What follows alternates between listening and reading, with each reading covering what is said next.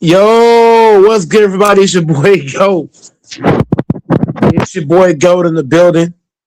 Hit that like, share, comment, subscribe, turn on your post notifications. It's your boy Goat in the motherfucking building. Hit that like, that share, that comment, and subscribe button, man. It's time to get to the nitty gritty. Hey, man, I'm gonna keep it 100. I'm gonna keep it a buck. If the Green Bay Packers are not gonna fire Matt LeFleur, this is what they need to do to counter having a nut coach like Matt LeFleur. I'm gonna say it again because I want everybody to hear me loud and clear. I want to be precise. I want to be decisive. I want to be on point.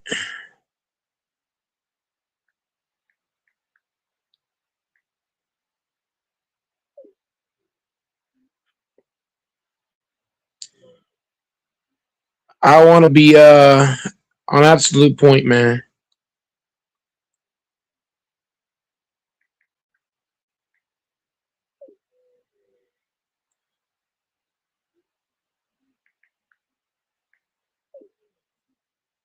Just give me a second, y'all.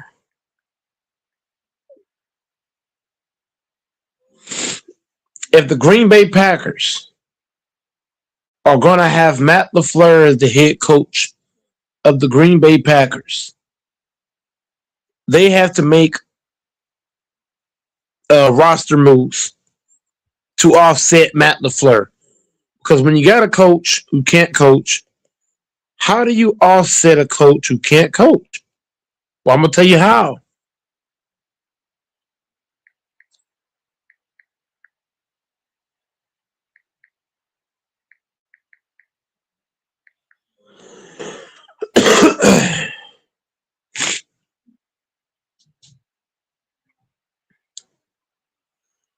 The Green Bay Packers.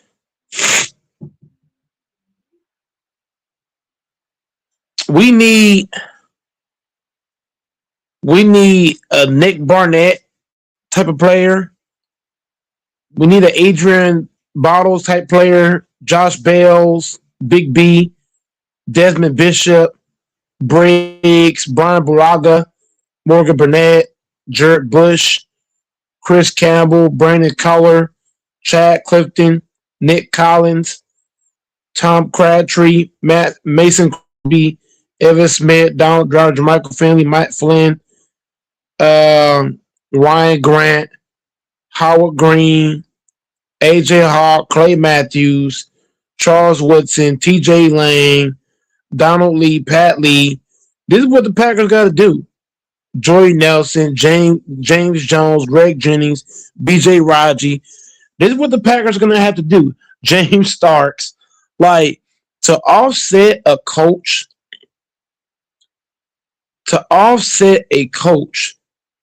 like Matt LeFleur, these are the guys you need. We need guys that simulate these players. We need a guy that's going to play at the level of AJ Hawk. Because right now, Michael Parsons is the only guy. Michael Parsons is our Clay Matthews. Now, we need somebody to be our AJ Hawk. Cooper ain't it. Coy ain't it. We need somebody to be our AJ Hawk. We need somebody to be our BJ Raji in the middle. We need somebody to be our Nick Collins. We need somebody to be our Charles Woodson. Right now, we don't have any of that. We need somebody to be our Tramon Williams. We need somebody to be our David Bakhtiari and TJ Lang and Bulaga. Jermichael Finley. We need, like, Kraft is our Jermichael Finley.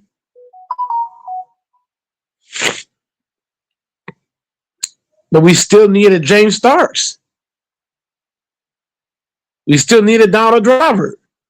We still need somebody to be James Jones or Greg Jennings or Jordy Nelson, which none of our receivers are.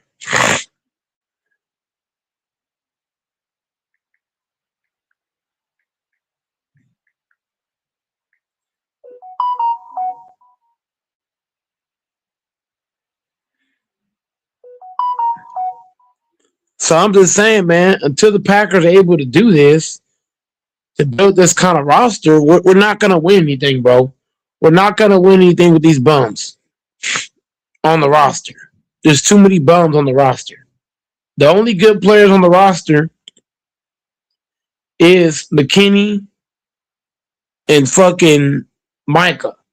Defensively, defensively, defensively, you can say Cooper, McKinney, Micah. That's it.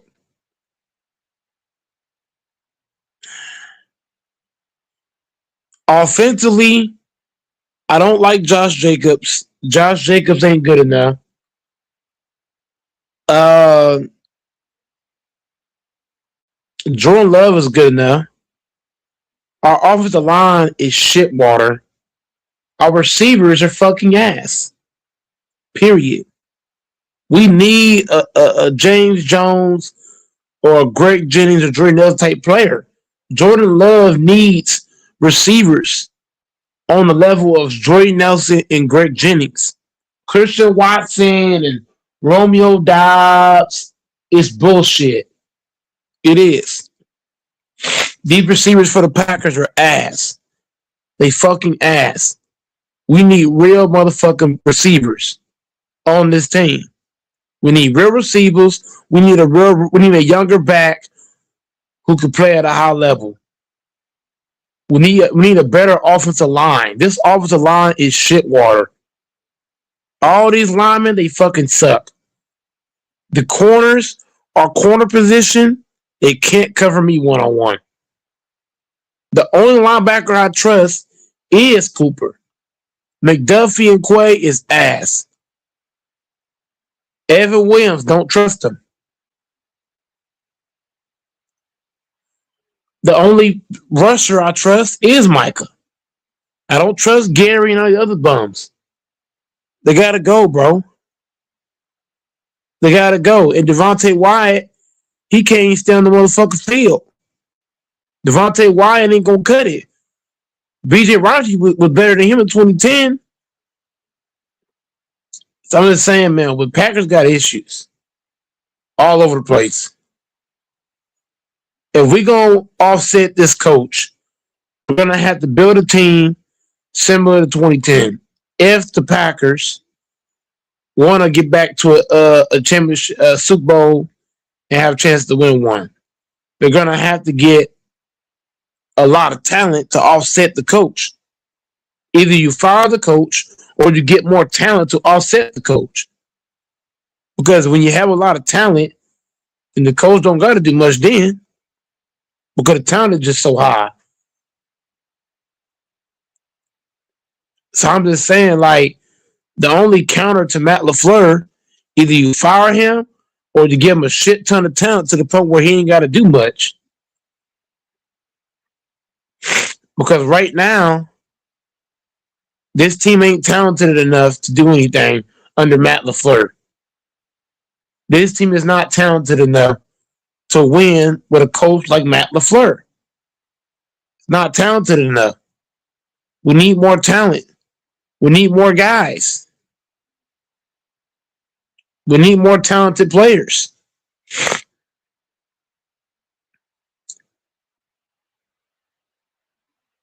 And right now, this team ain't talented enough. The talent on this team is low. And right now, we're not going to win shit with very little talent on the roster.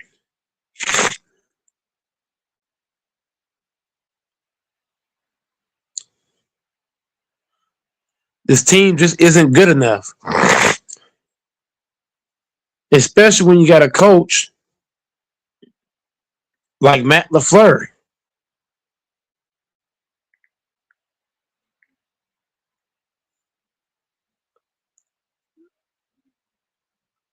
We need more talent.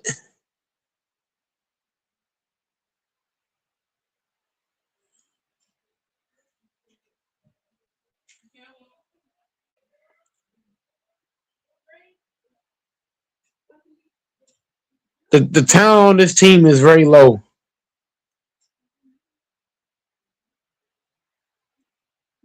So I'm gonna leave it at that. Hopefully, some guys pull up. I'm gonna go. I might not say much for a bit. I gotta let some guys come in here. But right now, I'm not liking what I'm seeing from this team. The CEO and the GM, they got to do a better job of understanding that their coach ain't shit, and they need to give him more talent because that's the only way we're gonna win with this coach. Even if Micah keep it 100, even if Micah's healthy, Kraft's playing, Wyatt's playing, we still don't do shit because of niggas like Matt LaFleur. So, Wyatt's a good player, but that's not good enough. We need somebody better than Wyatt. We need a fucking Will Anderson type nigga. We need a Will Anderson type of player. We need a Daniel Hunter type player. Like, we need multiple great players. Like the Texans. The Texans got a lot of great players on their defense. We need that in Green Bay. These corners, they can't cover. You give up 25 points in the fourth quarter alone. This defense is trash. Even with Micah, you're still not going to do shit. You can have Micah and Wyatt, it don't matter. Micah and Wyatt ain't good enough. Micah's okay, but we need somebody beside Micah. We need somebody the opposite of Micah that's going to play at a high level. Like Will Anderson, Daniel Hunter, we need a combination like that. We need corners that can cover their fucking man. I don't understand why we won't address the corner position. We need to address the cornerback position ASAP. All these fucking corners, Nate Hobbs, Valatom, Nixon, get these niggas off the team. We need some corners on this team. Get rid of all the corners you have now. Go and get real fucking corners. We need corners. Our safety spot is good. Evan Williams McKinney, the safety spot is secure. The linebacking spot, I'm getting rid of Quay and McDuffie. And I'm going to go get two linebackers to help Cooper. We need two linebackers to help Cooper at a high level. We need better cornerbacks. We need to get somebody else up front to help Micah. Because Micah playing by his damn self. That's why he got hurt. That's what caused Micah to get hurt on that play. He's the only nigga trying up there. Wyatt, he's okay, but he don't try enough. I'm going to keep it 100. Lucas Van Ness, nigga's a bum. We need somebody else up front to help Micah. Because when you look at the 2010 Packers, they had B.J. Raji, A.J. Hawk, Clay Matthews. Like, what? That front line was ridiculous. And then you still had Charles Woodson and Jamal Williams in your back end. So, until this team addresses, until the Green Bay Packers address the cornerback position, the linebacker position, the front line position, we are fucked. You can't have just one good rusher and say, I want to win a Super Bowl. Unless he's Reggie White. Unless the rusher is Reggie White, it don't work. In this current league where offenses are elite, right? Because offenses right now are elite. So we need somebody beside Micah Parsons. Who's going to help Micah? Green Bay must recognize that he can't be the end-all, be-all. Because if you double team Micah, who else can step up? Who? Rashawn Gary's showing you he can't step up. Lucas Van Ness ain't stepping up. You need somebody beside Micah that can step up. You need somebody beside Cooper who can step up. You need cornerbacks that can cover their man. Period. We need a running back that's younger. Josh Jacobs is beat down, bro. He's been in the league way too long. We need fresher running backs, bro. We need real fucking receivers. I'm tired of throwing the ball to 6, 7 receivers. Fuck that. We need a guy that in big moments he can get open. We need a guy that can consistently get open and beat his man or draw two niggas to him. This Watson and Dobbs experiment is dead.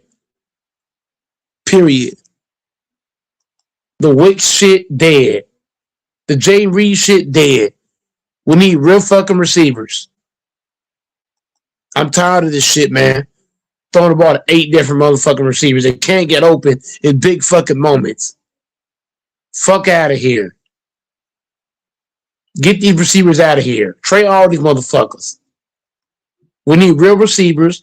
We need younger, fresher backs. We need a better offensive line. This line must improve.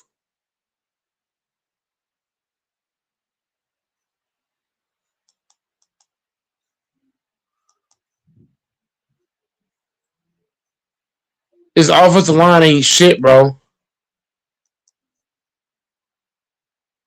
I'm sick of this offensive line. They can't block. And I'm gonna keep it a beam, bro. Until this team gets more talented, we gonna keep getting our ass whooped over and over and over. The Chicago Bears are just more talented than the Packers. They're just better than us. It ain't even just coaching at this point. They're just better. They got better linebackers. They play better defense. They play more physical than us. We some soft ass niggas on this team. Too many soft players on the Packers. They gotta go. We need some dogs on this team. The guys that played for the Packers in 2010, those niggas was dogs. These niggas is pups. But we can't win with a bunch of pups. It don't work that way. If you want to win the NFL, you got to have a team full of dogs. Look at the Texans, a team full of dogs. But I'm going to leave it at that, bro.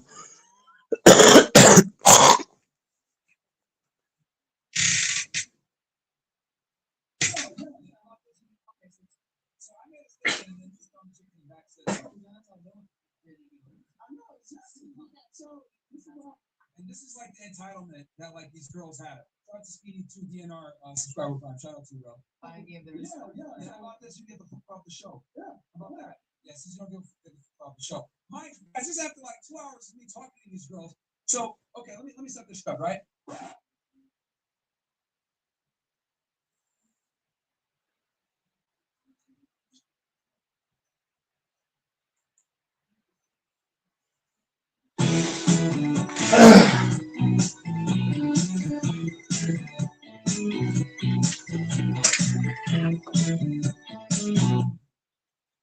Save $28 or more when you join Planet Fitness for $1 down, $15 a month. Mr. Haley, are you okay? Okay. Do you know that? No, sir. Yes, you are. Why else would someone screw up something as simple as mopping the floor? My driver's here. Look at I'm going to be sitting on a plane, heading to Paris with Tiffany and her father in 30 minutes. I'm a mess. It's not that bad. It'll come out. Hey, woman, what's going on? What's going on? This moron's body is a mop. No, my suit is ruined. I think being a woman, you must be competent and clean. Whoa, you must be more fancy. Oh, I'm the senior vice president, so I can talk to people like her however I want. Especially now that she's an ex-employee. Ex-employee? Firing me? I'm sure as heck not promoting you. You're lucky I'm not suing you for nearly breaking my law. Mr. Haley, please. I really need this job. I don't care. Steven, she put a sign. She did her job. Oh, it's not her job anymore. You don't watch your mouth. Next. You can't fire me. I'm not even sure if you fire Vanessa to be honest. Well, no, I can't. You know the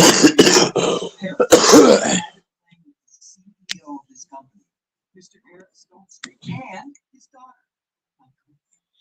You know, the boss is retiring next year. Who do you think is going to nominate as his successor? You? Somebody. That's right.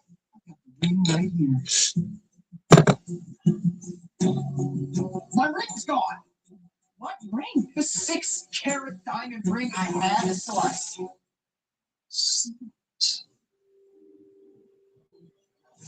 You must have taken it when you helped me out. You took it right out of my pocket. No, I didn't. Why would she take your ring? Because it's worth more than she makes in a decade. That's why. Wake up. Hey, wait, what are you doing? Oh, Steven, don't do that. Don't tell me you're actually defending this, Steve. I'm not a thief. Oh, there. Happy now? She does have your ring. Empty your pockets. Let's go. Right now. What? I know you had it stashed somewhere. If it's not in your heart, then it must be in your pockets. Don't touch me. Oh, mighty defensive. Only a guilty person would have any problem with me searching their pockets. That's ridiculous, Steven. Oh, I'll see about that. If she won't let me search her, I'll have the police do it for me. And when they find my ring, I'll be pressing charges, and you'll be spending the night. This is ridiculous. It's bad enough I got fired, but now I'm in jail? You have only yourself to blame for your situation. Didn't anyone ever teach you? Pride never pays. I didn't steal your ring. I was just doing my job. Your job is to take out our trash and mop the floors. Not ruin my life. Our life isn't ruined. So your flight got delayed by an hour. It's not a big deal. It's a very big deal. I made a reservation at the most exclusive restaurant in the city, right for after we land in Paris. It's Mr. Stonestreet's favorite restaurant, and now because of her, we're delayed. I just tried to move the reservation back, and it totally worked. So? So I was planning on proposing to Tiffany over dessert, and now that plan is totally ruined. Wait, we're going to propose to your girl at her father's favorite restaurant? Yeah, shouldn't you be proposing at her favorite restaurant? It's got nothing to do with her. This is about my career, okay? And looking good in front of Mr. Stonestreet. Wow, that's uncool. No, that's what it takes to get ahead in this world. I'm willing to do this. Like marrying Tiffany. Ah, perfect. You're here. If you search her, you'll find the ring she stole. I didn't steal anything. Let's slow down and start at the beginning. I'd be happy to. It's simple. I had a 6-carat diamond ring when I walked out of my office, but after I slipped on that moron's poorly mopped floor, poof, the ring disappeared just after she helped me up and put her hands all over. I mean, she probably staged the whole thing. That would make more sense, right? Than someone who's so dumb they can't even use a mop properly. Hey, come on, Steven. There's no need for name calling. Oh, be quiet, Tom. You're almost as useless as she is. When I finally take the reins of this company, there's going to be some major changes. Mr. Stonestreet has gone soft in his old age, hiring way too many losers like the two of you. You mean after you lost it over? For you, it's only the love. Just get ahead in your career? Love. What are you, 12? This is about business. This ring is an investment in my future. Well, she's a lucky lady. Oh, she is, believe me. I am way out of her. No one would date this wildebeest if she didn't have a rich dad. You know what I mean? So we're both getting something out of the marriage. I get the CEO job, and she gets to tell everyone I'm her husband. Mr. Stonestreet, honey, why aren't you at the airport? Because Nancy called me to let me know there had been some sort of incident at my company. Serious enough for the police to be called. But I just witnessed. Sir, I can explain. You didn't get the whole story. Oh, we've heard more than enough, believe me. Don't honey me. Who do you think that you are? We're done. I never want to see you again. That goes double for me, Steven. You're fired. You're firing me? Because your daughter dumped me? Sir! No, I'm firing you because of the way you treated Tom. Not to mention Vanessa here. What you just did is the most vile and shocking display I've ever seen. That's why you're fired. And the fact that you were trying to use my daughter, that makes firing you even more fun. Officers, I'm sorry, but we don't want to waste any more of your time. I believe we're done here. Wait. Fired or not, she still stole my ring. I want her arrested. I didn't steal your ring. Who else could have done it, huh? And they search her. Would you please come with us? Or is not searching? Wait! I want you out of my building in 10 minutes. Honey, shall we head back to the gym? Honey, wait. Stop getting me. Forget about my job. You're the one I love. Thank you for that. Can I see your phone? Absolutely. Officers, this would count as assault, wouldn't it? That sign is hard plastic, and that could have caused some serious damage. I think the judge might agree. Would you like to press charges? Absolutely. No, you can't. Don't regret this! And I hope you know that all that stuff you said about him being out of your league and only dating you because of your father, that's nonsense. It's out of this league. The new year is a perfect time to reset your budget, and we're making it easier than ever. That's why Vanguard Kia of Arlington is the #1 Kia dealership.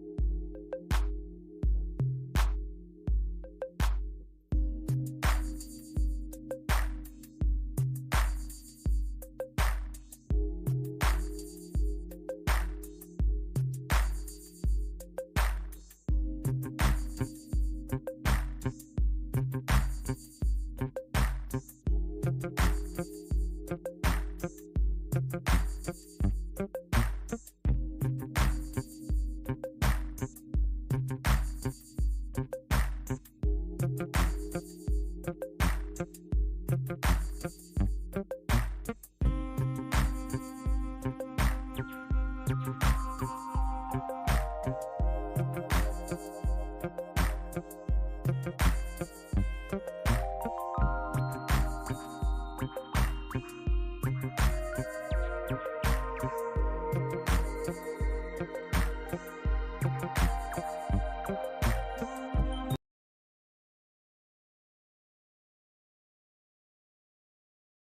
this down, get the Chicken Supreme Munchie Meal with collectible Jimmy.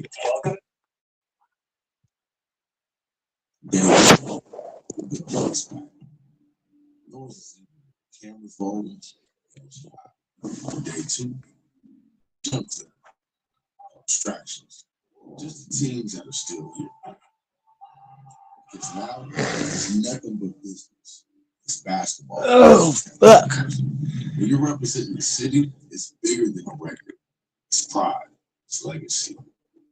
DMV walked into this series connected, locked in. They didn't just win one game. They made a statement.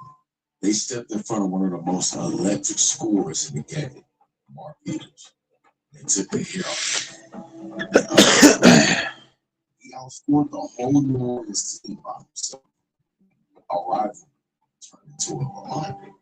But on the other side, New York came up short in the first short. Even with the fight, even with the surprise. Now they're chasing their first win. And pressure doesn't get lighter. It's louder. The game too is simple. What are you going to do about Uncle School? He's on the front. And even if he cools off, you still got to do what say. And Bruce, who does everything. But New York isn't leaving. He showed us that he can carry a team. And if dudes in for the kill wake up, it's turned into a war. Day two, DMV versus New York. Around season 2, welcome back to another video. We got ourselves a good one again. I'm here with Bionic. How you feeling? Feeling amazing as always. Yet another great episode, another great matchup. And I'm looking forward to this one. We got some newcomers versus the season vets. The DMV versus New York. We got this game. Team DMV plays really well together. They're going to be an early favorite this season. New York looks good. I want to see what he can bring to the table, but he's going to need a lot of help from his teammates in this game. I told For the Kill, man, just come out and be aggressive. Do you? He was kind of hesitating on some shots. Just go out there and be yourself. 100%. Let's get to this, man. I know For the Kill, I want to see a little bit more from Doozy, but we got a good matchup in front of us. For New York to win, obviously, Wani's got to do what he does, but For the Kill has to make shots. He has to be aggressive with making shots in terms of catch and shoot. Obviously, the Energizer Bunny who missed a shot right there. He's got to get going himself. 100%. I like what Team New York did early there. They went to Doozy early to see if he could get going. Scoop with a big shot, though. When we was working out, like shooting with each other this morning, he was making everything. He's looking for another one. He was getting him up early.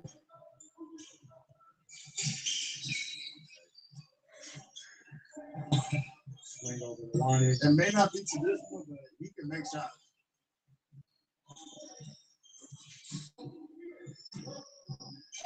Out to For the Kill for the 3. Oh, good. Gotta find it. If he does, he's gonna give him a great chance.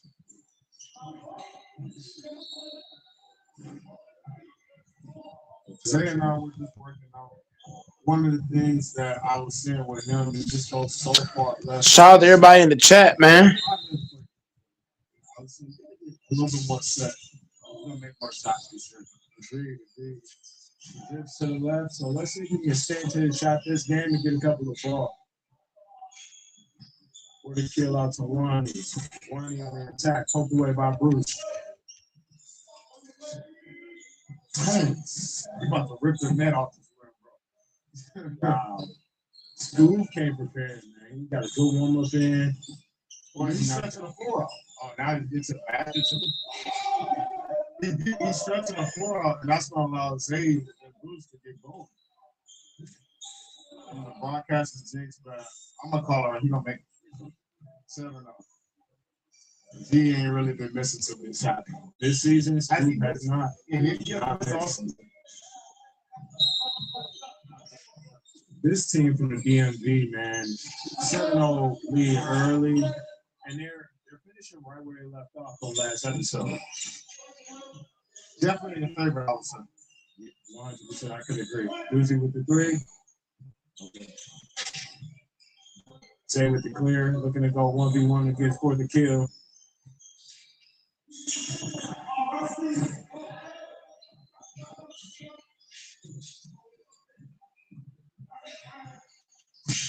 Saw a good one with these two yesterday. Great defense there by Bruce to poke it away. School with a corner tray. Oh, they Somebody needs to find it. Oh my god. School's energy is just different right now. Like He's like he's having fun. yeah, Fade away. Oh no. it's gonna be a long day. Might be a quick at this rate.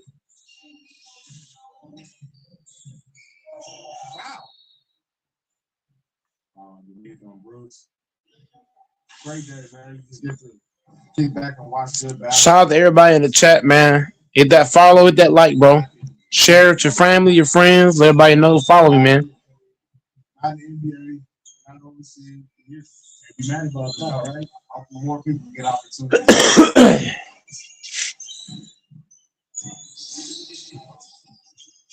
Money on the inside against Zay. Picks out the 43 what he wants. So that's what needs to happen. And he can shoot. He can. Had a tough time in the earlier episodes in this season, but it seems like he's getting going early in this game against DMV team.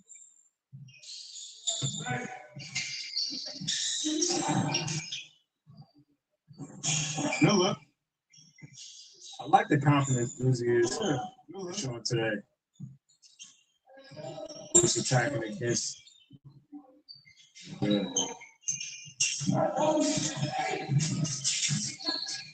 That's 3 of them. Good box.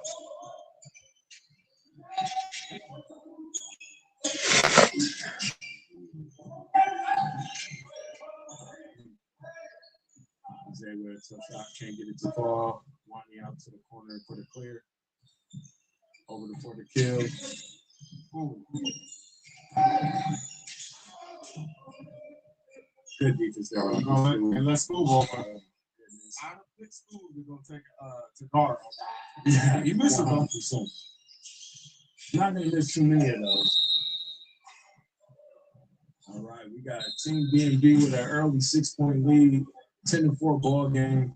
Zay with the rock, looking to make a play against Doozy. Step back, crossover, attacking downhill. No good.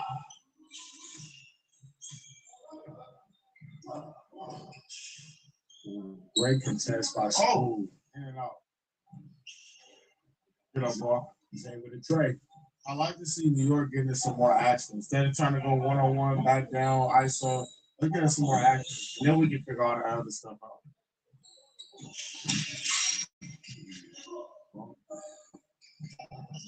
That was his own shot, almost had it. Lonnie with the ball. Let's shoot that. There we go. It's a great shot by Doozy. Really want to see him get going.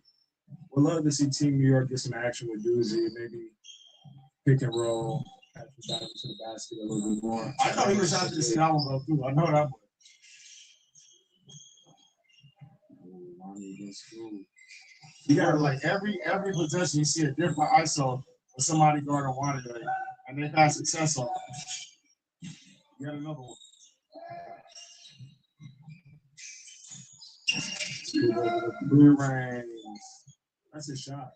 I like that little shout out to my partners in the sports book sponsors. If you're live on the action right now, there's no better place to do it than DraftKings Sportsbook. Whether you're following the games, tracking player prop.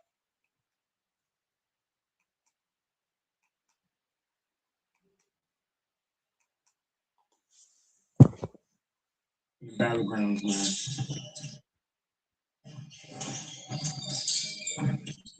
They're playing together even more. Ooh. What a move by Bruce. I couldn't agree more, Dev.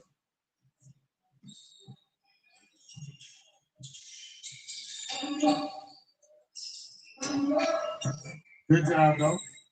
Yeah, the jab frozen for sure. Frozen defender. Wani looking for the kill. For the kill loses the rock against Bruce. He had to pick his hat up. Had to pick the hat up.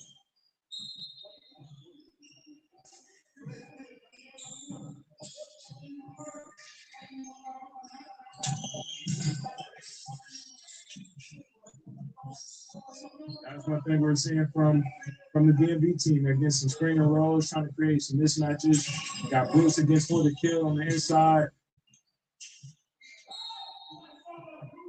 Bruce wanted that.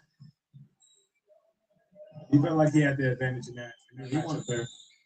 They walked all the way across the court to get right now, team wants switching everything. That means if they switch everything, slips off. So they get some action, get a maybe a backdoor, maybe a screen or slip. It's gonna be wide open. Bruce knocked down the break. 21-6 ball game right now. Team DMV is playing through Bruce right now. 3-pointer, can't get it to fall. Rebound Wani to the corner.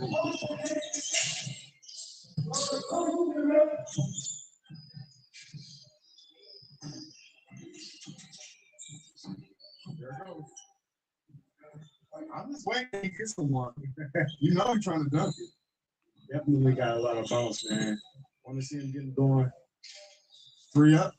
3 good. For the kill has 3. He's got 4 himself. Okay. They're going. Hey, right on cue.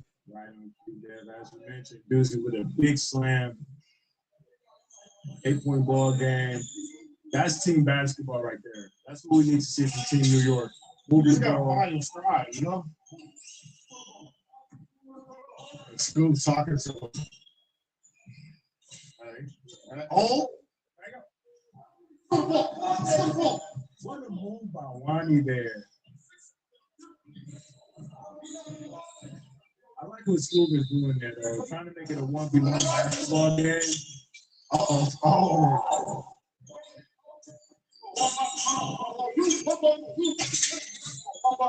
Oh, energy. There are 2 certainties in life, death and taxes. For now, TaxAct filing software can only help you with the second one. We're still working on the whole immortality thing. TaxAct, let's get them over with.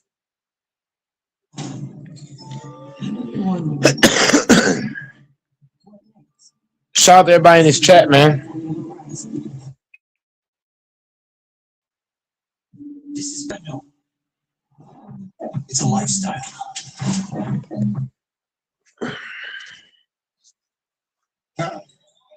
Wani's taking that matchup personally against Uncle Scoop. Let's see what Scoop says. Scoop will talk to you, but he's not taking it personally. And right as I said, he's trying to get a bucket. Can't get it to ball. He's trying to talk you into it. Long 2. He knew that one was off as it left his hands. Bruce for the 3. Bruce is looking good today, man. He's locked in.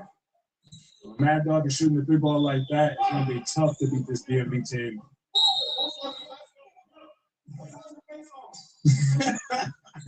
He gassing them. Two gassing them, bro. Next shot. Got his own rebound. Gotta take your time down there. Don't rush it. Don't rush it. Oh, this is awesome. Bruce cannot buy a basket underneath right now. Dudes right out to Wani for the 3. And he runs right over to Uncle Scoop to let him know that he's making some baskets today. All the energy we need right here. There we go. Oh, that's the right one. I like this action right now.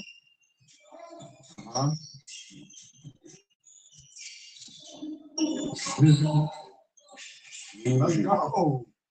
Let's go. Seems like Doozy is starting to find his stride right now in this game against Team DMV. Wow. We're in for a treat this one. Doozy again, step back 3. No good. Bruce with the clear. Pass it over to Zay.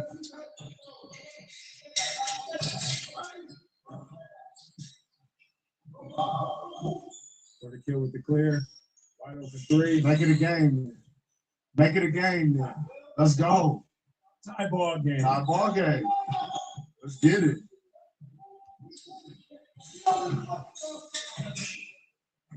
Ooh, for the kill says Uncle School doesn't like guard.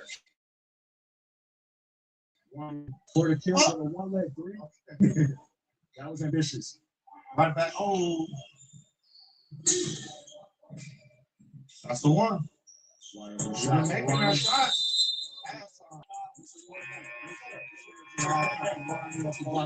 School.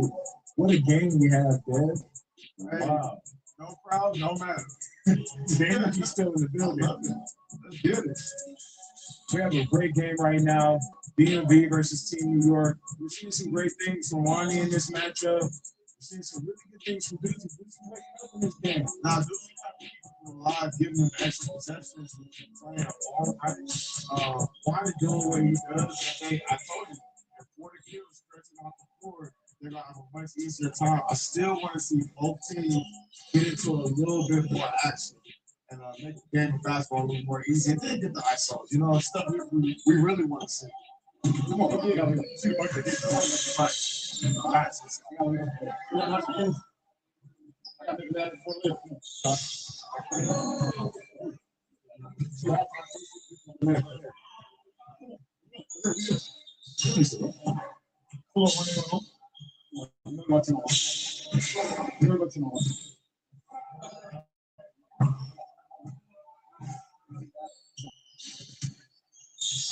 A real song. Fuck all my language.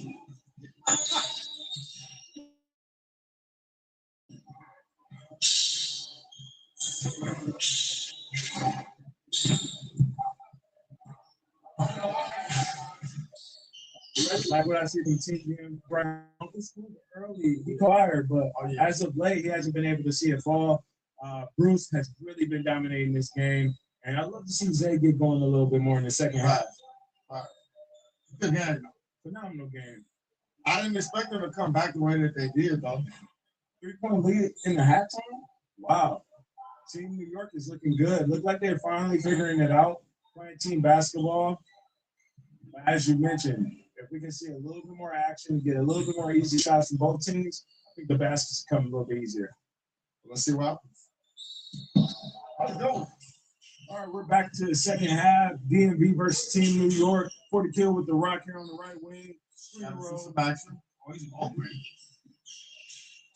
On the inside to Wani. Wani's having a tough time moving back. Take your time. You're right where you want. Great defense by Zay there. Way to stick with it, Wani. Real bored by School. With the clear, attacking.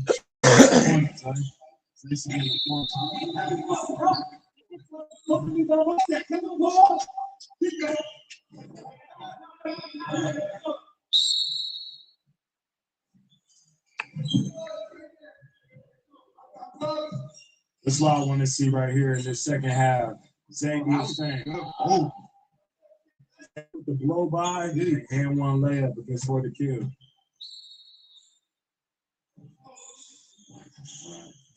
Zay gets doozy. Man, he got sky high for that contest. He got to close the gap a little bit more. It's hard going to a person like Zay. You can't really time his jump shot or any of his moves. He keeps you guessing, right? Zay is still in there. This is exactly what we needed to see from the DMV team. Zay needed to get going. DMV up 4 points right now in the second half. Well, Zay's going to open up School again. Did he? Try again. Got some isolation basketball being played right now by Zay. Here it comes. Here it comes. Oh. So good. Silky smooth. Uh-oh.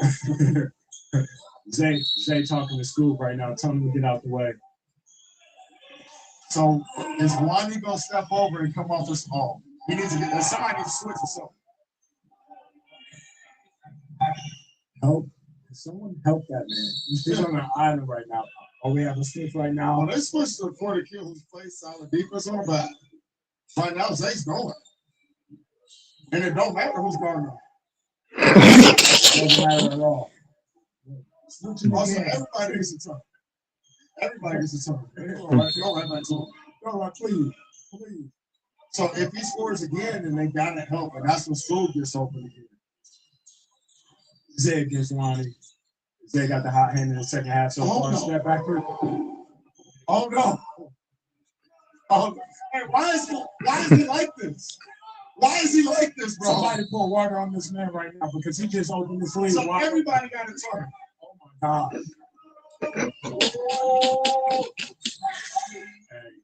Hey, you saw it. See, now they're helping. Oh, good block. Great block by Uzi. Go back. Oh. Uzi has some of the most Elbows at the rim. we've seen. Wow, get on that rim, bud. Okay. Good response by Doozy there. They Basketball got you back into it. I don't like it. I think Doozy gets that call just from being aggressive, just from his energy. But I really don't think it was a foul there, dude. That was a jump ball. Shout out to everybody in this live, man.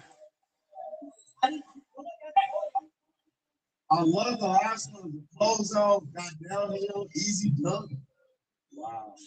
They woke up in the second half early. They got to play through him a little bit more. Doozy at the line.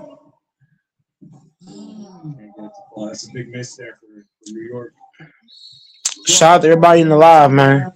Back to Zay. There's blood everywhere.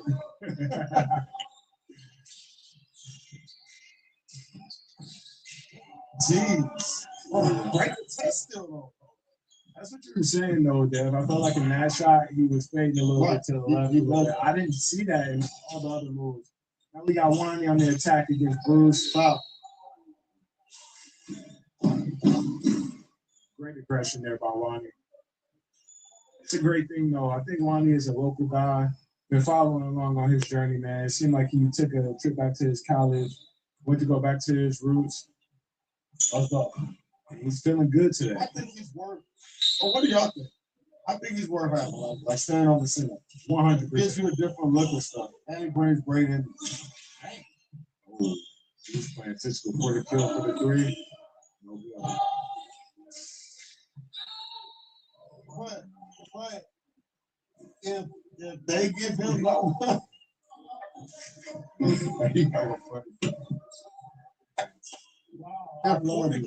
that's what he's complaining about. If you didn't get that one, why did Bruce get that one? You know, and I saw both. Like he really got to tell both. I think both were fouls. I agree more. I just think the balance, right?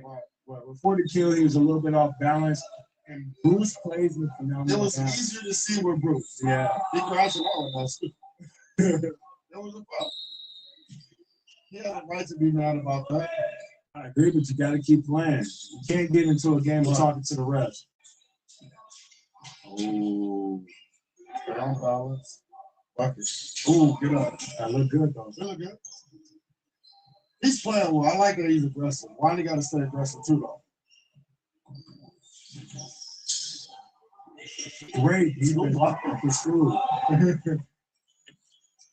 School didn't. He jumped up like the Jordan logo. He's going to do the splits. Scoop isn't shy at all about letting us know that he's getting buckets on Wani right now. We need to like Scoop up. I agree. Scoop just looked like he's about to pull this.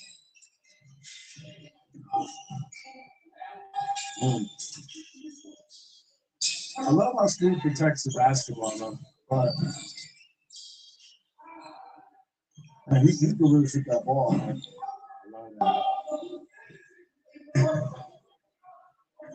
We have some great energy in the gym today.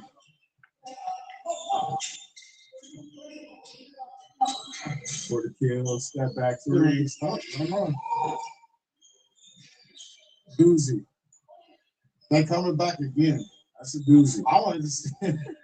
I love to really see. We got a timeout. We didn't see a timeout from either team in the first half. Great timeout by Team New York there after scoring a big bucket. They didn't get on defense and then called a timeout. Texas, meet James Callaway, a straight red who's not only standing up to Trump, the billionaires, and their puppet politicians, he's winning. Like capping the cost of insulin at $25, raising teacher pay and increasing funding for Texas public schools, and making it so you can buy more affordable prescriptions.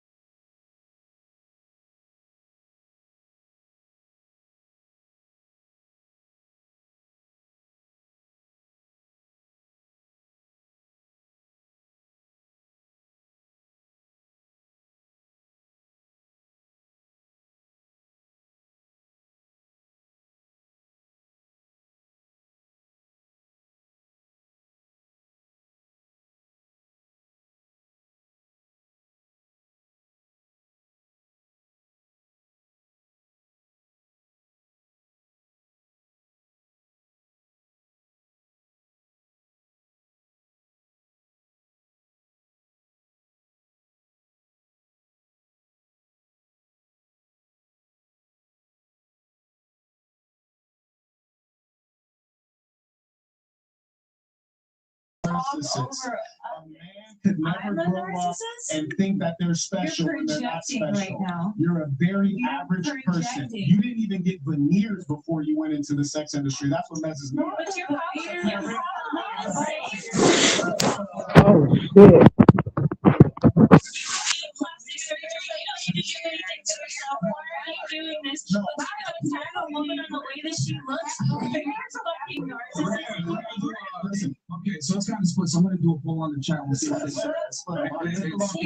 So we'll do a poll. They are. I just don't understand how you're always coming at women being rude. Stop Like, talking about maybe women. you. It's about you. Okay, well, then why are you being You rude started to me? extracting. Why are you When did being you have an rude? issue? When I was At the talking, you very started beginning, talking. you started That's your off with problem. rudeness. Like, And if you that's why don't you're have being respect flamed. for me, then don't talk to me. It's It's because of easy who as you that. are. Don't say it to It's women. because of It's who because of I who you am. are as an All individual. based off because I didn't want to That's like state me my saying age. you have a problem with me because I'm black. No, it could be No, because I'm I a have jerk. a problem It with could be you because I'm because a you're jerk. rude. So you Yes, are a liar and I that's do have a why. problem with you. And most people don't address you. That's why you've been sticking with a lie for years on end, lying to guy No, after guy after if guy. I stayed And at I'm the telling you, beginning it's that unacceptable. I don't disclose my age and you guys force me to tell my No age one when can I told force you, you. yes, that's exactly what No one happened. can So if force I you. start at the beginning and I say You're I loud. don't disclose, oh, yeah, it's wrong when I yell and it's okay for you to do it. Fair enough. I think this one's up played out. Yeah, you're good. Move on. Yeah, you're good. Oh, okay. Thank you.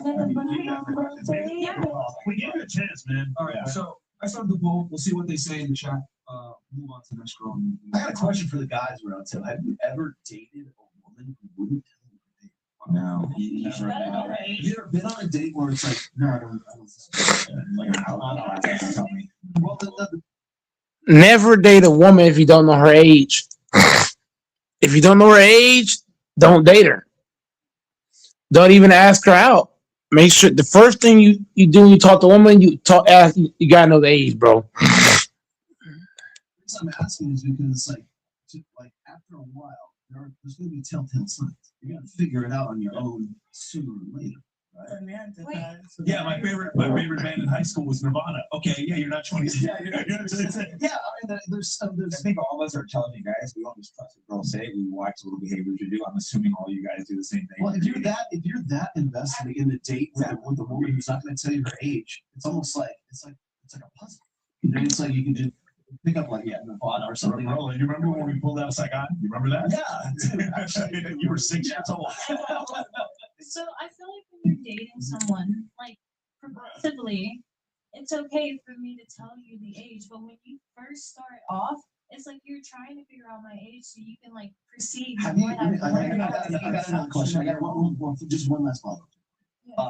Have you been on a date where you would not tell the guy your age, but like later on you dated him some more and then you did tell him? Yes, often when we travel and they book flights, I have to give them my information. That's what you're doing. Okay. Yeah. There you go. You want to go ahead? So when you get flipped out, then that's when Out, or we're starting to talk about children. Hold on. Go ahead. You want to say something? Yeah, I don't know. I know that you guys, it's because we're on the podcast, you have your rules, right? Cool, respectable. But I'm from the South, and I'm not that I agree with it, but I've heard that a lot. It's a manners thing in the South. Yeah, like It's true. I don't really understand. I don't know why. Like my mother did it, like my grandmother, everyone. I'm not that way. I don't care. It's the only way I would. She's talking about someone in the South not asking a woman her age. Oh yeah, it's You're considered. from Louisiana. I'm from Louisiana. Yeah, Some of my family lives in Mississippi, in like the Mississippi Delta, which is like pretty much is very like Bible Belt Southern. That's how it is. I don't know, but I just know that that's a very common thing that I've heard. Like, I understand being truthful. I understand your rules. I was just saying, I've heard a lot. Can I ask you ladies a question? So you do understand that biology is somewhat misogynistic, that women past the age of 40, they have a less than 5% chance of carrying the child to term. If a man wanted to know how much longer, I hate to be so clinical here, but if a man wanted to know how much longer your reproductive career was, realistically, wouldn't that be a reason if he deliberately wanted to start a family for him to know how old you are? I mean, I don't care either way. I'll tell them. What you saying? What if you don't want kids? Right, but what if he does want kids and he's being forward with you and saying he wants kids? Isn't it fair to him to know, hey, we have this much time left? I know the list. Yeah. I said that though. Yeah, I know, When okay. it comes to like childbearing, you want to know how long we have, or if you're trying to figure out if the girl's over 21. Are you in menopause, and how many years before you are? Can I address what she said? Because there was really two things that I think all of us need to think about. We're in the age of cultural reconstruction. And we need to be very thoughtful and deliberate about the new culture that's emerging. Now, 2 notes about where you're from. So you said Mississippi and Louisiana. Mississippi has consistently been the poorest state in the union. If Puerto Rico was a state, it would be poorer than Mississippi. Louisiana has also had some of the lowest rates of literacy and education. Huey P. Long in your state was the one who really brought education to the masses, a great man, a populist. But before that, you guys were like very provincial, separated, you know, missing teeth, uneducated. This is white males were uneducated in Mississippi. So what we're talking about is a culture that's coming from a lower class place. Now, at what point in human history do the lower classes produce things that are admirable? God damn. Well, he'll say some shit, man. You gotta be mentally ready for him.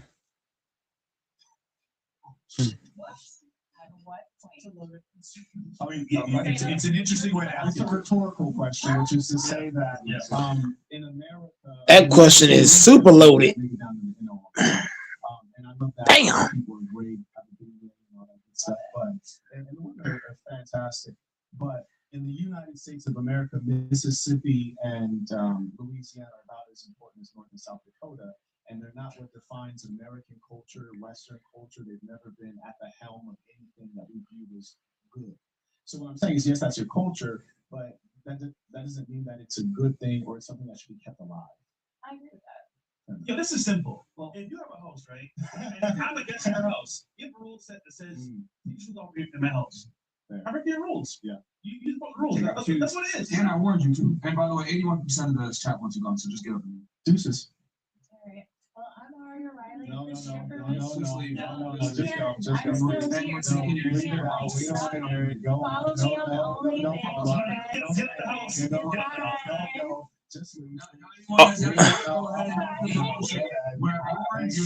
Follow you on OnlyFans? Hell no. Okay. You didn't even have anything to do with that. No. Don't look good enough for OnlyFans. 36 doing OnlyFans? Oh my god. That's a little crazy.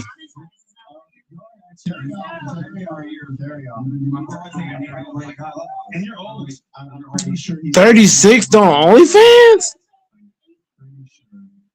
Why don't we all just stop taking the bait? How about that? If you got any bait though? I mean, I feel like we spent a little bit more time. Can I drop something? I want to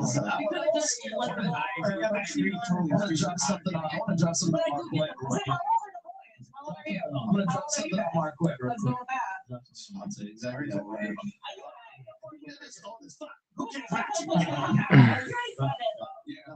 Mark Quick, what she was talking about, like, it's like bad form, or it's not, it's improper.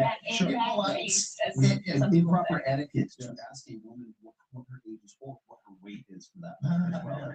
I mean, there's certain things that's like, it's impolite to say those things, right? Now, that's old school. That's old, like, way, you went to chivalry. That's part of chivalry, actually. You don't ask a woman her age or her weight, but you also don't ask a man how much he makes, and you also don't have, there's some questions you're not supposed to ask. And there's a reason for that, is because women need to have some sort of mystery, some sort of obscurity as to whether or not they're somebody that's worth like sticking around for and like reproducing with, right? Because if she is older, anything that makes her older makes her less fertile, right? Men tend to select for fertility and youth and beauty. We talk about this all the time, right? So why wouldn't it be for form to ask like a woman who is, let's say, 36 years old and say, which is, how old are you? Well, the thing is, most men don't need to ask that. They can figure that out. Oh, totally. And if you can't figure it out on your own, you're not the kind of guy that ought to be fucking in the first place. Because you should be worldly enough to understand this shit.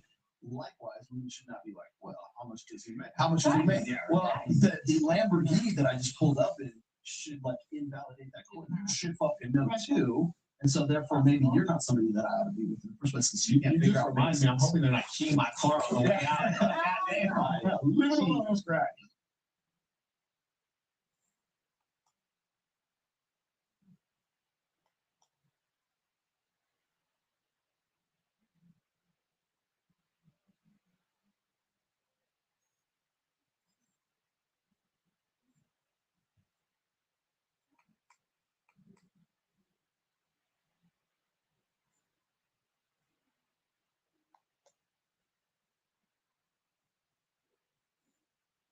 For over a decade, my job was to protect the quarterback, win at the line, and keep the play steady when it mattered. That's what base power does for your health. Men have a natural proclivity to work, and They do. They have a natural. They have a That's natural true. tendency to provide.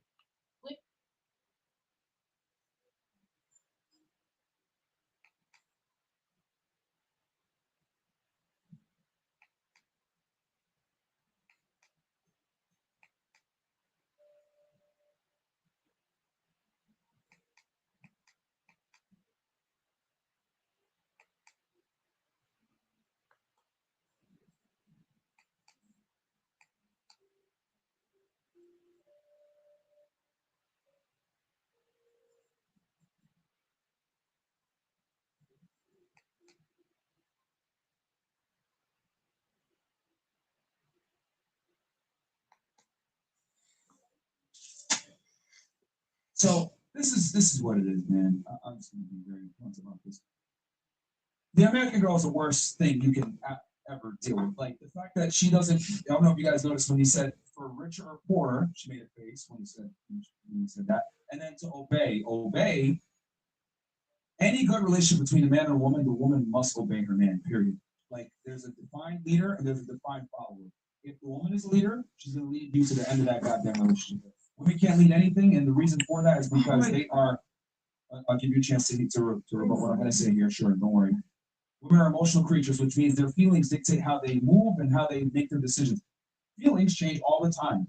Okay, men can be emotional as well, but men have a better ability to control their emotions and make deductive, problem-solving decisions. Okay, this is why the world was built by men and not by women. So my thing is, if you got a girl that has the gall to disrespect you like that in front of all of your family and friends on the most important day where you're taking your vows and she's not going to obey you, well, that's a tenement of being a part of a marriage. A woman must follow her man and obey her man. Whether you look at Islam, Christianity, Judaism, every single culture that's existed through this period of time, the man leads and the woman follows. That's how society is built. It's not built by women, it's built by men. So if a girl can't follow your lead, that woman isn't worthy of being in a relationship. And the other thing, too, I want to say is that the woman should always like the guy more than he likes her. Why do I say this? Because women get bored of relationships way faster than men. Women have more options than men. So for a girl to truly stay submissive and interested in a man, she's got to like him more than he likes her, since women are far more likely to end relationships. Yeah. So the guy has to be that dude, the breadwinner, the leader, the dominant, and the woman follow him and like him more than he likes her. Yeah. Also, real quick, so she made that joke in front of all those people, right? That's a one-time joke. However, that behavior transcends to everything.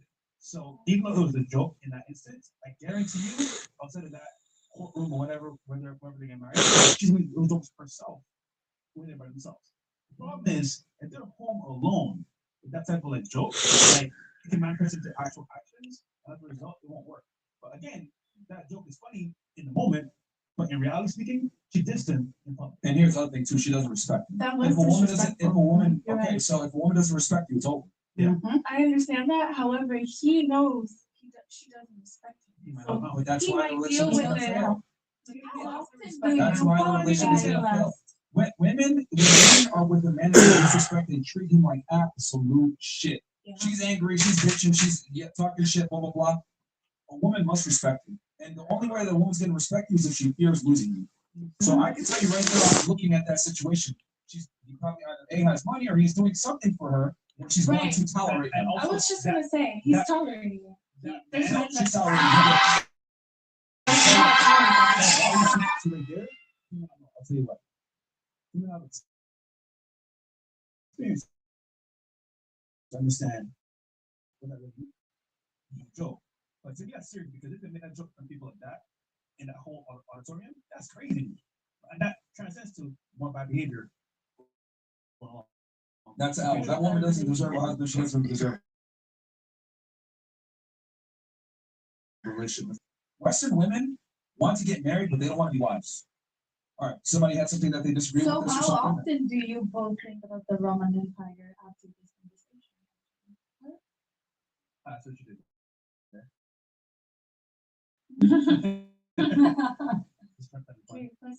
I think there's men that tolerate disrespect, unfortunately. Like, hey, And that's a problem. I would never, but like, if the man was to like object, obviously, that's my point. He's gonna tolerate whatever she, like her terms. And there's men like that that are, That's a problem. they're, what's up, They don't understand their value, their pussies. Yep. Yeah, exactly. There's men like that, and he's one of them.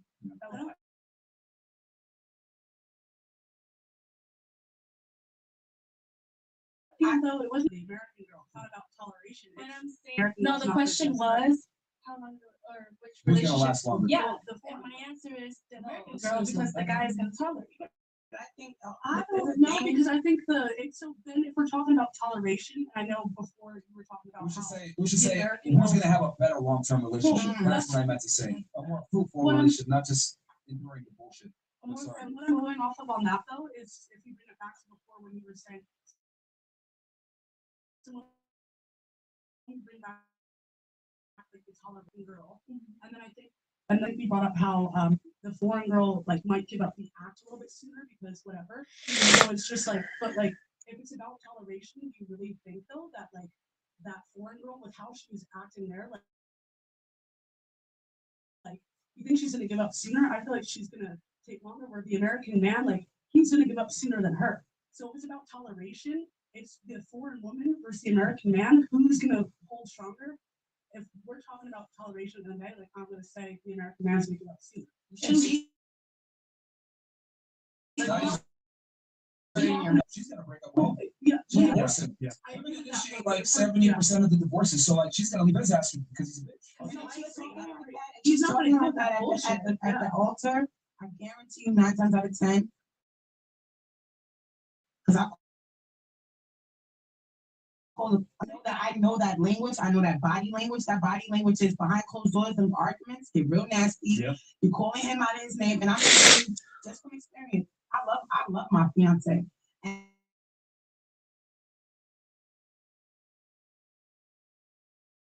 And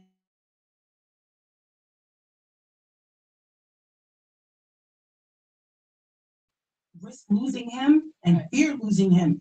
Just to think about when I do get mad in those moments, you gotta have a better way to reflect. I'll tell you what, Because this lady here, the American woman, she was being honest. And to be cut that honesty and him not realize what's happening, he fucked up. But again, the honesty that she gave up front is a red flag, 100%. You sir trying to say something? Okay, well you disagree with specifically, go ahead. What do you disagree with specifically? Everything. I mean, What part? you're saying that men deserve to be respected and women I have didn't to say that. obey. I said women must respect you for the relationship to work. I didn't say men deserve to be respected. Respect And is right. men don't have to respect the women. No, the woman has to like the man more than you like her. That's what I said. They both have to respect each other. That's not what I was saying. I was saying the woman But needs that's to what I like him. Okay, are you gonna actually refute my arguments or No, I'm you're gonna saying make that up your own things? the respect should be Mutual? mutual. But Like it's That's not what I said. How are you saying that? That's not what I said. I'm not saying that. I'm just saying that I disagree with the fact that like the You're video that disagreeing was with said. something that doesn't exist then, because I never said that. Yeah, we weren't. No, what I mean is that the video that we saw, the woman was completely obeying the man. And you guys, I mean, you are agreeing with that, but I don't. Because I don't agree with the fact that women have to obey the man in order for the relationship to work. I just don't think women should embarrass certain people. Like on Okay, I so don't feel like she was embarrassing No, him, she and I wasn't. don't think That he was embarrassing. tolerated. I feel like from watching that, the energy, the energy from the both of them, it was clear that like they both have they kiki, they have the way that they communicate. It's clear that it's through humor. He did not seem caught off guard at all. He didn't seem like he was tolerating it. I bet you he looked over and his family's laughing too. It seemed like they both just have the same kind of dry humor. And I will say, on your wedding day, that is very serious, that's sacred. I can totally see the point of view of like that's not the time or place. But from watching it, like that's just funny. Like they love each other. They're getting married. They're I think the family was definitely looking in the audience. Like I told y'all, I told my son I could marry her. She's so great. You held the door. Reward yourself with Schlotzky's.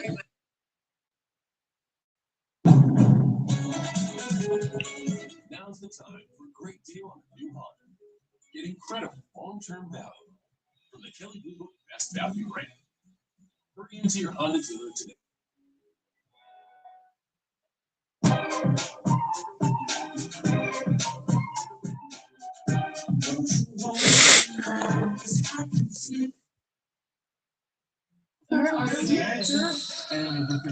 Yeah, that was disrespect. I didn't marry you. I'm telling you, you know what? I'm gonna marry you. But nobody, I'm doing what I feel. Imagine being at the altar. Just reverse it. I can't even. I'm planning a wedding right now. I'm at the altar, and we are about to say our vows, and when we get to that part, and my husband says, "Right? Why? Till death do us part. Yeah, right. Till broke through your butt. What else? I would be looking like."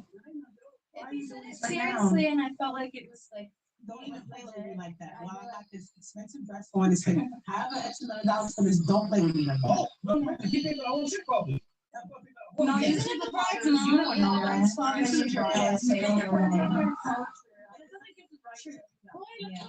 She's agreeing with the American woman, so why do you agree? What I mean is that they both make respect. I mean, the man is not supposed to be women. They should be equal. That's my opinion. If it's about respect, she's blatantly disrespecting the woman. But she was saying that. So now what she's on the Bible. Just nobody should be talking about it. He's going away. He's going away. Okay, so you said a bunch of things that were incorrect. So number one, you said that okay. I understand what you're saying, like in my opinion, but we're talking facts here. Do you genuinely think that a relationship is gonna last, especially a marriage where the woman doesn't know better? On what? Like a relationship doesn't last only because there are many things, many aspects. That's a foundation. Yeah, like a woman's gotta follow him in. It's just I don't think so. You think women leave relationships? You think women leave relationships? Both working together. You can lead him to the bedroom. You can lead him in the kitchen. You can lead him to help him get ready. Stop. You said they both can lead? No. How does that? It's a team. Why does anyone need to leave? Why don't you work together? I mean, it should be a team. Happy and living Okay, the see, this is the difference between how men view the world and how women view the world. Men tend to look at the world through hierarchy, right? Like, okay, competence. I am smarter than this individual, so I am the boss. He's second in command, etc. Men understand hierarchy. Women, for some odd reason, you guys don't. The reality is this: men must be competent, and they must be in a position of authority over a woman for it to actually work, where she can respectfully refer to his authority. It doesn't work when we're equal. Okay, if I was as strong as you or as tall as you, if I made as much money as you, as smart as you, you look at me, he's an equal. But if I'd say, hey, we need to go and do this, you would have maybe a point of issue with that. But if I'm better than you in everything and I'm more experienced, you're going to defer to my authority. Who says that you're better?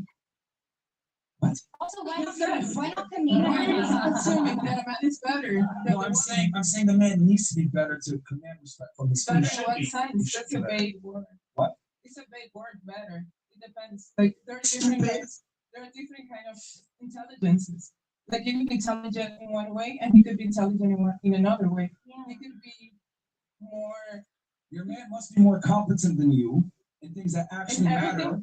In things that actually matter. Maybe you can pick out the drapes or something for the house. But the guy's got to be more competent in how the world works, making money, being more successful, but being more intelligent than you are for it to work.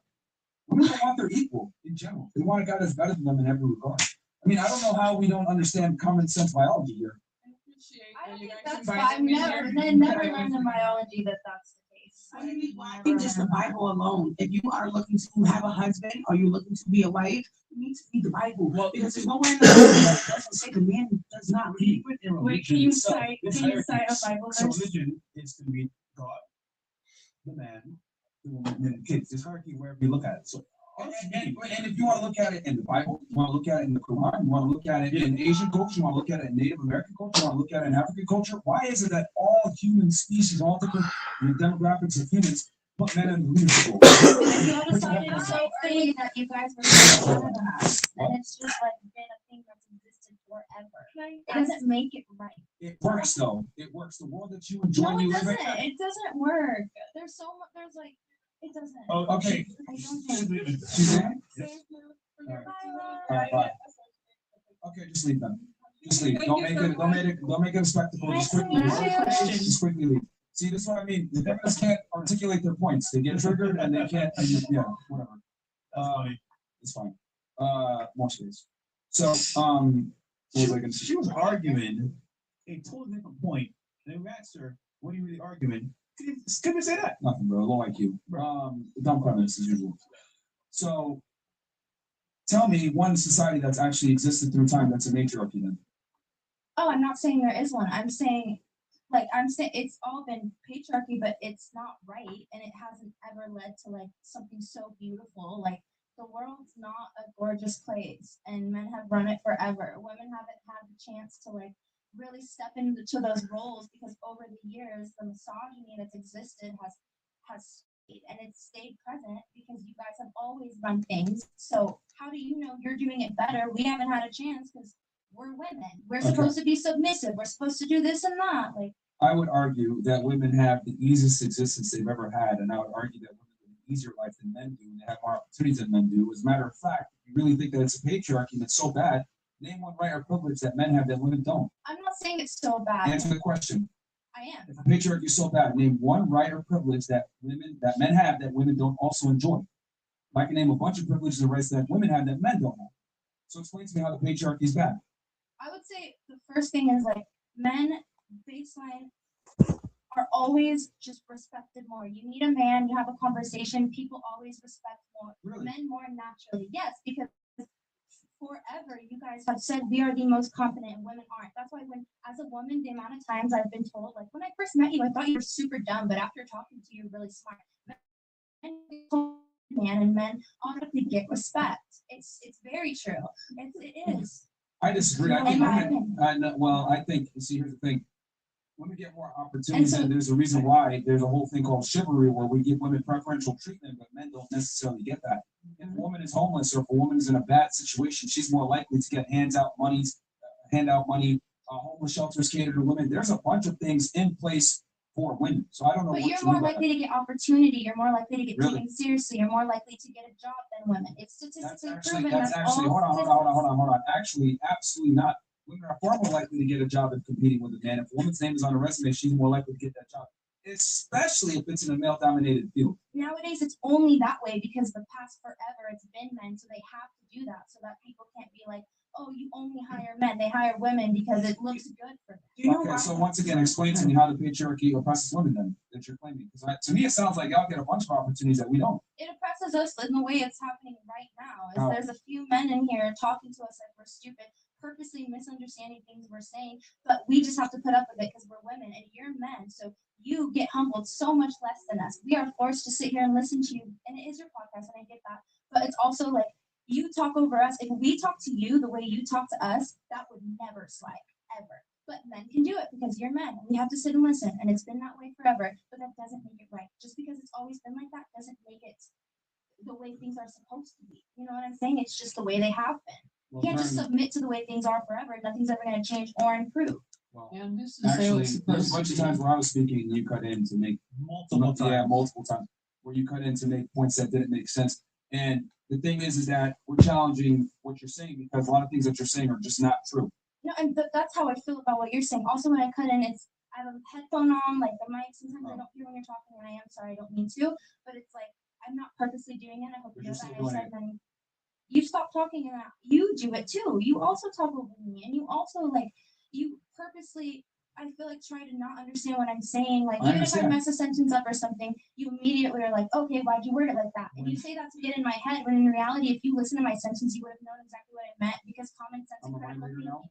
No, it's critical thinking. It's hearing a sentence and it's like when you get a text from your friend and it's a paragraph and one word's mistyped. You're not gonna like send back and be like, "What'd you say?" Like you're gonna read it, you're gonna figure it out, critically think. Like it's not No, hard. because you've made a bunch of arguments based on how you feel and not necessarily what's real. And That's the I issue. worded it wrong, but you also are making arguments on how you feel. You feel like women need someone who's superior. Where is it in the books? Where's the numbers? Can I see them? Can I see all the women you've spoken to? Like you are saying how you feel, but you're not wording it as I feel. You're saying women are this. You're stating it as facts, but they're not facts. So They're women how don't you want a feel, but you're man- stating it like it's a fact. It is a See, and you fact. interrupt me too, and so it's like you can't just shame me and make me feel like bad about it because Because you you're do it. incorrect. And we're also debating, and people interrupt each other as well. But I don't think I'm incorrect. And you're right, it is my opinion. But Oh so my is most of everything God. you're saying. No, what I'm saying is facts. Women, by and large, want a man that's better than them in every metric: height, income, strength, competence. The women on average want a guy that makes 56% more money than they do.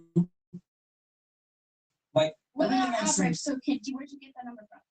You said It women was- on average 50%. Where'd you get it from? women, college-educated women especially, want a man that makes about 56% more money than they do. There's been studies on this. Okay, women don't want a man that's equal to them. It's called hypergamy. It's biology.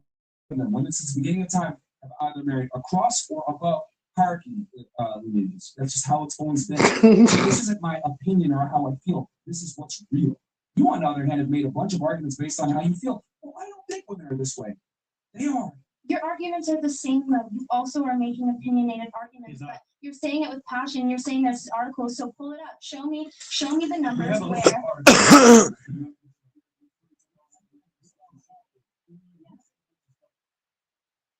I agree.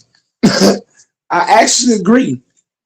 A lot of this stuff that says opinionated, uh, everyone's got different opinions and outlooks on stuff. I mean, both sides is saying some truth. Both sides is saying some cap. There's cap both ways. There's truth both ways. But I feel like with men and women, we have egos and emotions and we have feelings and sometimes we don't acknowledge facts, even when they're facts.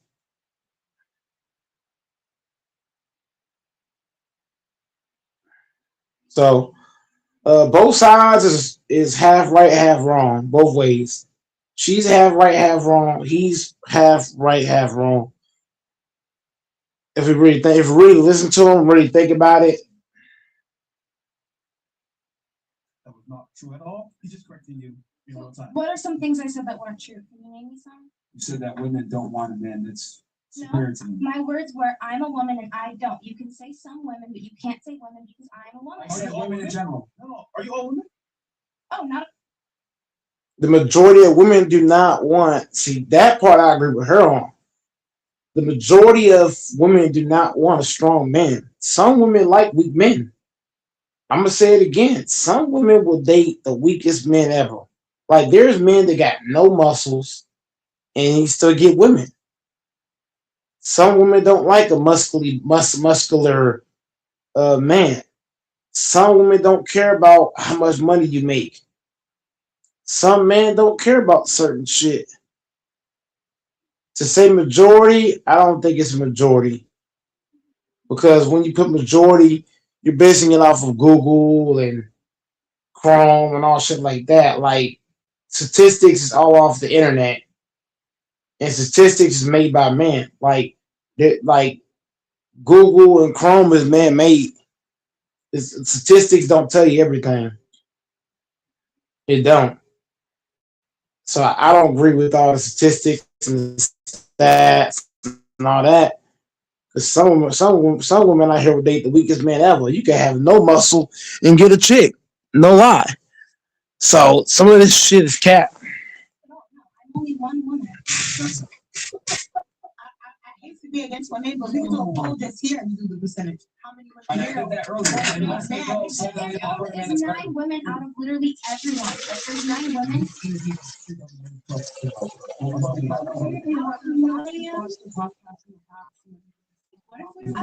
but it's like the amount of people you put on, even all together, like combined, is such a minuscule amount of people compared to the amount of women in the world. So what argument? To what number? What numbers did I give you that you want stats to? That women don't want to bigger, stronger. My only argument is it's not all women. Everyone is different. You are generalizing. Because I'm a woman who knows so many women, and most of the women I met think the way that I do. How old are you? I'm 22. You haven't lived long enough to meet half the women that even have had successful relationships. Most of the women you know. I'm not saying that's not the argument at But it has all. to be because That's a stereotype. A lot of people base shit off your age. A lot of people will say, "Oh, because you're this age." They'll say shit. They'll say, "Oh, well, you're not smart because of your age or this or that." Like your age, bro. Like when people know your age, they start saying shit based off your age. I don't like that shit. You know what I mean? Age don't mean shit, bro. You can be 18 and have all the skills and quality of somebody who's 45. you can only give opinions off of experience. You haven't had enough experience in your life. How do we know everybody on this panel got experience? I'm 35. I haven't had enough experience. Just because 35 don't mean shit. To say, fuck out of here. The majority of how women think. I can only tell you from what you have experienced. Exactly. Right? That's what I'm trying to say is you can't sit here and say all women. My argument was experience. You can't even say most. Okay, you keep saying This is what I refer to because you say sorry in general. I never said all. Well, there are a few times you said word for word, women this, women that. Some women, most women. Speaking in general, I would say in general. Okay, or majority. I never say all. I never speak in absolutes. I speak in majority.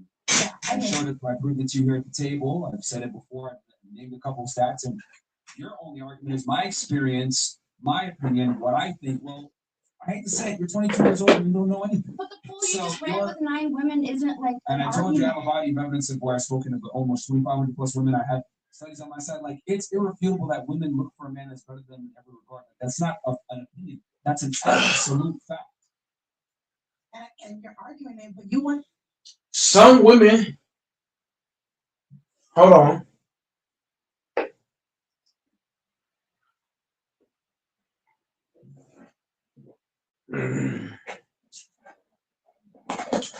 Some women don't want a masculine man. Some women like to say that most women in general want a man that's better than them in every category. I don't agree with that one bit.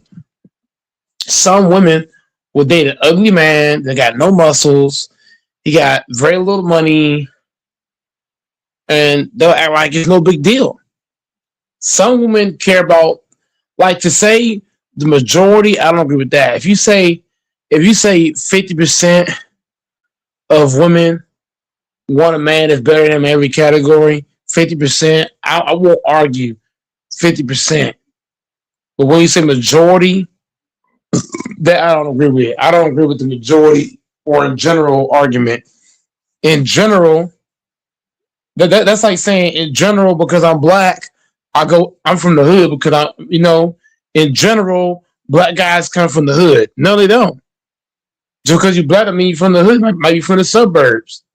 You can be from anywhere. So I don't like the majority or general type argument. That's like saying in general, point guards can score. There's some point guard don't give a damn about scoring. That's like saying the majority of women want to fuck. No, 50% might. But saying majority or in general, yeah, I don't like those terms. I don't never use them terms when I speak. You want a wealthy man. You want a man to provide. I didn't say that. I never said that. You don't want a broke man. You don't want to sleep in the car with him. You want to make sure he has a.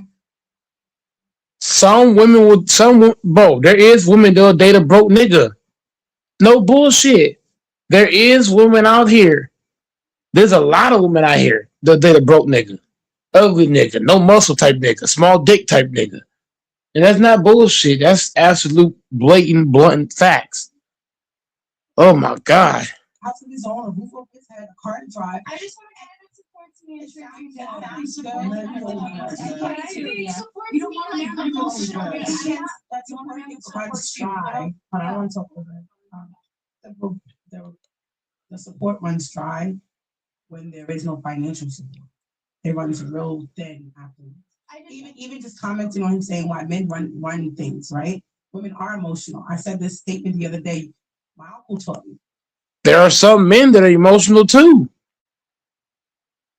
It ain't just the women that are emotional. See, a lot of people don't realize there's a lot of emotional men too. Like, yeah, women are emotional, but men can be just as emotional as the woman. That's just the facts of it. A man can be just as emotional. I know a lot of men that's emotional.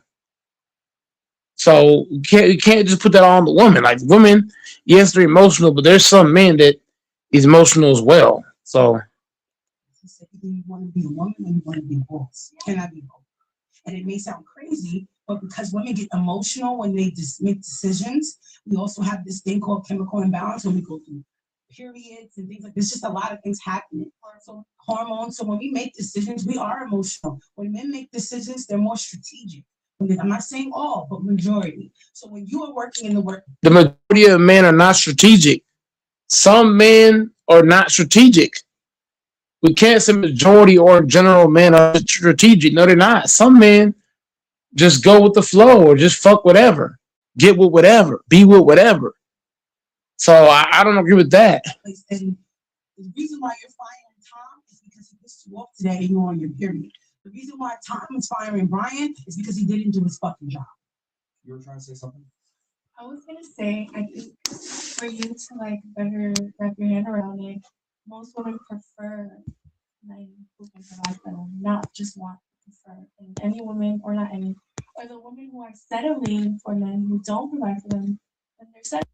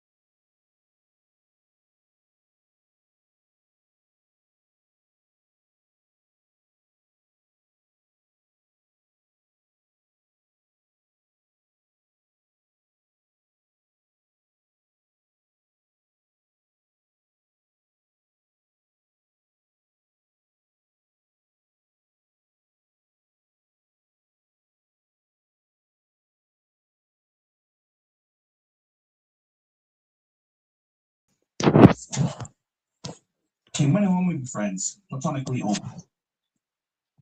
No. No. Men and women cannot be friends. I agree with that. Men and women cannot be friends, bro. Anybody who think men and women can be friends, I don't know what to tell you. But I don't think men and women can be friends, bro. Especially not me. Like all the women that I consider friends, I really don't consider them like I see them as I want to smash. Like every chick that I'm friends with in real life, I just want to smash. I ain't gonna lie. And I got a lot of friends that I talk to at work, outside of work, that's women, but I don't see them as friends. I see them as I'm waiting for an opportunity to be given to me and I'm gonna take it. I mean, they can, but it depends on the situation and how both parties feel about each other. Do you have any guy friends? I do. Okay. What about you? I feel like it depends because I feel like sometimes people just vibe, but you might not want to fuck them. I'm sorry, but That's all it takes. That's all it takes to get a woman to smash. If you got a good vibe, but you gonna man, stop it. If she got a good vibe, man, stop playing. she might not want to fuck you. You might want to fuck you. Do you have friends? No. How about you? No, unless they're gay, like guys only have one intention, and that's to fuck. So. Damn, so black. Ooh, I like her. I think they can. You have friends? I do. Okay. What about you? I think so, yeah, as long as everybody comes with good intentions. Hell no. You have any guy friends? Yeah. Yeah. What ones that got her No. close, remember? No, Yeah. no, we all know what they're trying to do, so I don't think it's smart. Black Queen. It just really depends on both parties, to be honest. If the guy really wants to be your friend, he'll let you know. But other than that, they just want to fuck. You have any friends? Okay. They all want to fuck. Stop playing. Can they be friends? Oh no. Guy friends, have you guys fuck? Like all of them, probably. Absolutely not. That's so crap. You guys like that whole thing. Yes. What? No. No, I don't need a fucking hug. I need you guys to be honest. Damn. That's part of it. No, you guys are just. Nobody lying. Nobody gonna lie to you. Whatever. What's your guys? She's she's out. Wait, guy friends. She on that. Going back to shooting class. No, you guys are just. Nobody lying. Nobody gonna lie to you. You need a hug? No, I don't need a fucking hug. I need you guys to be honest. Damn. That's part of it. Somebody there. Damn, she got the fuck up out of there. Nobody lying. Nobody gonna lie to you. Whatever. What's your guys? She's out. She's out. Wait.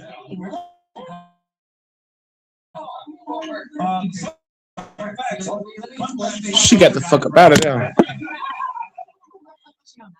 Going back to shooting class. Yeah. Okay. So we'll make it real quick if you don't mind. It's gonna be a game of friends and nobody decided anything, but I think you'll earlier. Man, Fresh looking at everybody ass. God damn. Oh no, she said somebody said like she had no personality. She was like, who said that? That's Was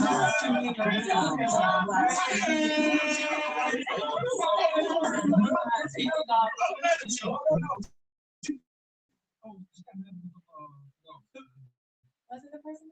Are you sure? I figured her before that too. She was salty. No, she was chilling. Oh no. Driving a woman, I think she got mad at. Oh. It's like, come on, man. Hey, we can lie though. Yeah, we'll play a game though. Yeah. So you mentioned before they'd be friends. You're great friends. Would you mind calling your friends and questioning them if they would? Wait, what guys like going out of their way to hang out with a mid bitch they don't want to fuck? Like, let's be real. So do you guys not realize that? Like, what are they hanging out with for? Well, you can work in like similar industry or share similar interests. Man, stop. What game? Like, You can learn. If the man's 70 plus years old, a man and woman can be friends if the man's old. But I feel like if the man's in his prime Is she in her prime? Hell no. If a man or woman's in their prime, fuck no. I mean, even like no, fuck that. I don't think age matters. A man and woman cannot be friends. They can pretend to be friends, but not really be friends. Like a man can act like he's friends with a female, but deep down, if she give him the opportunity, he gonna run with this shit. I'm gonna say it again. A man can act like he's friends with a female forever. 10 years, 20 years, 3 years, 4 years, 5 years. But deep down, we all know where he went. We all know if he's given the opportunity. But I know females right now. If I'm given the opportunity, whether it's 3 years, 10 years from now, 20 years from now, shit gonna happen. I got friends that's in their 30s, shit 20s, shit 40s, 50s. That if I'm given a spot, shit, men and women cannot be friends, bro. Hell to the no, no, no. You can pretend for so long. Content creation. I also do content creation, and I befriend people who are also content creators, so I can learn, from them, and they can learn from me to collaborate. And that's not in a sexual way; it's just to advance. Only thing I'm gonna learn from you is smashing. That's it. No, I don't think in that case. I don't think because they have to. Most men want to work with you, especially because they want to smash. So that's why they'll help you. So at the end of the day, it's still the same shit. Chad is probably you, man. But it's fine, man. Chad the personality anyway, so you can't mess around like that. It's fine, bro. It's pretty face, but it's fine. And try. So do we all agree that they can't be friends? I don't know with that. I can agree. Let's call one of your guy friends. You want to call Bring your phone. Yes, Bring your this is phone. great. So we're on the game here. It's pretty simple. It's a radio show. Okay. We're gonna have you say to him, "Hey, I'm a little bit tipsy. Where you at? I'm home alone, and I've been thinking, why have we never got together before?" That's good. Do they know you? Also, the one that I'm gonna call does not know. And also, don't laugh. Keep it straight. He's gonna say, "No, you're not serious. No, I'm like dead ass serious. I like you, whatever it means." And then continue from there. Probably Jamal. Oh, Jamal? I got this. Or something. Just so you know, just a precaution here. You might lose your friend. Yeah. And then everybody else on the table. I wouldn't care if he did want to go. And everyone else on the table. If you would like to discontinue your friendship, Here's the thing: you have to call and then put it. Try on the speaker, right? Yeah, exactly. So they can hear it, and then everybody else, please be quiet, so that don't laugh or anything. Everyone else mute your mics. Yeah. So again, hey, I'm with Tipsy. Where you at? What you doing? I've been thinking. Why we never got together? I actually like you. I see what he says.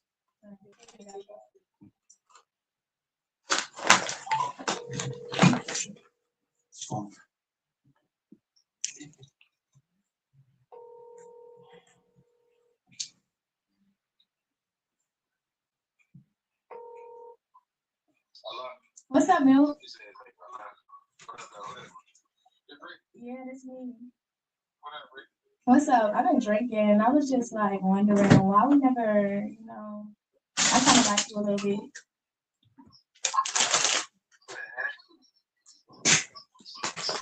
So what's up? Like, how you feel about it?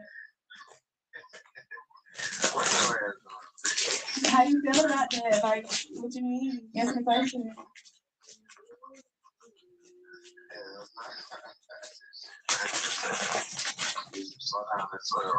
I mean, I think that single and shit, I'm over on it. So I'm trying to see what's up.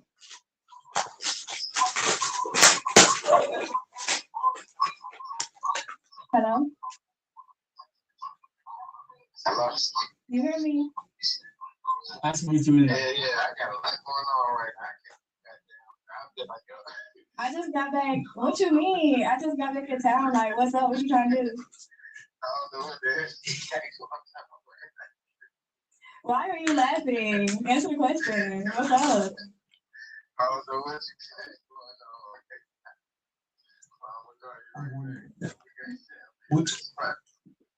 But I'm horny as fuck though. Like, what you?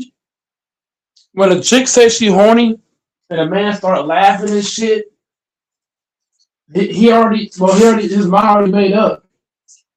He want to smash. That nigga want to smash.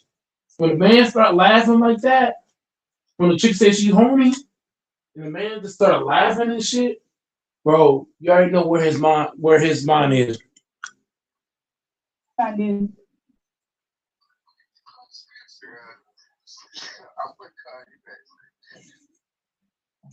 Yeah, that was nervous. Yeah, she's for real. She's saying it. But you see, he didn't say no though. I think I would. You two alone in the room and you Yeah, he probably would. is going like. So is he really your friend though? He didn't deny. Let me get this black right. Mhm. But so If a woman, your friend, you said it's a friend, who smash you, is he really? if a woman say she horny and the man don't deny but start laughing, I'm telling you, man, women can't be friends. I mean, that's just a natural. I mean, men being around women, attracted to women, and it's an attractive woman. You're gonna want to fuck, regardless of whether she's your friend or not. Agree, but that means it's not a friend. Yeah. I mean, but then is anybody really your friend if it's a guy? No. That's the point. What's the point? But I mean, he didn't jump on it though. It's been years. He's shocked. He's like, wait, is she serious? Remember, he mentioned to you, I'm calling you back. Got things going on right now. He didn't say no. Think about it. If That's he's a true. friend, hell no, girl, never. That's He just true. said, I'll think about it. Call you back. Yeah. You want to fuck, man. Yeah, he going. What do you think? You want to smash or no? Yeah. What do you think? I don't know. I think he felt like he was being set up a little bit. I Yeah. heard a little bit of like suspicion, you know, like Yeah. He wasn't sure. yeah. I call you back. He's phone by here. He might text. If one of the girls If it watches rings, it, yeah. yeah. If it rings, bring it back. What do you think? About her guy friend? He probably wants man. Yeah, It just seemed weird that he would call him late. Yeah. It was too quick. Yeah, you went right into it. Yeah. If you built You into gotta- it a little bit, Hey, you what would you doing? have been like, But oh no, shit. no. Yeah. Yeah. He's a little kid. He felt like you were setting him up. Yeah. That's what I So where you at? what you doing? Yeah. What do you think? He kind of sounded like he was in the car with people. So he's like, let me call you back when I'm not with people. Or he's going to get like vodka. Just He gonna get drunk. Yeah, like, Yeah. same time. Sorry, I'm blocked. Yeah.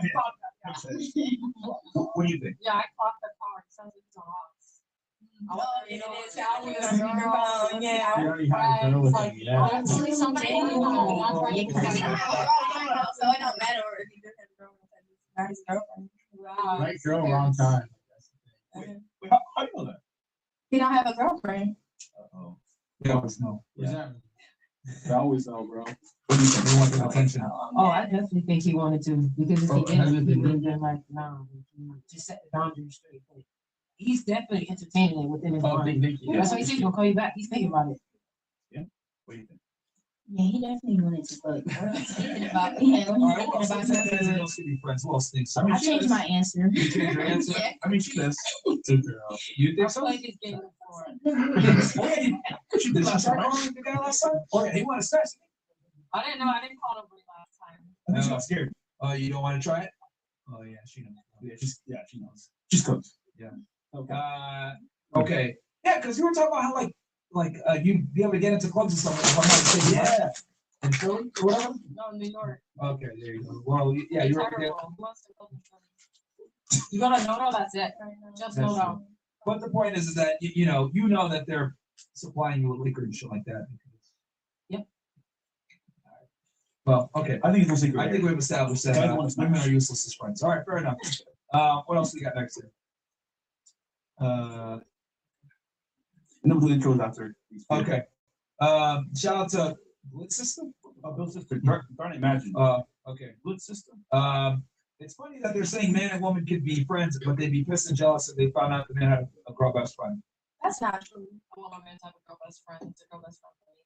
I got into a relationship with a guy that had a girl best friend. A lot of female friends. That didn't bother me. Where is he now?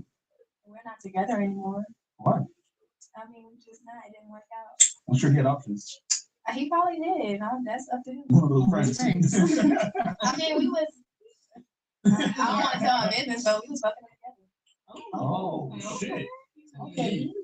Wait, okay, question. Like, were you jealous at any point in time? No, I'm like open to like being poly and all that type of stuff. Oh, so you're a freak. I guess you could say that. That's good though. She belongs to the streets. Tax Act is designed to help you get your taxes done. Let's get them over with. All right. What else we got? Super Zone says it's funny that they're saying men and no, we got that one. Yep. The Tech Boy.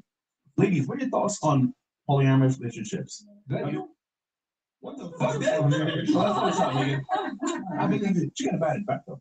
Now, before you answer, think about this. You get money, spend resources, you're a dream man along BBC, Midnight Special. And on top of that, you get girl besties or sister wives. Would you say is given the right man? So shout out to Angie's sister next to JJ McCarthy. Who's that? Okay, so polyamorous relationships. I mean, you've been in one, right? I mean, I guess you could say Why? that was what it was. With two guys? It wasn't a label on it. Was it We two just did guys? whatever. Two girls. No, Two girls? well, it was me and him that was in a relationship together, and then we had other friends that we Like, were they girls or guys? Damn, so like, you just weren't enough for him. No, I just like girls too. No. Yeah. Type shit. All right, we're gonna go ahead and introduce the girls. First update says for the other chats. Yeah, guys, we're gonna be upping it. So we'll get the ones in that came up from before. But yeah, okay, let's go ahead and Welcome to the show officially. If you don't mind, give us your name, your age, name status, and if you want, of course, your body count. We'll start right here. Welcome to the show. What's your name and age? Hey, I'm 21. Sir, I do OnlyFans. I do OnlyFans.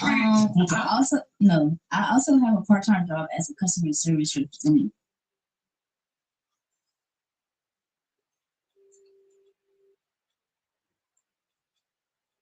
I mean,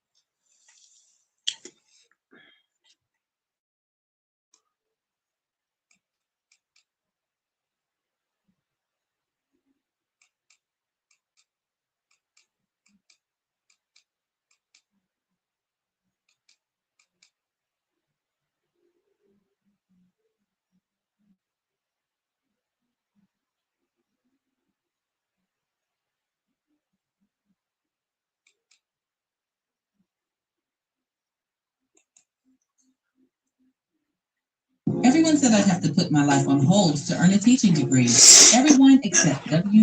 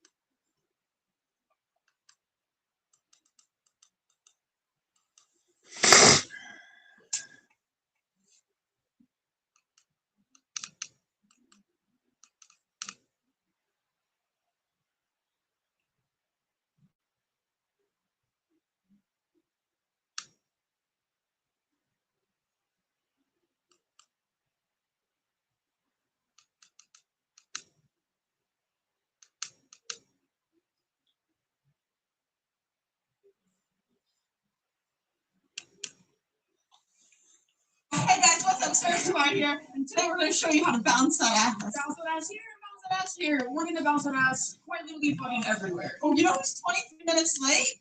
See, that doesn't Vanilla. That doesn't even sound right.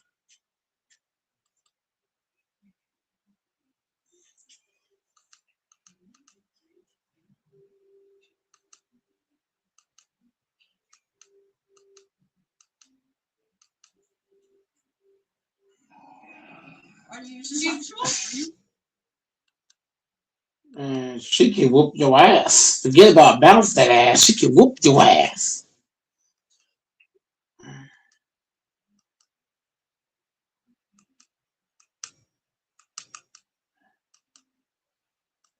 Motherfucker built like that, she'll whoop your ass. She ain't bouncing no ass. She whooping ass.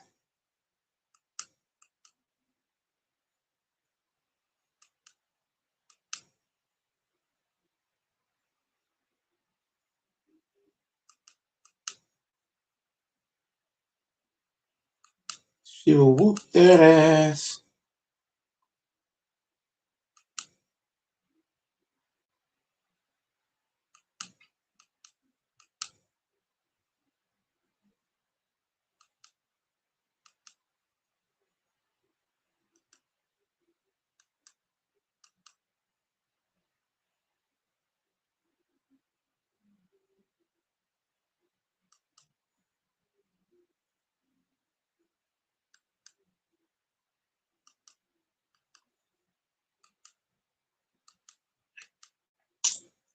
I don't know what I'm doing right now.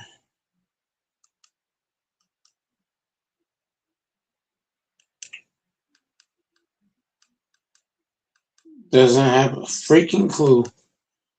Oh.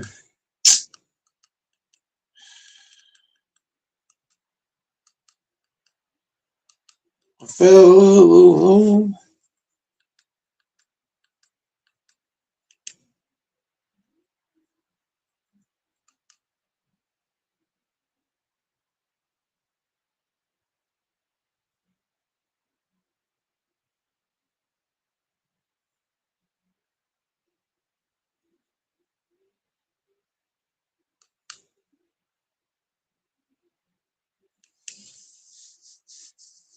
Like this.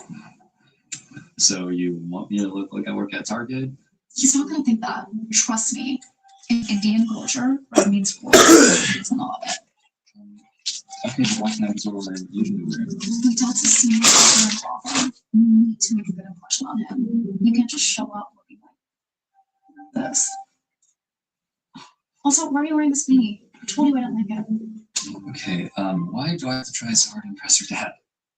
Because Indian dads are super strict. And if he doesn't like you, he's not going to let me be with you. Which is also why we need to talk about getting a job. Job? But I don't get this. What's up? Yo, what's good? Did you get your ticket to the Lakers Bulls game tomorrow? They're not got ours. What? You're going to the basketball game tomorrow? You didn't tell me this. Yeah, look, I know. I'm sorry, babe. It's just, I was just about to let you know. But Friday nights are our nights together. So is every other night. Look, I hardly even get to see my friends anymore. Well, that's what happens when you're in a relationship, John.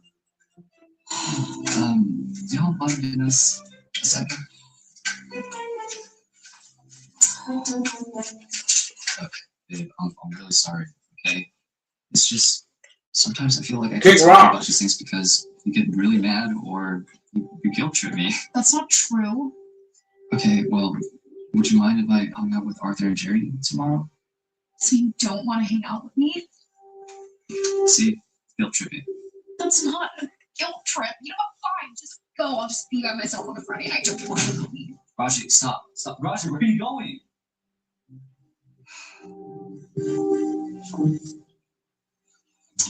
I should probably check on her. Yeah, I'll let you know about the game now. You don't always need to do what she says, you know. Yeah, you shouldn't have to change yourself to make someone else happy. I know. Thanks, guys. I'm just gonna figure this out and you guys something. Can you please just stop being upset? I just don't know why you want to hang out with your friends over me. Look, babe, it's not like I'm choosing them over you, alright? I just like to see them once in a while too. you know? Hi, what can I get for you guys? I'll take a sweet green juice, please. Great. And you? Can I get the Impossible Burger and fries? What? I thought we were on a 14-day juice cleanse together. I'm so hungry that I've been feeling lightheaded. I want an actual meal. Oh, that's how it goes. I can just come back when you figure it out. No, he'll take a green juice as well. All right. 2 sweet greens. Right out. I said I wanted the burger. Right, look, I'm way bigger than you. And I can't just get by on juice alone. Well, that's how it goes. We had an agreement. You said you'd stick to it. You forced me into that agreement. All right? I didn't want to do this whole juicing thing anyway. And it's not like I'm even overweight. Yeah, not now. But I don't want an obese husband a year from now when we get married. Whoa. Did you just say you want to get married in a year? Yeah. After you meet my dad, he's not just going to be okay with me dating a guy. We are so young. I don't even... Yo, what's up? Give me 1 second. Babe, can I please go? Seriously, John? Even after I told you how it made me feel, you still want to go? Okay, I'm really sorry. Okay, I'll maybe spend time with you tonight, and Saturday night, and Sunday night. That's what people who want to be with each other do. Yeah, can we talk about the game later? Are you really going to be on the phone the entire time we're at lunch? I'll call you guys back. I don't like your friends. What are you talking about? They've been my best friends since elementary school. Well, you're the average of the 5 people you spend the most time with, just so you know. I don't even get to spend time with 5 different people. The only person I ever spend time with is you. You say that like it's a bad thing. Okay, I did not mean it that way. Maybe we're just both hungry. Drink your juice.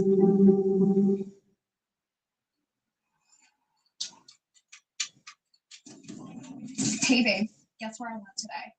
Can you give me 1 second, please? You care more about your game than me? No, it's not that. I'm just about to get this out. Just give me 1 minute.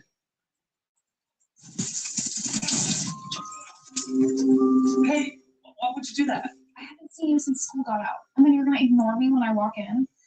Besides, you shouldn't be playing video games anyway. Why not? It's a Friday, and you wouldn't even let me hang out with my friends. Now I can't even play video games too? Video games won't help you get ahead, John. But you know what will? What? This job application I picked up for you today. Job application? I stopped by at a local law firm. They said they're hiring interns. The pay isn't that great, but it'll help you get your foot in the door. I even went ahead and filled it out for you already. Why would you do that? I told you I wanted to start my own business. Do you know what percentage of businesses fail? Over 50% in the first 2 years alone, and then over 90% within 10 years. It's not a reliable source of income. That doesn't mean I'm gonna fail. Look, John, I don't want my dad to think that you're not going to be able to support us when we have kids. Kids? Yeah. He's very traditional. I really think you should apply for this job. That's going to impress him. Hey, honey, Arthur and Jerry are here. Yeah, okay. You invited them over? No, they were supposed to be at the game. I have no idea why they're here. Wait. Yo, weren't you guys supposed to be at the game? Yeah, man, but we couldn't go without you, man. We go to every game with each other. That's why. We bought you a ticket. Oh, yeah. And we are not taking no for an answer, my friend. No way. Seriously? Mm-hmm. Oh, man. Go get some gear on so we can roll out. Dude, I wish it was that easy. Raji's here. Come on, man. I'm sorry. You're gonna stop letting her tell you what to do. Yeah, man, you gotta live your life. You should just tell her that. Tell me what? Go on. You were saying?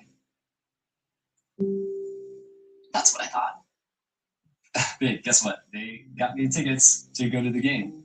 So, do you think maybe... Absolutely not. We already talked about this. See, this is why your friends are a bad influence. They don't respect your decisions. Whoa. Bad influence? We're just trying to hang out with our best friend. No, you're peer pressuring him into doing something he doesn't want to do. Right, John? So you don't want to hang with us? No, it's not like that. Guys, come on. You know. Okay, then. So what's it going to be? your friends, or your girlfriend? I don't want to have to choose. Well, you have to, so make a decision.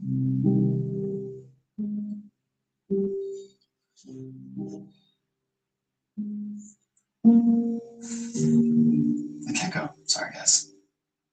Wow, man. You've changed. You're not the John we used to know. Have fun hanging out with your girlfriend. Oh my god. Are you happy now? Just ruined my friendships with my best friends. Wow. When we're married with kids, you won't have time for them anyway. Come on. Let's go over your outfit for tomorrow.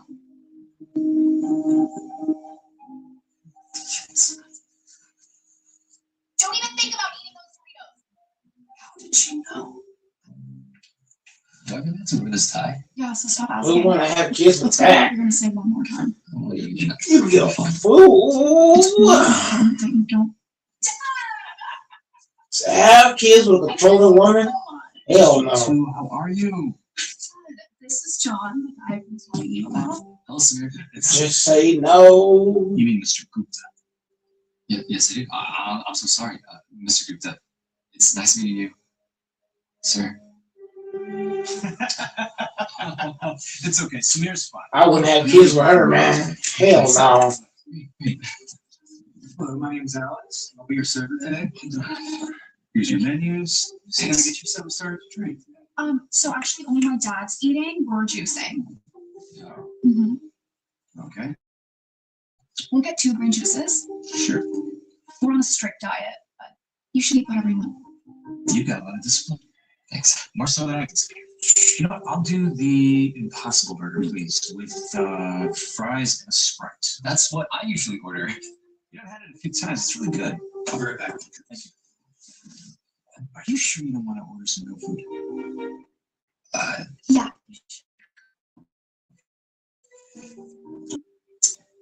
So, John, tell me about yourself. Working? No. I actually, my goal is to start my own business. What he needs to say is he just applied for a job at a law firm. So you want to be a lawyer one day? Yeah. You know, I've been a lawyer my entire life, and to be honest with you, it's a lot of stress. You're young. Now's the time to take risks. I mean, why not look into starting your own business? That's exactly what I want to do. I want to be an entrepreneur. Yeah, but John and I already talked about it, and he knows how important it is for him to have a stable job. That way when we get married. Married? You guys are already talking about marriage? I mean, it's a little fast, don't you think? Yes. Wait, I thought you wouldn't let me date Raji unless... We're not gonna get married like tomorrow. We're gonna take our time. But this year for sure. I mean, how else would we have kids? Kids? You're already talking about kids too? What's the rush? There is no rush, Mr. Gupta. I assure you. Raji said that that's what you wanted us to do. Me? Absolutely not. Enjoy your life. Travel, experience new things. Now's the time to do that. Yeah. Wait, so I'm confused. You told me that you're... My dad is a lot more traditional than he's coming up. Traditional? Me. That's a good one, Raji. Wow, so this entire time when you said that your dad wanted you to have a job and that he wanted us to get married and have kids, that was you? So was this time really that big of a deal? You know, I was wondering why you wore that. I mean, honestly, the only reason I'm dressed this way is because I had court today. Otherwise, I'd probably be in a t-shirt and beanie. Here's your drinks. Thank you. Sprite and your juice. Actually, can you cancel my green juice? But we agreed to do this diet together. Yeah, but that was for you. And now I want to start doing things that make me happy. I want to focus on myself, and I shouldn't have to change who I am just to make you happy. I'm sorry, but you're a really cool guy. But I can't do this anymore. I gotta go. Are you sure? Yes, I am. Just process things. Do you mind? No, please don't go. Raji, I'm serious. I need to go. Raji, let him go. You have to respect his wishes.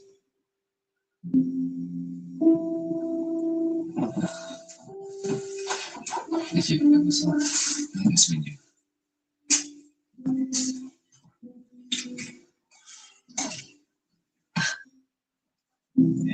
Hey. It's all right. It's okay. Come on. You got this. Yeah. You can play. Oh. One second. John? Hey. What are you doing, man? What are you wearing? Oh, is it cool if I come in?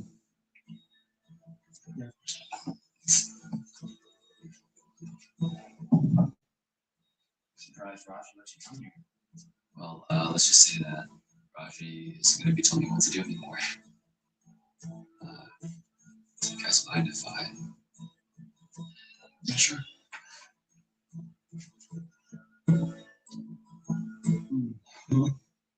I forgot what real food tasted like. So you want to tell us what's going on? Yeah. I'm sorry, guys. I was honestly a really bad friend. I let Rashi control me way too much. And honestly, I finally...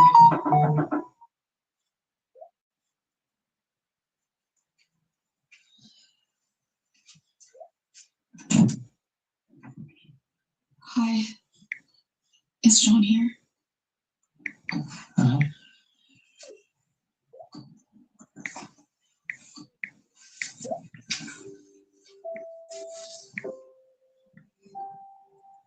Do you mind coming out for a sec? No, I think I'm good right here. I'm good. I came here to apologize. I'm sorry for how controlling I've been. Just controlling? And the guilt trips. And lying to you about my dad. I'm so sorry for everything. I realize now you shouldn't have to change who you are to make me happy. Will you please forgive me? I don't think I could do that right now. I promise. No more telling you what to wear, what to eat, where to work. Or to not hang out with my friends. None of that. I just want you to be happy.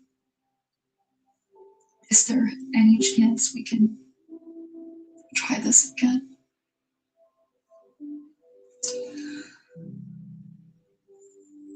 Also, I bought 3 box seats to the Laker game next week.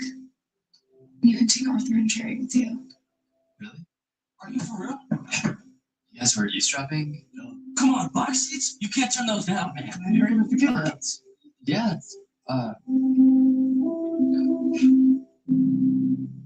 forgive you. Yes. Thank you.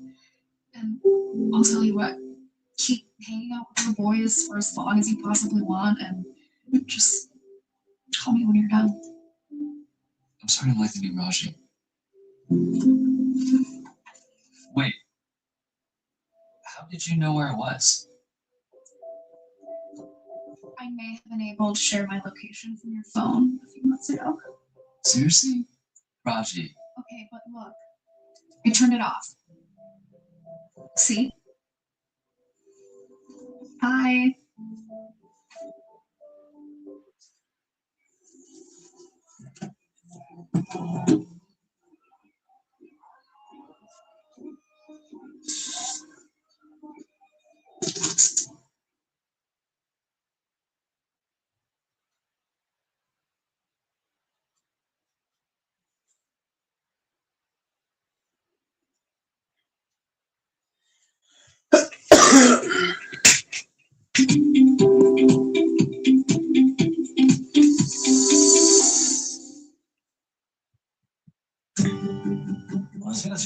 Hey, I'm just gonna need to move some things around with my reservation. Is there something wrong? I agree with no, things didn't go too well today. She was just here, and then she wasn't. If I was in your position, I would enjoy the action myself. Oh my god, what do you mean? Petition. What is what you want? Sometimes gravity goes so fast, I don't know where I'm falling to. Is the seat taken? Should I join you? You on that honeymoon package? Yes. Where's you two? That's personal. Oh, it's a no-show. Excuse me, you told us he's gonna need that. Got a lot to deal with there. I never said that. I'm Claudia. I like your hair. That's not gonna help him. What's the deal? Are you one of those guys? That's supposed to be. You know what it means. What's your name? Matt, you are Kathy Del Solomon. Yeah. No, I know. I was just trying to. Okay.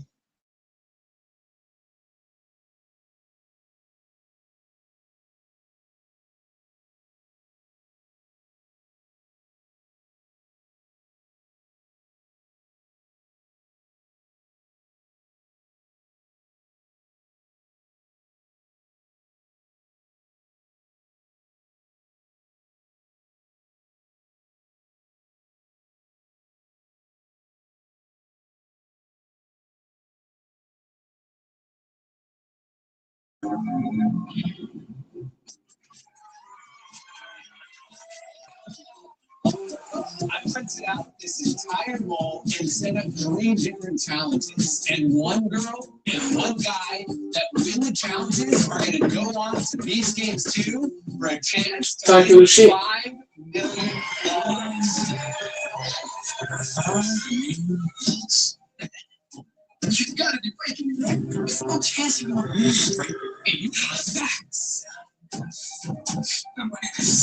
Now, to make sure that nobody cheats, I've got Mr. Wang over here that's going to be keeping an eye on everyone.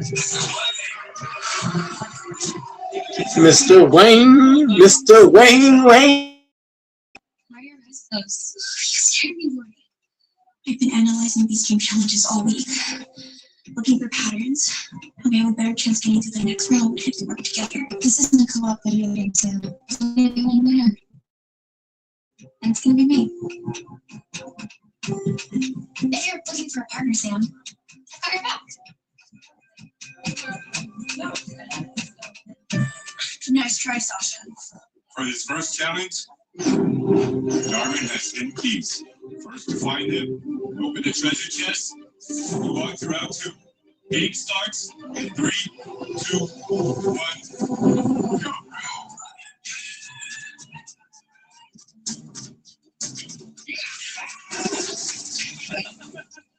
Hey, not cool, Danny. Come on, go ahead. Come on. Got you. What are you doing? Come on. Oh. Sorry, amigo.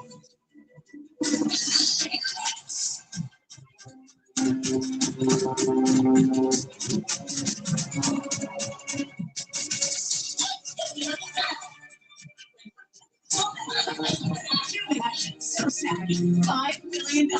Here I come. Find a key, open a chest.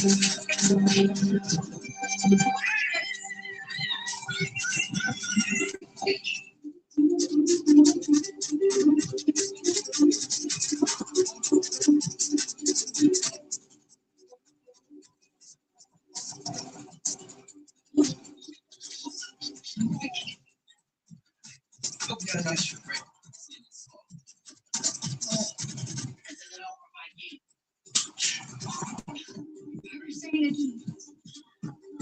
It's too obvious. Too obvious.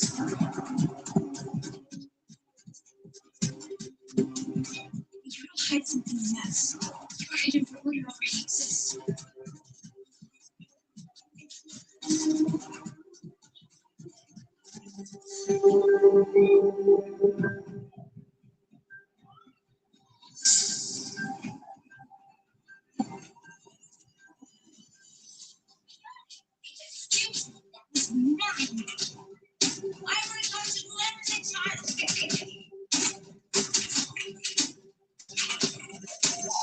Sam and Mikey will be moving up. Who else will be joining them? Where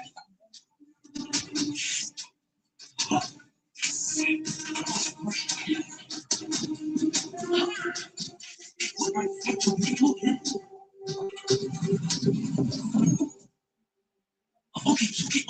Oh.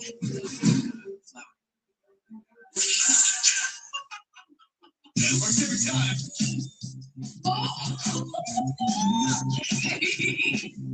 Let's start.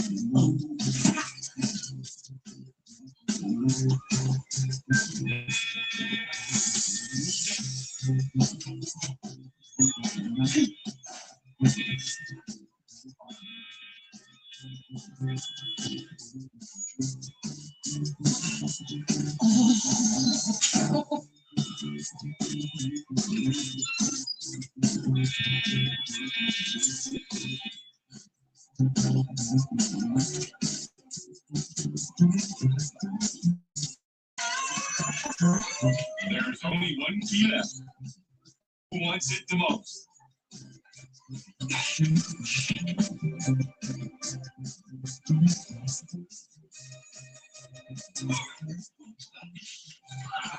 Dax and Lori snag the final key.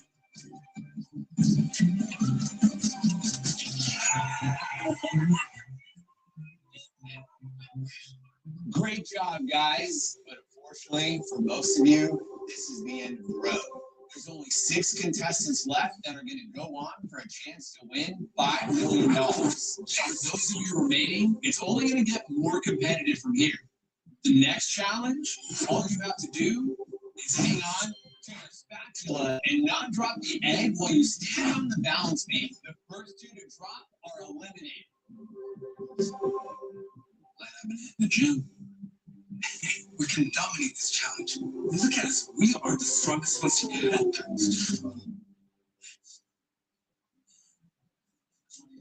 Listen, Frank, if we want to win this, we have to work together and put our feet to the side. No. You expect me to trust you after everything you put me through? Absolutely not. No, not happening.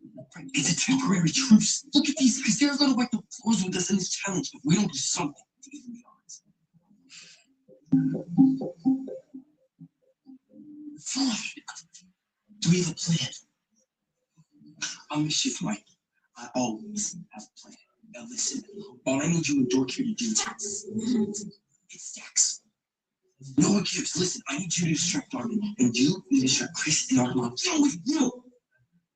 I'm not about to risk my spot best teams to help you cheat. Fine, listen, he's not with us. He's against us. All right, let's do this.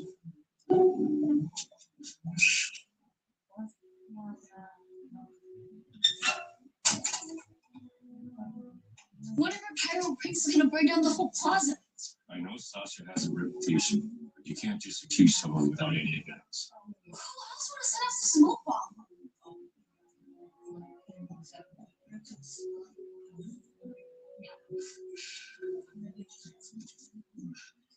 Are you sure you don't want to rethink this whole team up idea? No, I'm good. I wouldn't be so sure about that. Pretty sure I got this, and I'm not risking my chance at $5 million by cheating. Hey,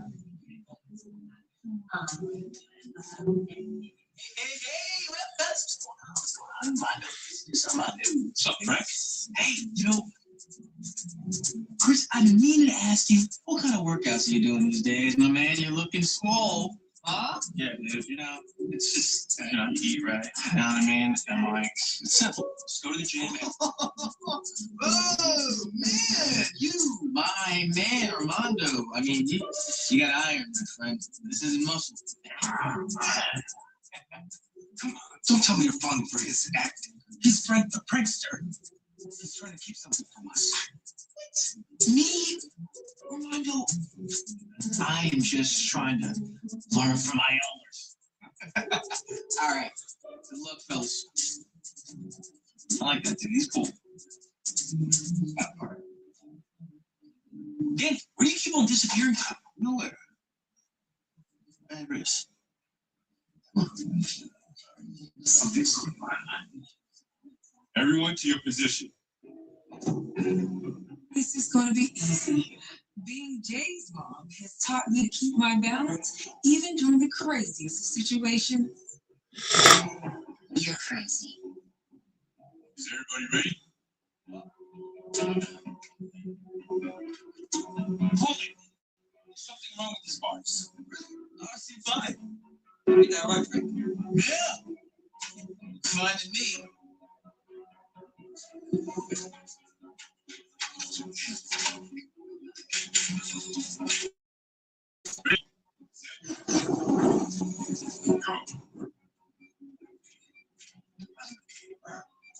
To win these games, you have to be able to focus on multiple things at once, losing your balance. I don't think I can hang on my tongue. Hold up. My legs. Hold this up. What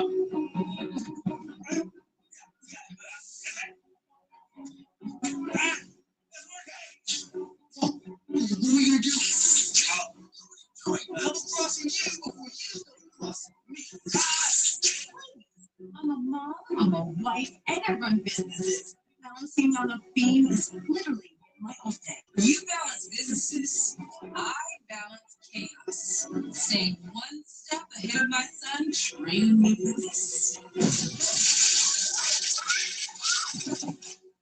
And just like that, we're down to our final four.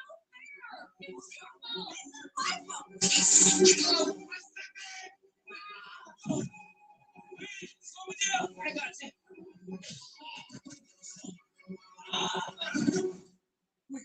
You go first. Who was that? You were supposed to help. I did. Myself. Armando and Chris are both out, which means we have our final four. Hey guys, the mic isn't working. Can I get a little help here? We're down to the final challenge. Only one of you will get to compete for $5 million while these games too.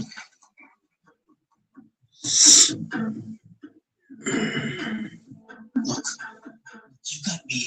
I got you. Okay, let's just call it even and make sure one of us wins it. Penny.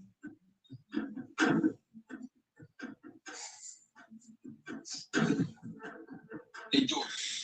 I cheat. Come on, Joe. How badly do you want this? How badly do I want this? I've been streaming for 5 years and still nobody even knows my name. But no one can ignore the guy who not only got into these games, but won it. Oh, which is why I'm not going to help you. Who's next?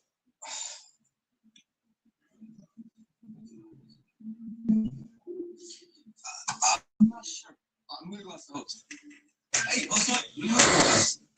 Are you sure? Of course, yeah. All right.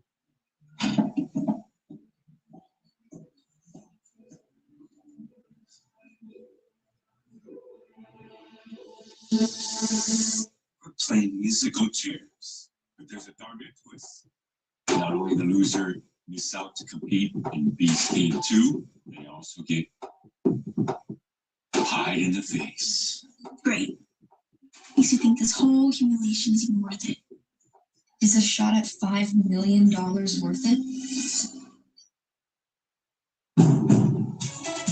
Yes. Now's the time. Get incredible. Until you look best ever. I got game, she got game, we got game. Everybody says I was getting top. If I won, I wouldn't have to buy from the discount store anymore. I could buy all the handbags and diamonds a girl could ever dream of. Except for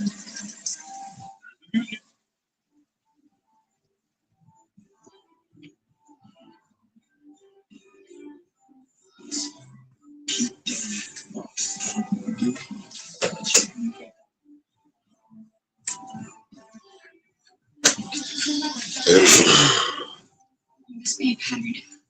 It's gonna be any second.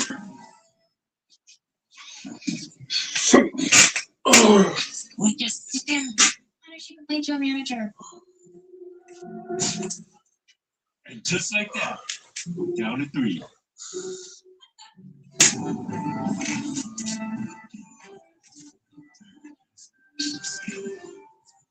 3, 1, 4, 1. No, get lost. I'm trying to.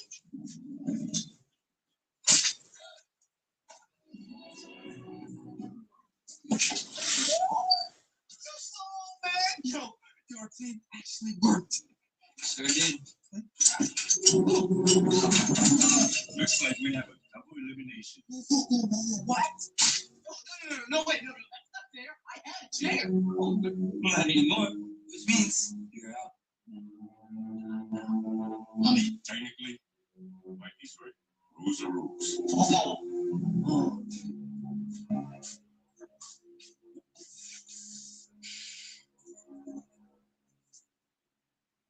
And that's why you never double cross a double crosser.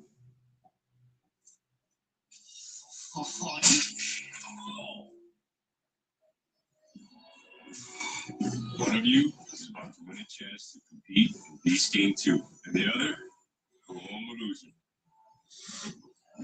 I bet you're used to that. Like that. It's toxic.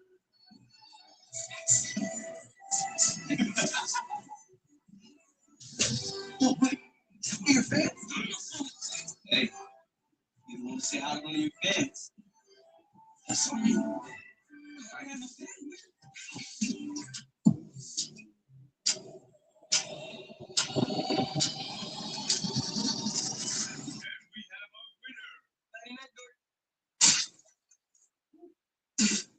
Tucker story.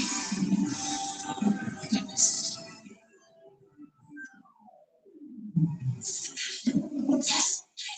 We have a winner! No, wait a second. That wasn't part of the game. There was a power outage. But the music still sucks. Sasha's right. Technically, the music did stop. In your face. Congrats, Sasha. Congrats, Mikey. You're going on to Beast Games 2. Let's go! I made it, Mom! Wait, that's not fair. She's been cheating all day. Look, Lori, I know you've been playing all the games super hard, and Sasha, she doesn't have the best rep, but the rules of Mr. Beast Gaming are kind of vague. Mr. White, you know he cheated. Look, don't worry. If he did cheat, it's going to catch up to him, because shortcuts never get you ahead in the end. But let me talk to Mr. Beast. Let me see what we can do. I'm getting ready to fly to compete in these games for $5 million. Check back with me to see how I get my bag of firecrackers from TSA. What was I thinking? Playing by the rules was never going to work. It's not cheating if I get what's rightfully mine, right?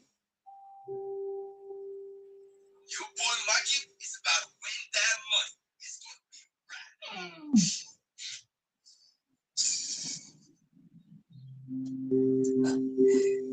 I mean, it's not cheating if everyone's already playing the rules. I'm just leveling out the playing field.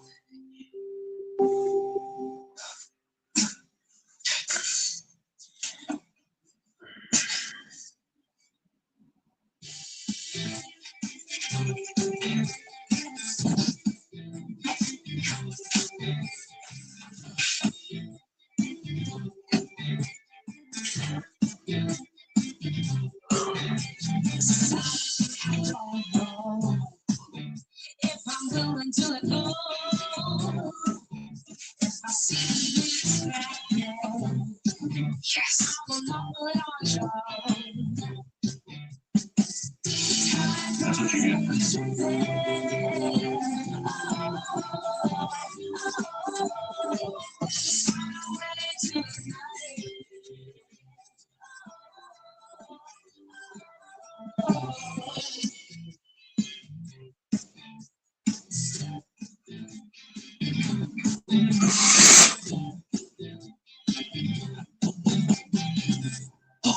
No way. This is like Disneyland to YouTubers.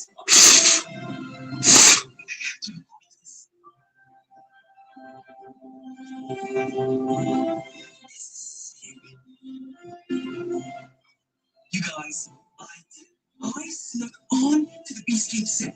Now, all I have to do is just hide out and wait until the game's officially starts for them to compete in the tournaments. $5 million, here I come, baby. Whoa.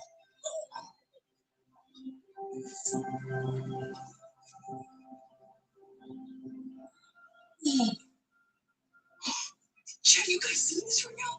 This is epic. What?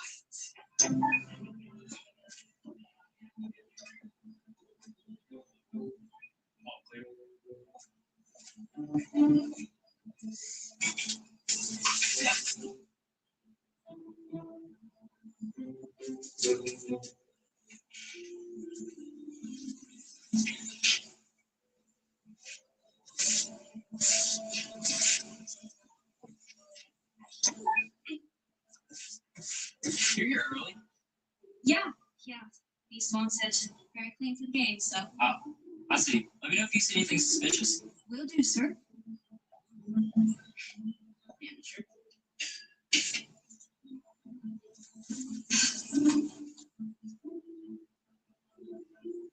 Can't believe I'm really here. I have to win that money.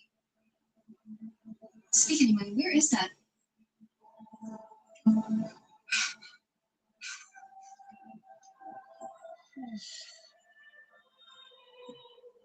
It's. Oh my goodness, this money.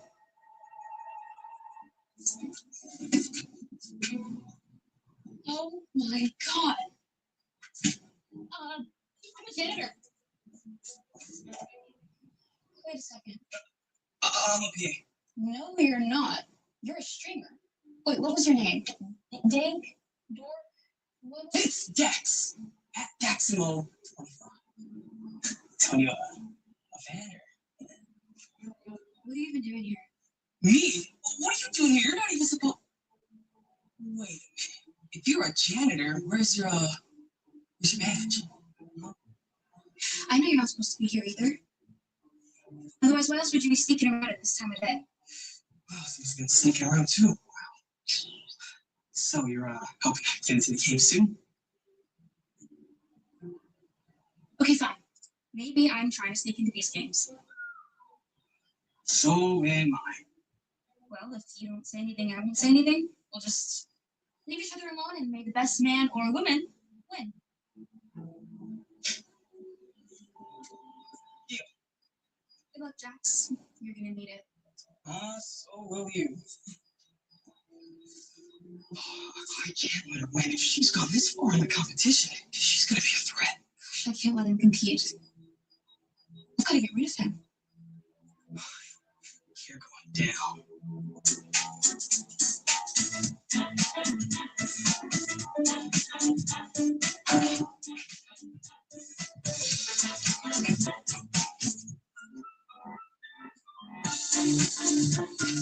Don't mind if I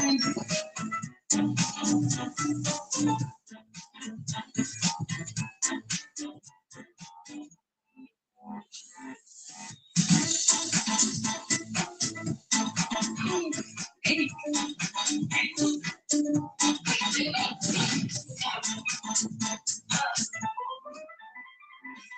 Oh, that money's as good as mine. I can't believe you. I can't believe you. You've been trying to sabotage me all morning. Well, if you keep this up, you're gonna get us both caught. Then what? Okay. You're right. How about we shake hands? But for real this time. And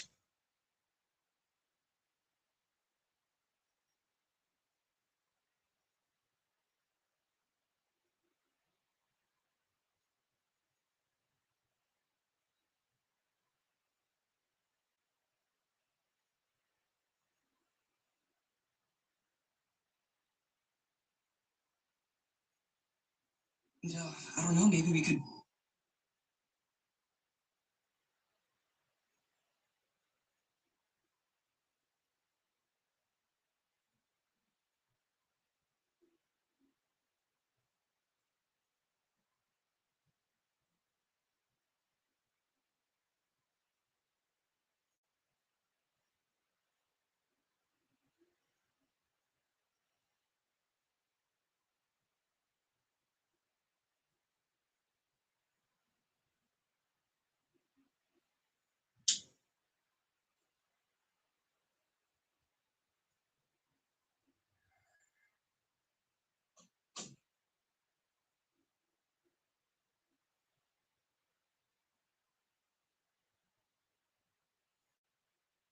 Hide out until the games start. And be the best player win. Deal? Deal. A ceasefire then. There you are. Oh my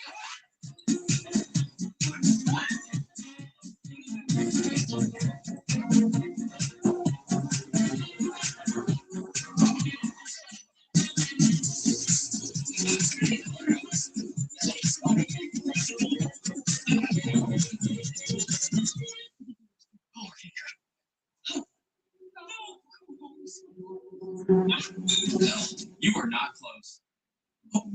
But how? We've been sneaking around for hours. You've never caught us. You don't think this place is covered in cameras? This is Beast Games 2. You two are never close. Wait, please don't tell my mom. Like, I can't get in trouble. My mom's gonna kill me if you tell her. Please. What are you laughing at? You're scared of your mom. I have something I want to show you. Jarman told me that I should let you guys compete in one of my games, and honestly, I was gonna say yes, but now that I've seen you break the rules, you're banned for life. I tried to tell you guys that taking shortcuts doesn't get you ahead in the long run. Is he serious? No, please tell Mr. Beast back. Please tell him we're sorry, please. Oh, we really didn't mean it. Come on, please, get out. Listen, sir. This is all your fault. You hadn't thrown that bastard. None of this would have happened. Yes, it You is. are the guard. You told the We're real playing at that thing, and it's the only reason we got caught because we were talking about it.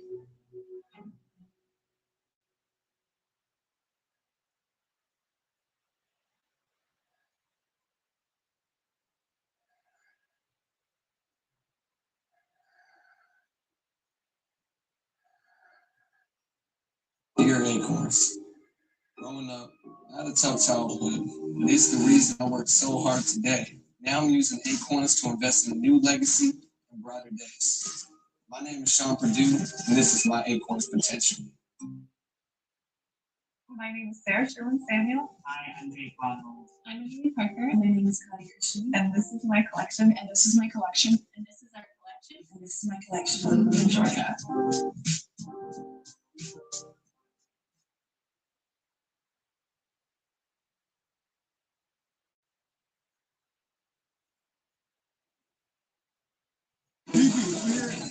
That's amazing.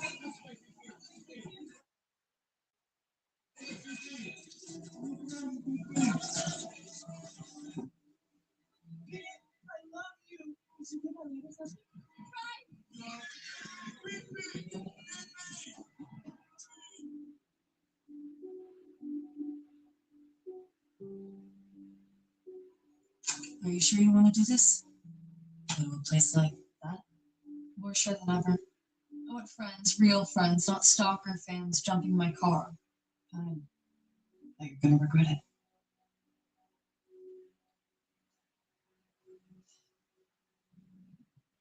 And Gretel. Oh, little Gretel just wanted to be loved. Oh, please, Captain. Love them. Love all of them. They need you. Yes, great job, Emily. I can see you're gaining your confidence. You've come so far. Good job.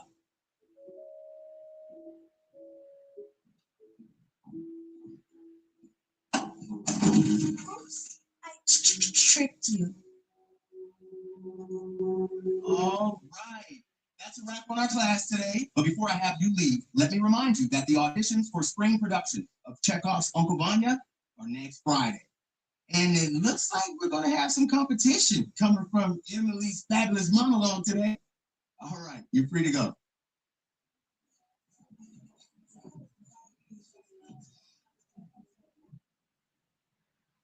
Her? This girl can't even get through a sentence. Besides, I'm always the star. I know, girl. It's crazy that Mr. Harrison even mentioned him. Yikes. I will not let this girl with the stutter take my starring role. You won't be needing this. Leave her alone. What even are you? I'm Isabella. Just transferred in. Well, girl, better watch her back. Yeah. Who does this new girl think she is? Gosh, what is with today? You know, maybe it has to do with your little attitude. Shut up, Santi. You're the last person I want to take advice from.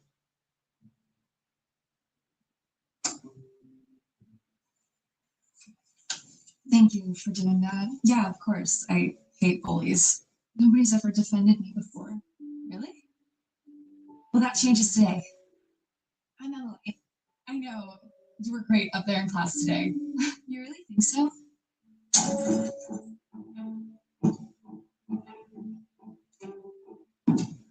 You okay? Yeah, fine.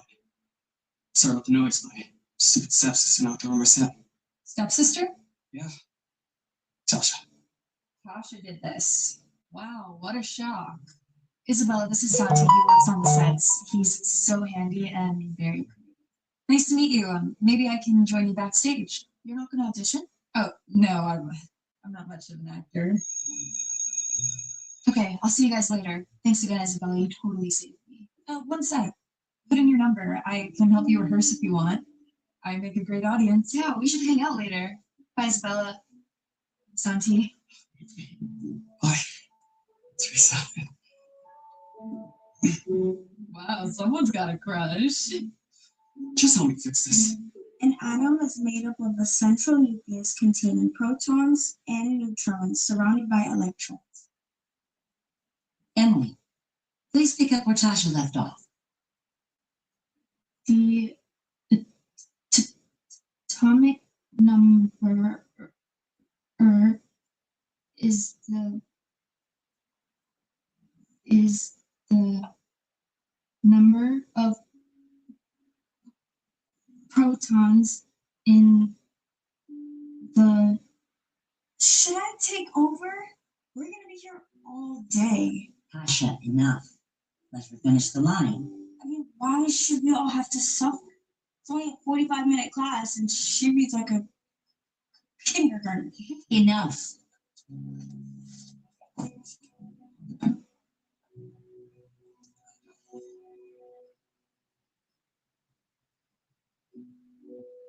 Do you know Fifi? She's my absolute favorite actress. She's just incredible. I want to be just like her someday. I'm not super familiar. So, what made you get into acting? It's kind of a silly story. I don't know everything. When I was a little girl, I was too broke to get a ticket to this play, so I snuck in.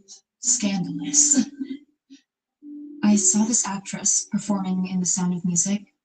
She was elegant, witty, confident, everything I always wanted to be. There's just something so freeing about being on stage. It's what I've dreamed of. Yeah, I know exactly how you feel. You do? I mean, I can imagine.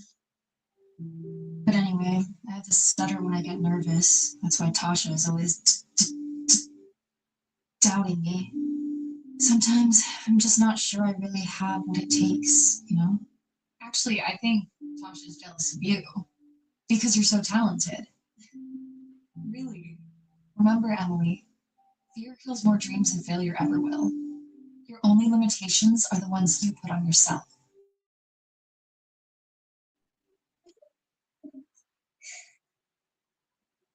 Instead of texting, you should be rehearsing for your audition. If you want to follow in my footsteps in Broadway someday, you have to put the work in now.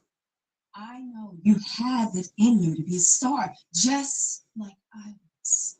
Well, where's your script? I wanted to hang out with Keely tonight. I got you in with Miss Erickson.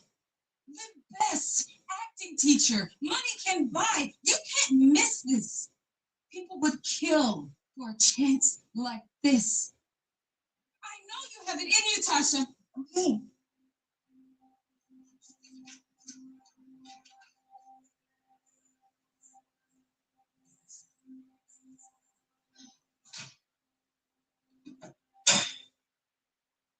What's wrong with you?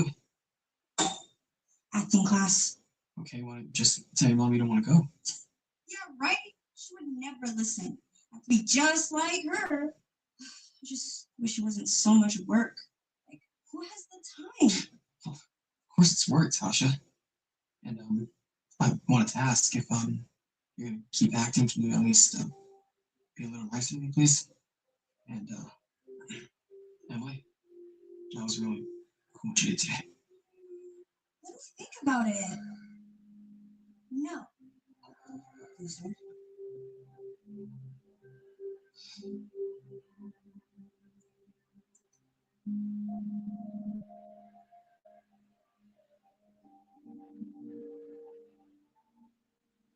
I I know how hard you've been working, and I believe you should consider auditioning for the lead. Thank you, Mr. Harrison. I'll think about it. All right. Did you not hear what I said yesterday? Stay away from my role. Or did you forget that you stutter? I'm sure everyone would love to see you bomb on stage, but I'm actually trying to save you the humiliation, okay?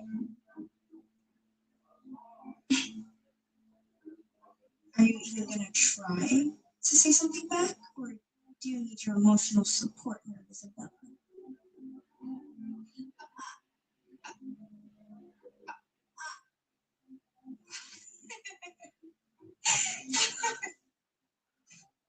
You just touched my hair.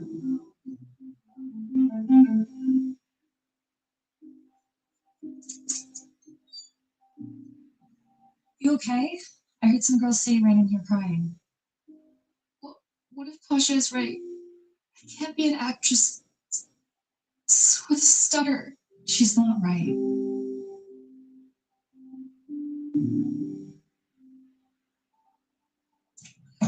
Miss, you were amazing up there. I loved it. Sorry, man, we've got complaints about this girl sneaking into the theater. Oh, no, please, she's my guest. Sorry about that. Thank you. I want to be just like you someday. But I stutter when I'm nervous. It's okay. We all get nervous sometimes. Even me. Just sometimes. We all just need that one little thing that'll remind us just how capable we are. And all those worries will melt away. Emily, hello. You're going to be okay. Don't let the bullies get to you. Thank you, Isabella. Being such a good friend to me. I've never had a friend like you.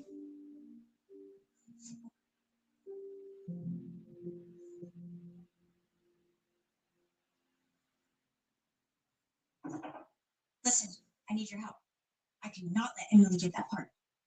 Maybe we can sabotage her audition or something. Ideas. I'm not helping you. I'm your stepbrother, not your employee. Besides, Emily's a great actress. Practically deserves that role. As if the girl can barely get through a line without stuttering. Come on, please. No, Tasha.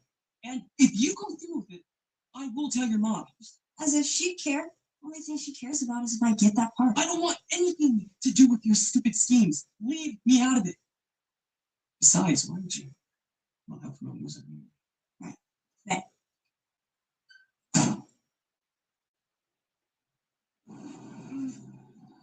Maybe I can come by your place then?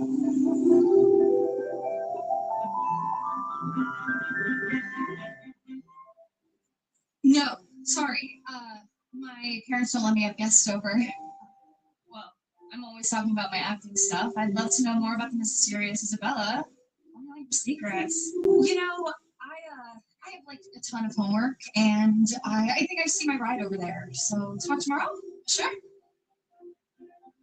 Oh, nice ride.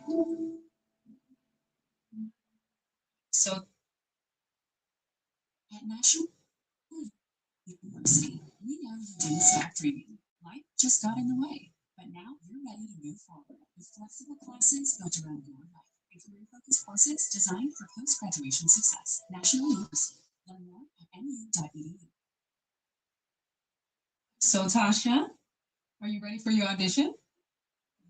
Why don't you perform some of your lines for us? Yeah. Let's see what I can remember off the top of my head.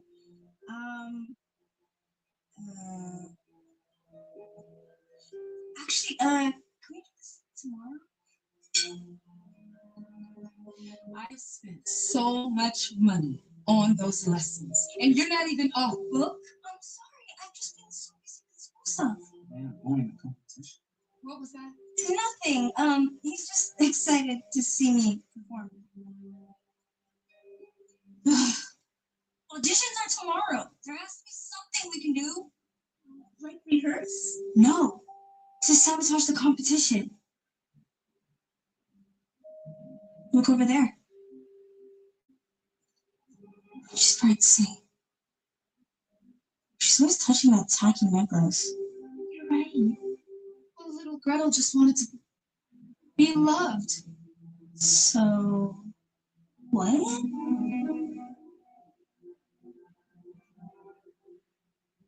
I'm so proud of you. You've come so far and are better than ever. You got this. I'm so nervous.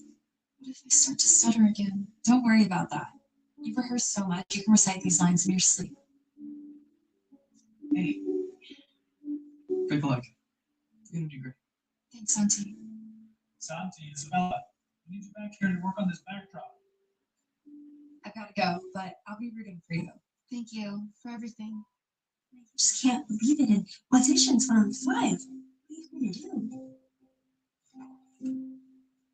Watch this. Hi, Emily. Just wanted to wish you luck out there. Really? Of course. You're fantastic. I brought this for you. It fits your character perfectly.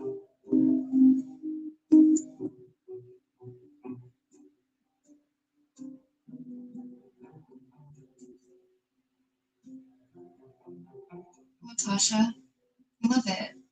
Thank you. Really, I thought you hated me. Oh, stop. That was just silly little banter. You're perfect. Thank you.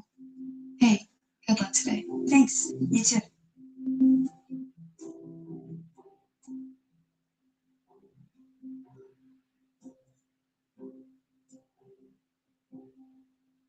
You have never known what it is to be happy. But wait, Uncle Vanya, wait. We shall rest, we shall rest, we shall rest. All right. Thank you, Tasha. Bravo. Next, we'll have Emily.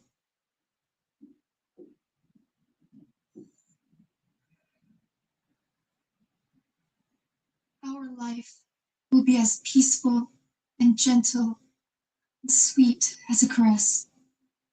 I have faith. I have faith.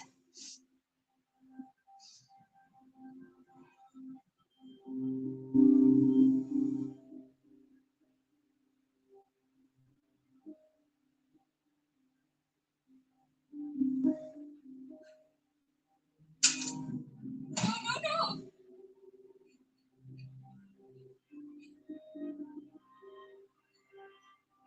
You have never known what it is to be happy.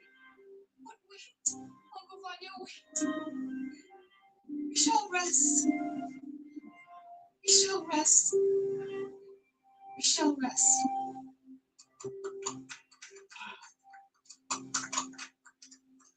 Emotion. That was incredible. That was the best portrayal of Sonia I've ever seen. Why would you do that? You have no idea what this necklace means to me. I told you, that role is mine.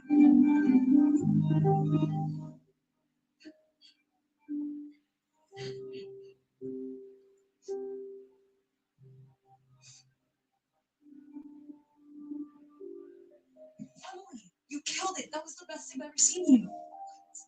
Tasha ruined it for me. I bombed. And look, my necklace. Tasha broke it. We can fix the necklace. But that performance, Mr. Harrison is still raving. Emily, you're going to get the part. Really? Yeah, you did. Did you see the look on her face? Like that girl is finished. I can't believe you did that. Did you really break it into a billion pieces? Tasha, what did you do? What had to be done to secure my spot? I told you. Well, your plan didn't work. Mr. Harrison thought her tears were part of the act. I mean, he told the whole class Emily's monologue was the best he had seen. He's choosing her.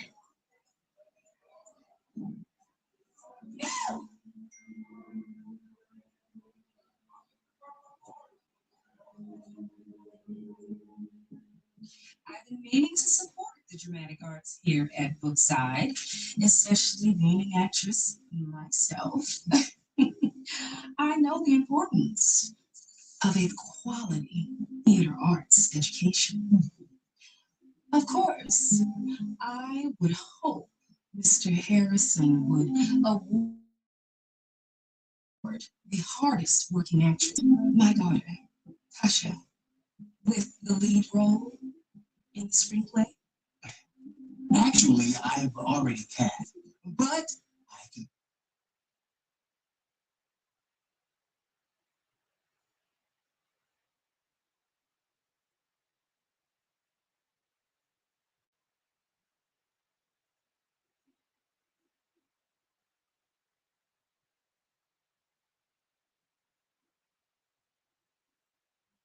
Assure you that Tasha will be getting an amazing secondary part. Mr. Harrison, I'm sure you understand that this money can provide some very well needed resources for your students. We can invest in more after school programs, the playwriting curriculum, new textbooks.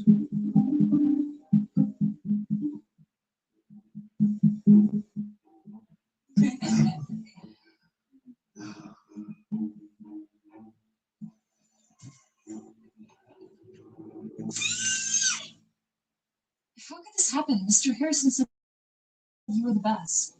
I guess I wasn't. No, this has to be some kind of mistake. It's not a mistake. That part went to the best actress. I told you. A girl with a stutter would never get that part. Don't listen to her.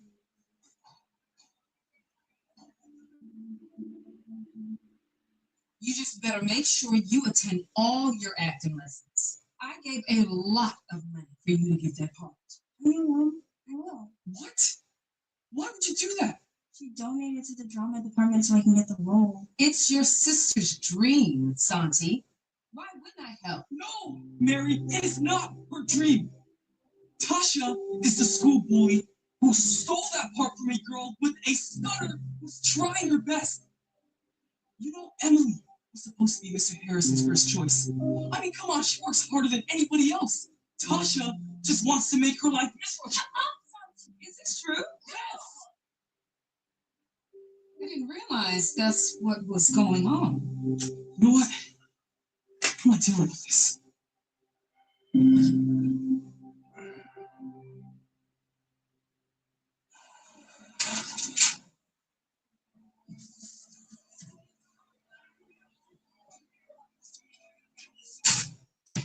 Emily, what are you doing? I'm giving up. Tasha was right. A girl like me shouldn't be an actress. You can't just give up on your dreams because of what other people say. You love to act. I know you're my best friend and you're just being nice, but it's okay, Isabella. You don't have to pretend. I know you have what it takes. How could you know? You said you're not an actor. You're with Sansa backstage. What's going on? What are we doing in here? You're scaring me.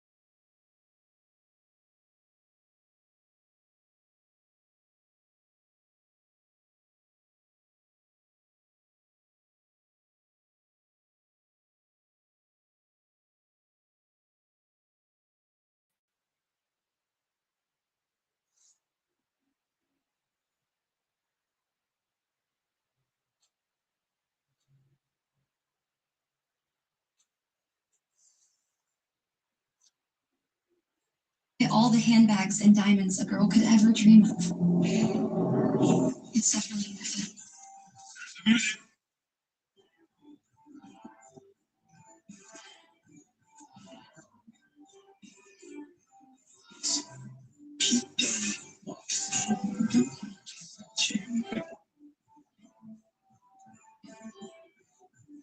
Come on, guys.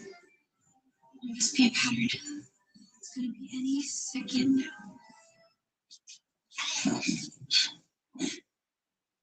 Boy, just sit there. Why don't you complain to a manager? And just like that, we're down to 3.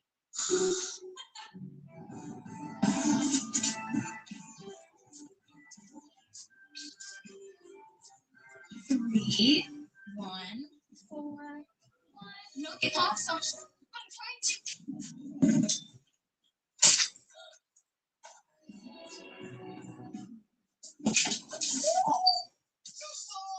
Yo, your plan actually worked. Sure did. Looks like we have a double elimination. What? No, wait, no, that's not fair. I had a chair. Oh, but we don't have any more. Which means You're out. Technically, Mikey's right. Rules are rules. oh,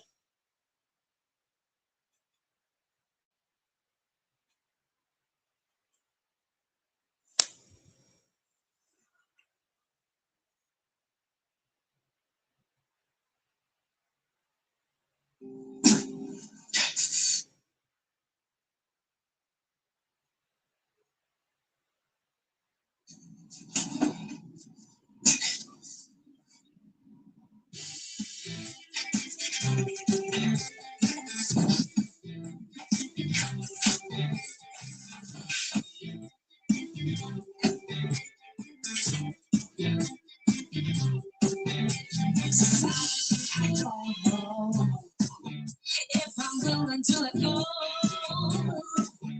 if I see it's right now, yes, I will not put on show. That's what you get.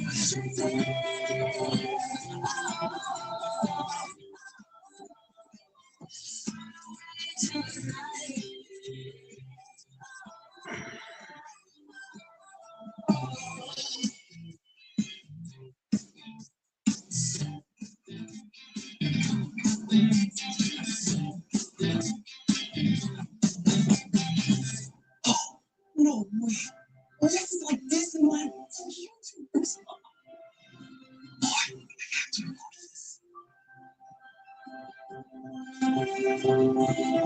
This is sick. You guys, I did it. I snuck on to the Beast Game set. Now, all I have to do is just hide out and wait until the games officially start so I can compete in the tournaments. $5 million, here I come, baby.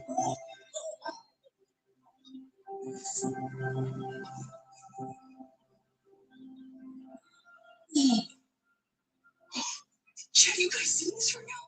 This is epic. What?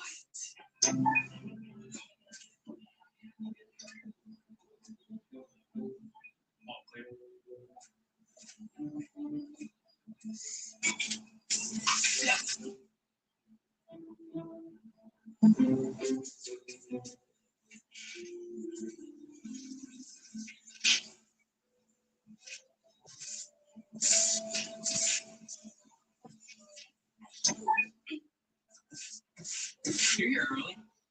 Yeah. Beast wants it very clean for the game, so. Oh, I see. Let me know if you see anything suspicious. Will do, sir. Amateur.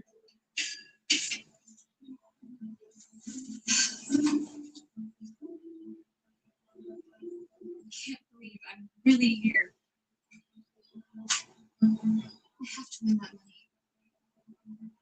Speaking of money, where is that?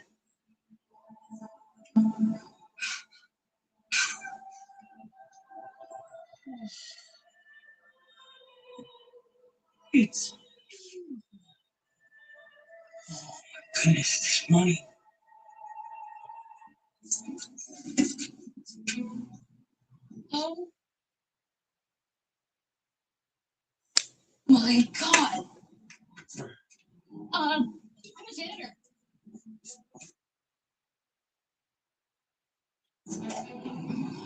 a second.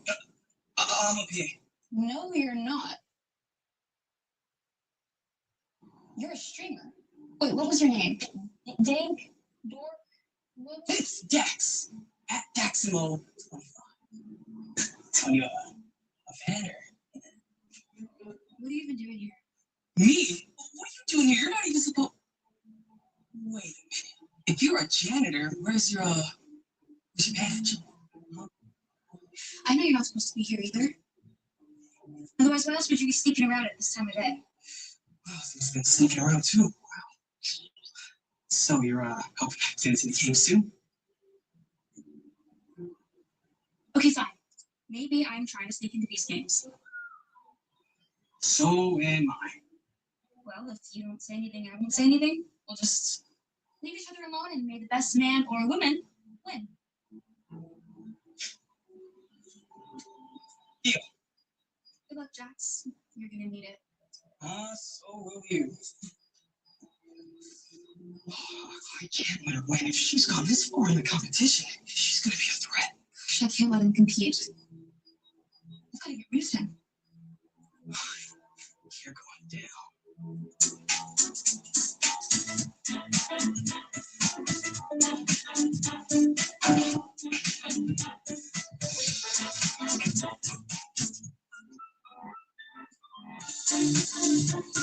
Don't mind if I...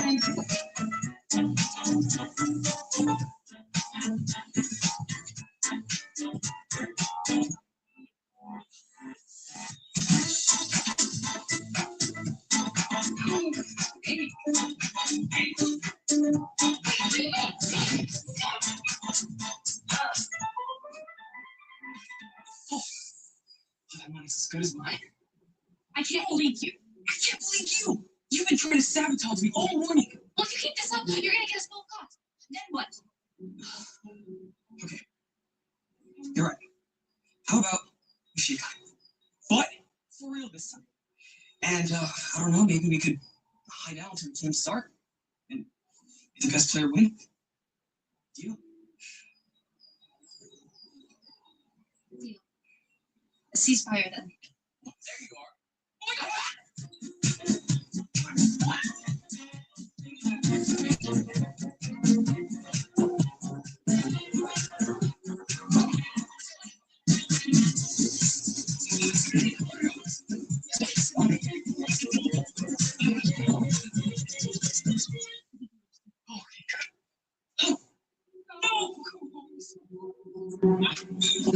You are not close. What? But how? We've been sneaking around for hours. You've never caught us. You don't think this place is covered in cameras? This is Beast Games 2. You two were never close. Wait, please don't tell my mom. Like, I can't get in trouble. My mom's gonna kill me if you tell her. Please. What are you laughing at? You're scared of your mom. I have something I want to show you. Jarman told me that I should let you guys compete in one of my games, and honestly, I was gonna say yes, but now that I've seen you break the rules, you're banned for life.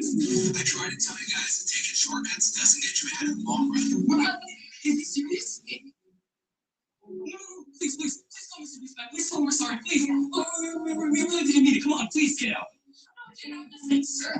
Oh, you're funny. You hadn't thrown that basketball. None of this would have happened. Yes, it's a guard. You see the basketball in that thing, and it's the only reason we got caught because we were talking about it.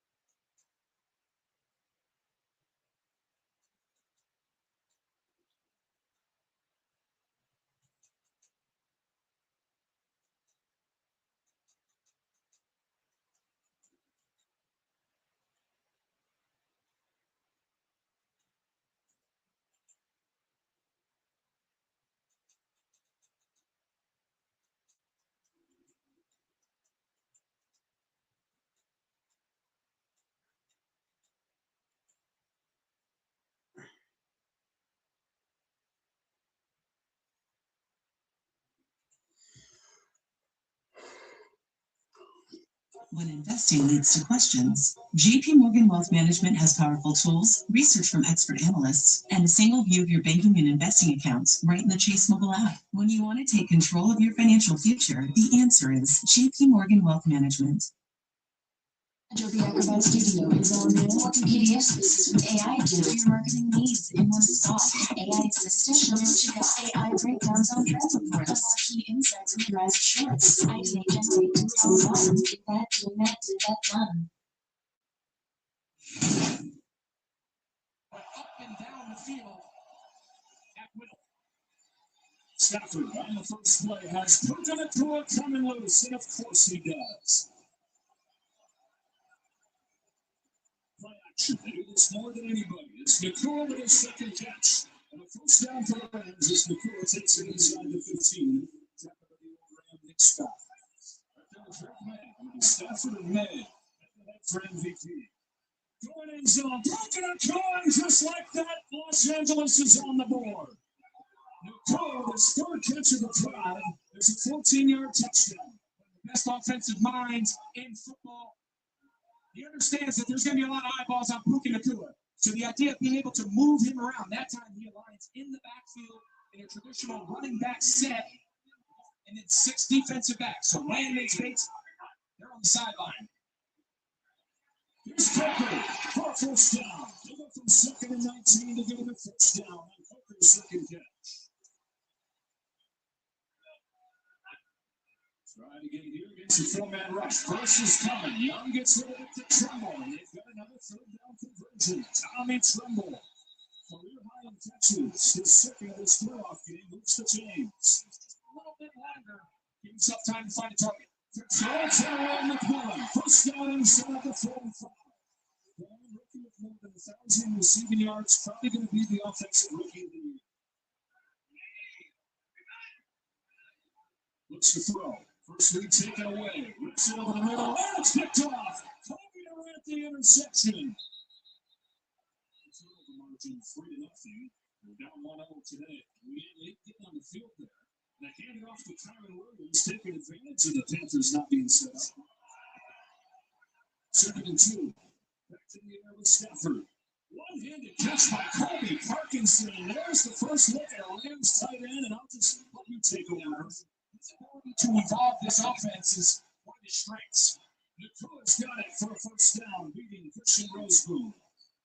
Meantime, and all that's the MVP candidate for it. Look out for Devontae Adams down here. They give it to Puka Nakua, though. Nakua breaks tackles and gets his second touchdown. Puka Nakua having himself one heck of a day. We talked to defensive coordinator of the Carolina Panthers, Adrian Rivero. He said, we have to turn this into a kicking contest. We have to force red zone field goals. So far, this Rams team has been down there twice, and they have no answer for it. So far, it hasn't played out. Young under pressure again. It's 3-4 coming off to him. He gets loose, throws it on the line. Jalen Tucker snags it. Perhaps atoning for stopping his route, leading to an interception on the last drive. Yeah, you're going to want how good he's expected to be. It's hard. You can only block the trainer with the pad so many times late in the season. Jared versus not the trainer. Looking long here. Let it fly. There's McMillan, put it right on the floor. 15 yards inside the 35. From the 33 play action. Again, Todd steps up over the middle. It's McMillan again. To the 11. Second consecutive grab for the rookie. This one goes for 21. Can get a first down here without scoring a touchdown, just outside the 10. They get it off the Chuba Hubbard, breaks the tackle and gets to the 4.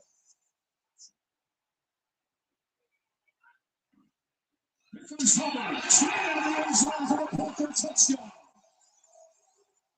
That's Damian Lewis, the left guard. He was the other half of that big free agent spending to solidify the interior of this offensive line. Robert Hunt, we talked about him dealing with injury.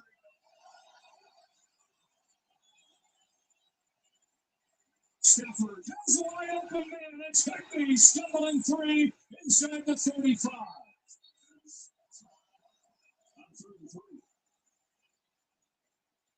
Sideline, Adams climbs it out of bounds. Defended by Mike Jackson. From 46. Right down the middle for the thicker kicker out of Missouri. Because of that depth they've developed in the draft. Third down and 2. Young back to throw. He's got Hubbard swinging out of the backfield. Oh no, he had room to run and couldn't pull it in. And the punt team has to come out. At some point, try to get Devontae Adams into this game. Corner blitz spots him. It's picked up. There he is, Devontae Adams, but it's in front of him and incomplete. Oh, they had him. You got to work yourself back into game action. Can't help coming after this. Almost got there. Fair catch taken by ET. And oh, he lost the ball. The Rams are on top of it. That was Troy Reader that got there first and hung on. Don't be afraid to throw this ball short of the stakes. If it gets to a fourth down, could be a go. Stafford finds Higbee. Tackled shy of the first down marker. It was Nick Scott. Game of 9, 4th and 3. Let's see. And Cool motions out. Blitz is coming. Stafford looking to run for the first down. Instead, lets the quarterback broke it up. DJ Wanham, the coverage on Higbee. 47-yard line, 1st and 10. Young, lofty, Parker, pocket toss. Jalen Parker inside the 20. Longest play of the day for Carolina, 32 yards. And there you go. Both teams trying to break through still. Young steps up, he's got room. Bryce Young tucks it, runs. Bryce Young, touchdown.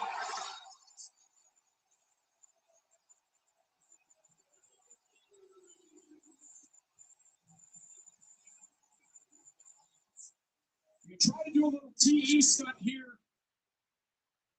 With investing options from Navy Federal Credit Union, Rob feels financially at ease, which means he can worry about other things like landing this fish.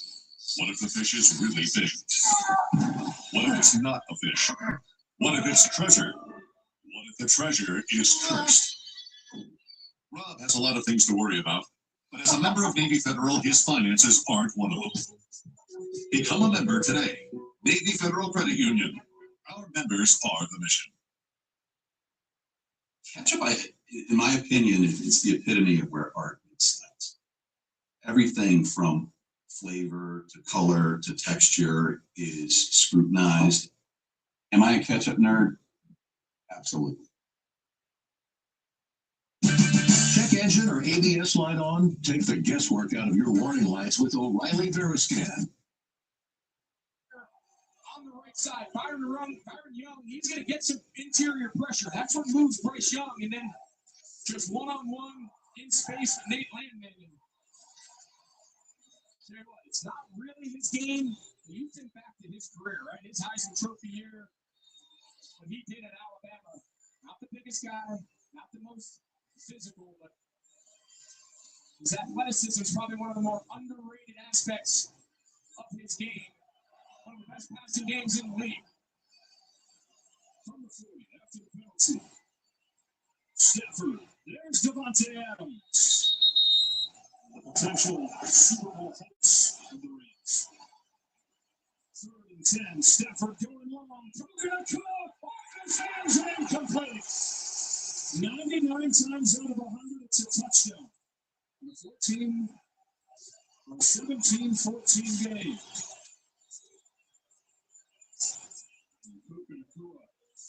Drops early in his career, but you almost never see that anymore. Thanks so much, Coach. Joe, we've been monitoring Bryce Young's makeup. Right here, over the middle, there it is. A strike and a first down. Fires it over the middle to McMillan.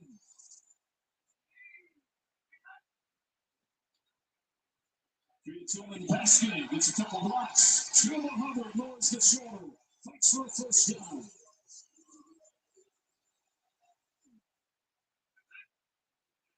Four-man rush. Into the flats. Tommy Tremble. Upended by 4. 4th and 2. So the rookie out of Florida State, Ryan Fitzgerald, in his first postseason kick has tied the game. Smith Wade sees that pressure coming off the slot. Here they come. Picked up. Devontae Adams has it. Brooks gets picked up and Stafford zips it through for 20. Stafford going end zone. Wants Nakua. Defended by Jackson. And it's fourth down. The Rams retake the lead. How about Harrison Mevis?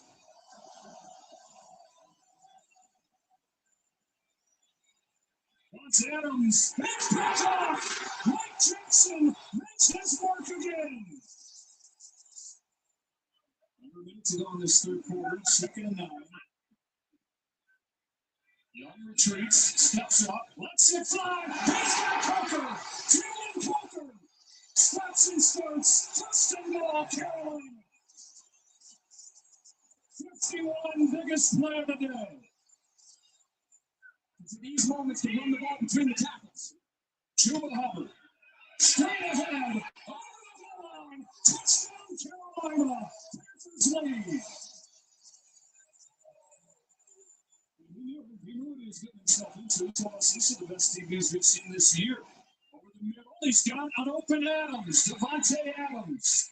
Again, attack in the middle of the field, and Adams gets 22 in the Panthers' territory. A tough matchup. They get down there around the 5-yard line or closer. It becomes Devontae Adams time. Stafford has Williams. Kyron Williams puts the Rams back in front. That's what he does. Charles, he's going to be one-on-one. It's going to be a three-way go. The best guys I've ever been around, the linebackers, the Luke Kuechly's of the world, they always say, make the back break out. And you see just the ability to manipulate the eyes of Stafford. And once Charles plays outside leverage and Kyron Williams crosses in space, they're going to blitz out of the secondary. Trying to beat it to Coker.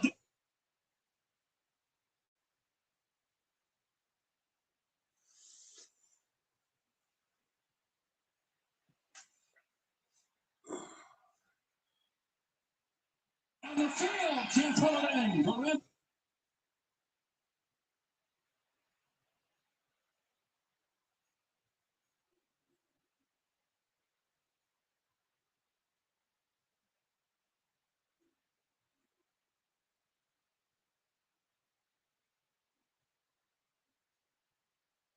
the coverage. Stafford to throw on 2nd down. Sits it, Nakua into the tightest window. Stafford to Nakua for a first down.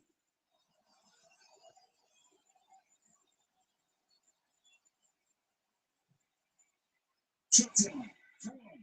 Can't split him. Mixed up. Christian did a great job on back-to-back plays, tackling in space. Evans the punt. Coming after it, he's blocking it. Carolina's blocked the punt.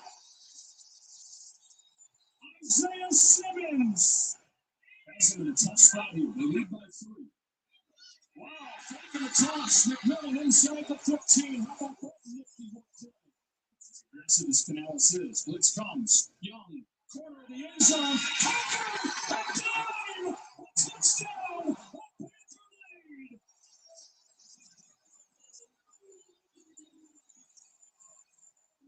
Weekend. Bryce takes a look out, one-on-one in the slot against the safety Cam Curl, and there was no doubt when Bryce Young caught that ball where he was going. Key down for the Rams. You want to get as many offensive snaps before that 2-minute warning. Adams this time settles in the zone with a first down. He's up there at the top. Nakua, middle of the defense to the 30. Trayvon Merritt, they've used him as an extra rusher a lot today.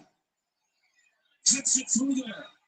And it's a first down and the first catch of the day for the rookie Konate Mumfield. 10 from the 19. Stafford going towards the end zone. Parkinson!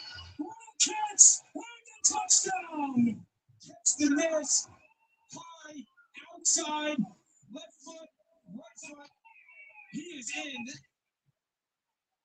Kobe Parkinson, they paid him a lot of money. Originally drafted in Seattle. My last year in Seattle, he was one of our young tight ends, and I think everyone thought he was going to be good, but he has taken on a huge role in this Rams offense down the stretch.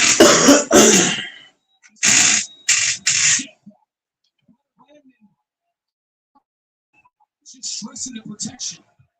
They get there again, lofted up, incomplete. It's 4th and 10. Young. It's dropped. And it's over. Jimmy Horn drops it. And the Rams survive. He had it.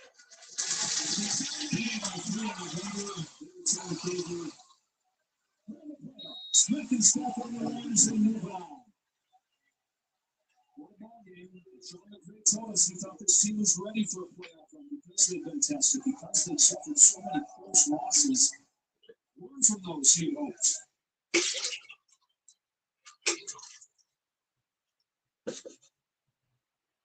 I wanted a trip I'd never forget. And it was everything. Dishes I'd never tasted before. Dinners in private palaces. Flowers everywhere. The air was full of color. And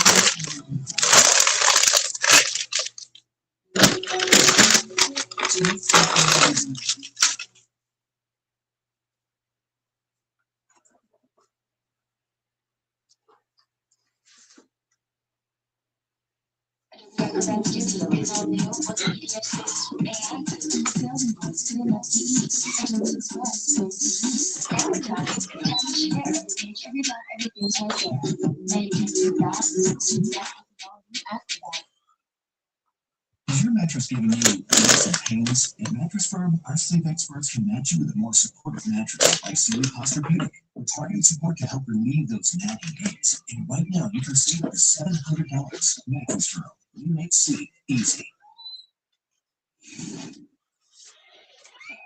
Here, showing why he's one of the best in the league after the catch, picking up additional yardage. 2nd and 8, and they've got Cooks. Out of the gun, Allen. Quick down the middle, and it's not there. Follows their line. They never reach the end. He's got the first down after the 40, written down by Jordan Poyer. In the throw. Lawrence, pass, almost intercepted. Off the deflection, off the hands of Washington. And Lawrence again, up top, and picked off. Picked off by Thompson. Jack Thompson's down to the 32-yard line.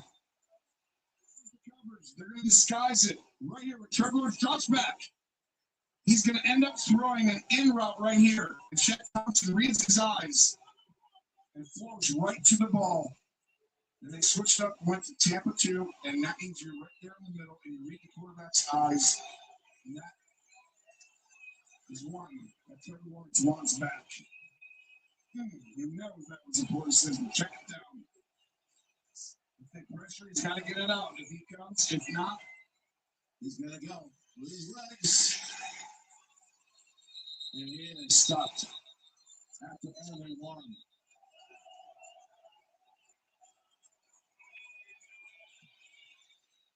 Here, hold on. It's good. You'll take him. He's at 80%. Right up on the near side. Watch out for him. He's been unheralded this season. Been injured a little bit, but when he's played, he's been brilliant. Yeah, it's been a difference maker in this offense in a lot of ways. Watch from here. Lawrence, guess what? It's strange. Lawrence. Tim Patrick's now in the game at wide out as they toss it to Tootin. And look at Basil Tootin going. Rips off the long run for 20. Tootin, rookie out of Virginia Tech. First time in Buffalo territory, and they've got more. They've got 2 to 10. With a chunk play of about 12. One's going to come down. First and 10. Lawrence plays on the handoff. Tootin inside the 5.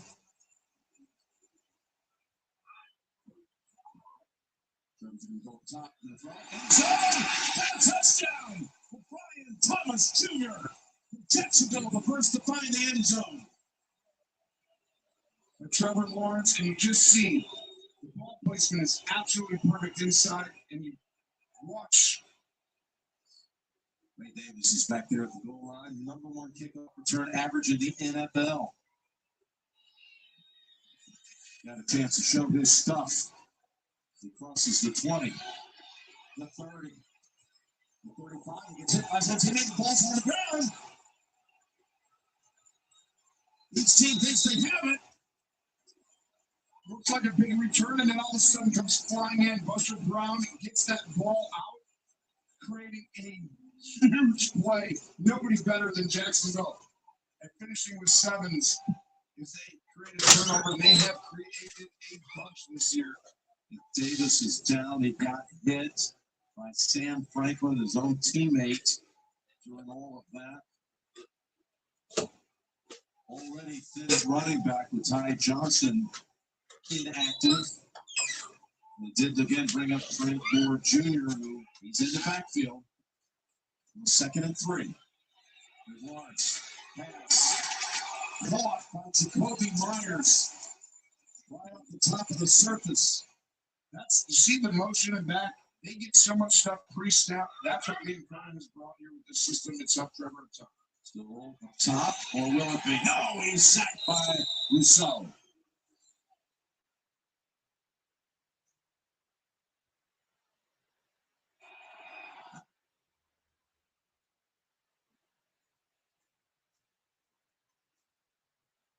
Gun. Again.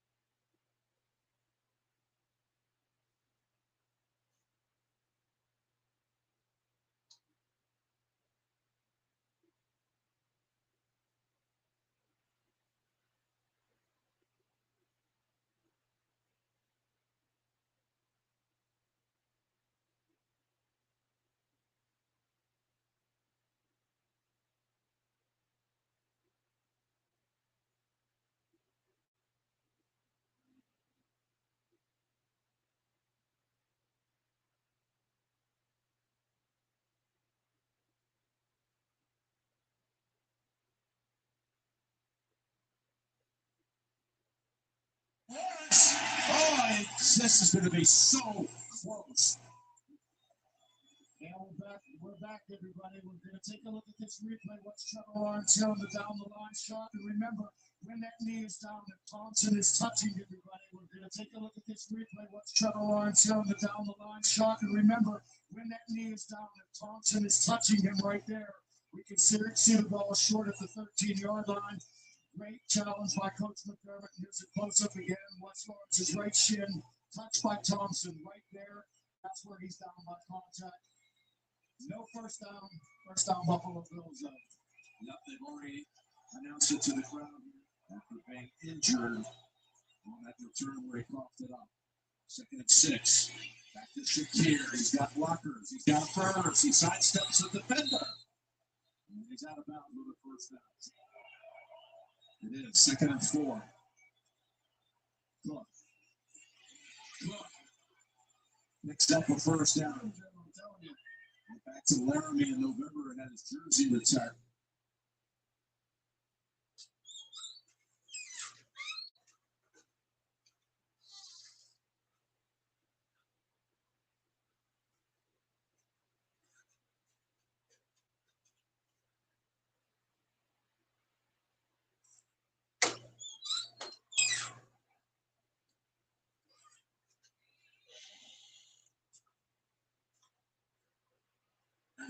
Campus throws. Oh, that was right over the head of one defender. Flag is out, and look at Brooks.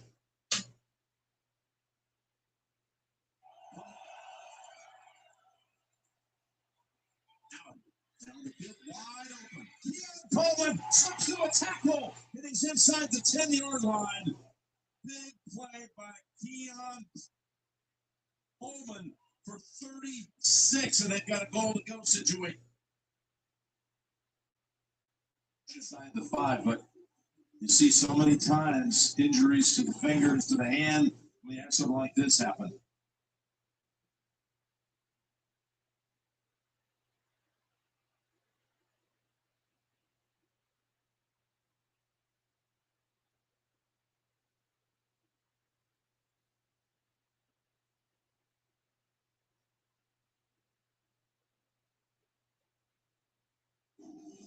A 100%. This is right down the finger. You don't want. You can tell that definitely hit it. And that will be concerning. Even on the toss, you can tell. There you go, Sonny. You had the right call.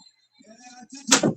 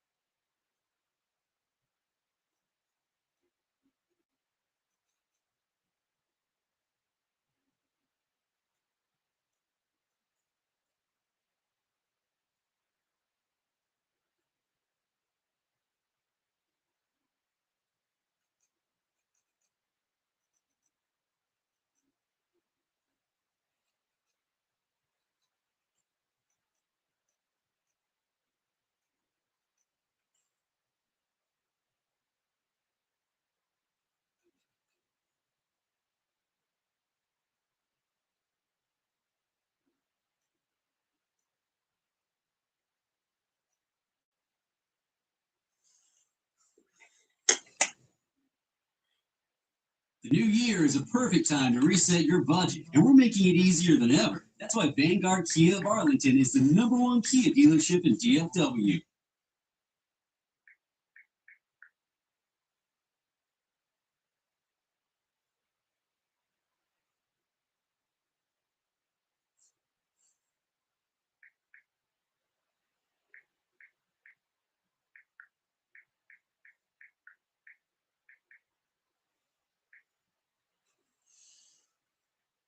Boy on YouTube. Favorite little boy on YouTube. Okay, I'm a woman, 24 years old. Oh no, my birthday's next month, by the way. We can do Nothing. so Something funny. I've done for the last 24 years. We're gonna throw you a party. I want to play. No, we're gonna throw you a party. Instead of alcohol and stuff, we're gonna have soda and like sell some. Oh my god, no drugs, no alcohol, like a clean party. Yeah. Wow, that would Well, be pizza party? We'll go get the tri-tip pizzas. Yeah.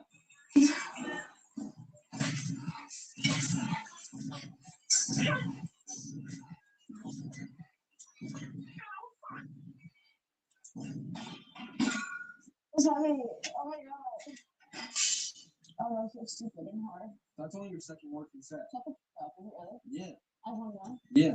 Oh man, I'm done. At least your socks are clean.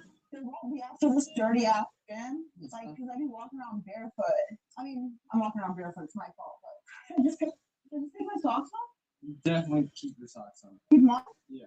You're not for the people. You're That's not just, for the people. that's The just people unsanitary. the people might want to see my socks off. Depends what color your toes are, see? I can get my toes done. That's what I need. Okay, well, let me see you. Bring me up to school. It was your idea.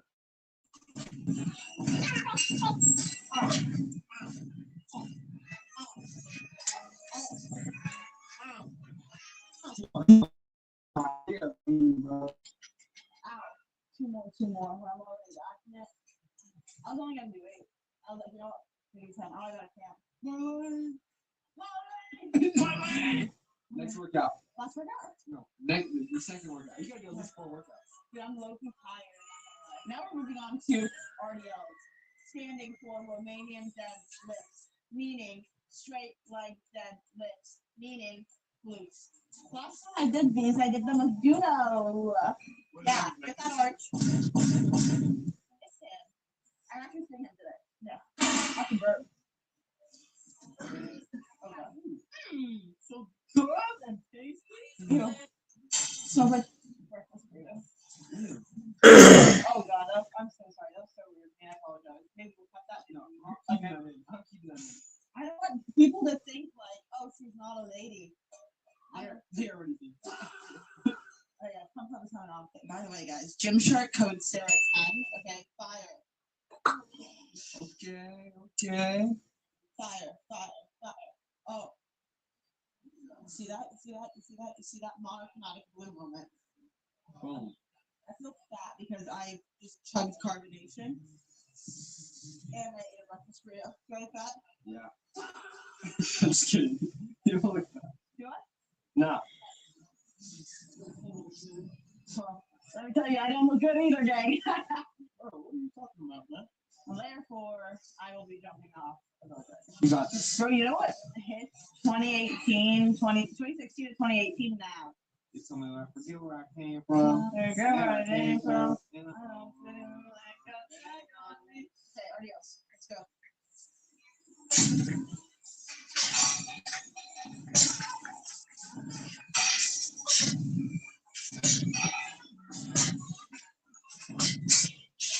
Bro, I feel like it's gonna be boring for them to watch me work out. They love it. You're in good form. Been doing these for a long time, 4 years. But so Brad has a weird room in his gym. He calls it the posing room. It is a good round. Okay, go ahead. Go ahead. Whoa. Show the room.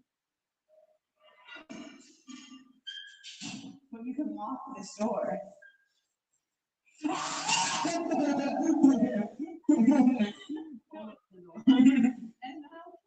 no, but isn't that weird? There's a chair in here, like What's going on in here? and there's mats in here.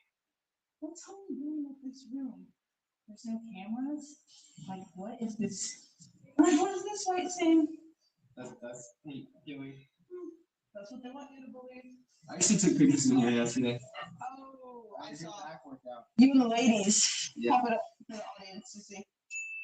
Making the who's meeting women, not meeting actual. In a nice, with love way. Saying with love is like saying no offense. Yeah, but it sounds better than no offense when you say with love. Yo, fuck you, with love. Yeah. Oh, wait, that sounded like. Yeah. All right. So I ain't gonna lie, I'm not feeling this. Doesn't matter what you're feeling. Let's go. Who's gonna carry the boats, huh? You are. Let's go. Who's gonna carry the boats? In the boats. Hopefully I find a man to carry the Come boats. on. What? Let's go.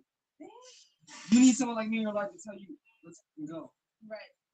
You do something straight. I ain't trying to carry no type of boats though. All right, guys. Let me just tell you, this is where it counts. When you don't want to do it, it sets you apart from everyone else. So you just gotta do it, right?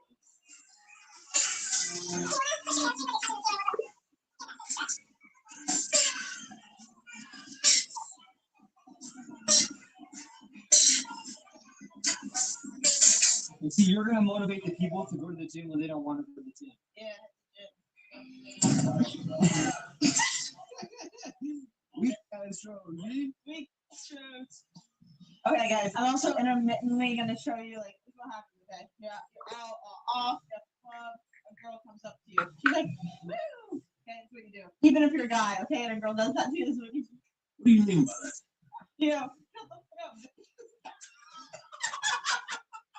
Gender doesn't matter. You know, bisexual, me not straight. Okay, wait, no, me not bisexual, straight. Yeah, I think I might be. I think I have gradient.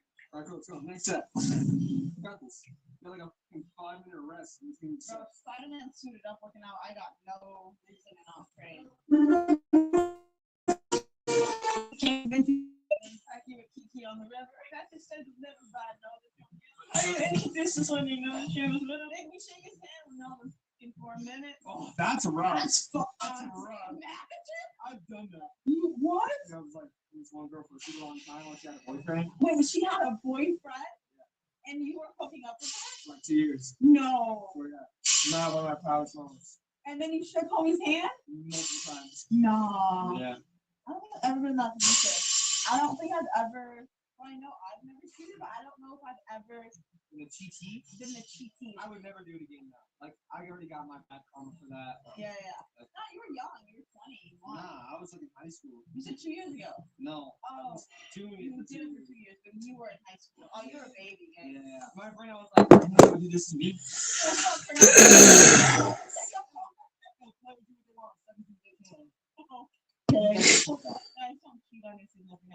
Don't do that. If you want to have sex with multiple people, just don't be in a relationship.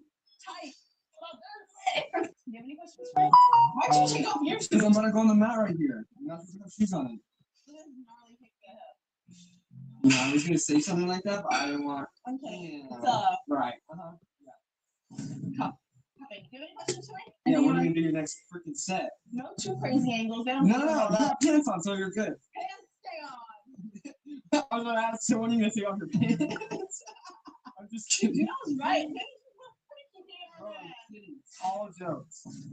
Not be doing that. I be saying outlandish things like, I'm just kidding. Why?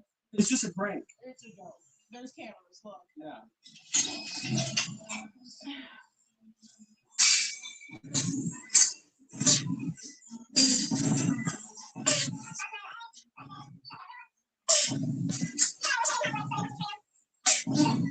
Your shoulder and your tricep look crazy.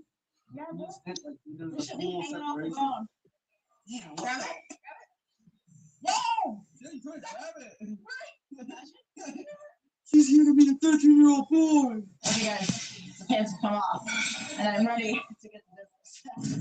No, I'm kidding. But the pants did come off. This is a very rare thing for me. I'm so much more of a sweatpants girly, but you know. But yeah, let's draw. Nothing crazy. It was the first time in a long time. I hate my legs. I'm like insecure about a lot. I mean, I'm confident about a lot too, but I'm insecure about a lot of things. My legs, my lower half. I mean, okay, wait. I'm insecure about everything. I'm insecure about my whole body, but lower half especially, I'm super insecure about. You can tan. Really good. My default setting is tan. You mean you need a tan? A little more of a tan. Yeah, I do. I look. Oh my god, pop up a picture. I look good tan. But it sucks that it's like 50 degrees. So yeah, I need a little tan. But like the light's not that bad, right? No. Do they look like a trainer? A little bit. I feel like they're very proportionate to your body. What the fuck is this listening? It means they match. Ah, Okay. it's a freaking word, dude. Oh yeah, we're gonna get to work. We're gonna get to business. So these are like single leg. I don't really like these. Damn. I thought I did. We already started them, so you gotta do them now.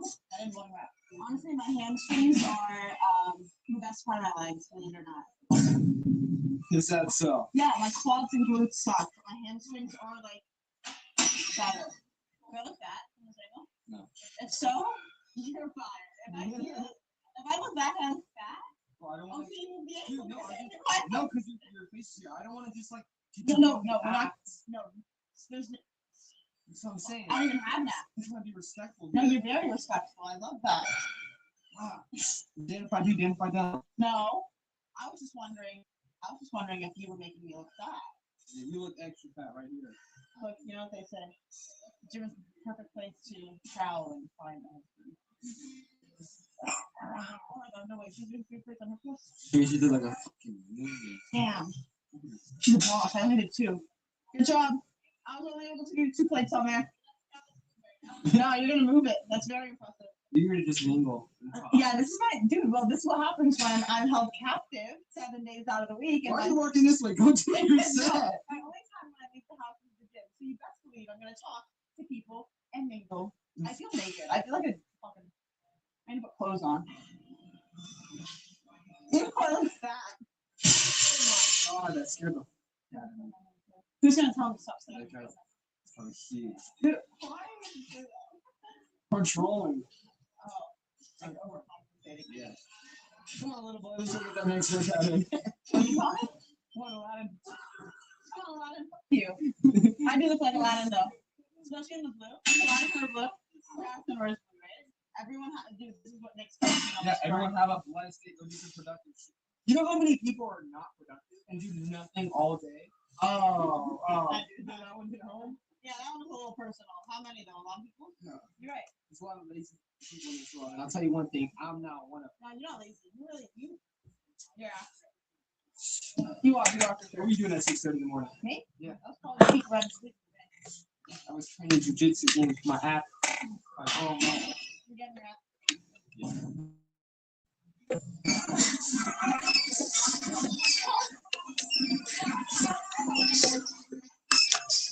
This is hard. Bro, I'm not drunk at all. I'm from. I know I am. I'm forcing myself to, but I'm built to be like 250, like I'm lying backwards. I'm meant to be a body. Yeah, bro, I can eat. Alright, cool. Do me a favor. Hit this set and you can go eat. You know what I'm gonna hit? I'm gonna hit you. I dare you. And like you know, said his hands are bisexual, but you know, Yeah, right. You're too nice. You wouldn't swing on a girl. I wouldn't swing on the girl, but I smacked the shit out of him. Front hand or backhand? Yeah, you that sweaty, Gene? What? That ain't me. That ain't me. I don't sweat. I glisten. You know what's throwing me off? The blues are 2 different tones. Okay, well, clearly you don't know style. This is what they call monochromatic. I'm kidding. I thought they were the same word. I'm not gonna lie, but it's fine. Gymshark guys, code cherry pattern. Buy anything and everything, but only if you're gonna use my code. If you're not gonna use my code, then don't. But buy Gymshark using my code, so then I can like maybe buy a turbo. I'm just kidding. I love you guys. Thank you for watching and supporting. Let me kiss you on your forehead. Forehead kisses for you. Do you like forehead kisses? I don't think anyone actually. Okay, I think I've gone to some forehead once. I'm sure you've gotten kissed on your. Couldn't be the cameraman.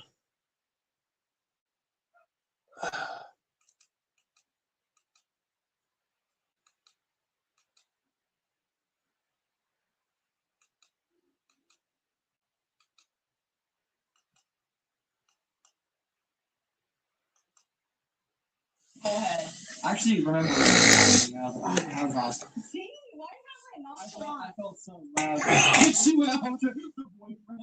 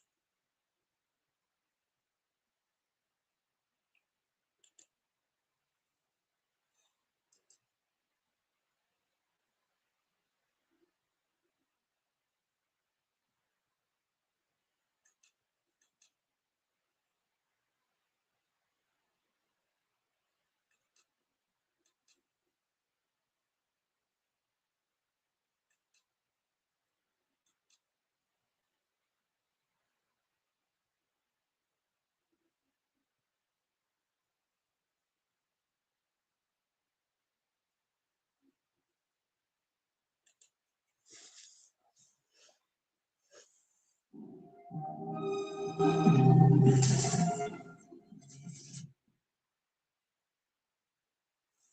now, sustainable home electricity claims brought to you by Sunshine. Win.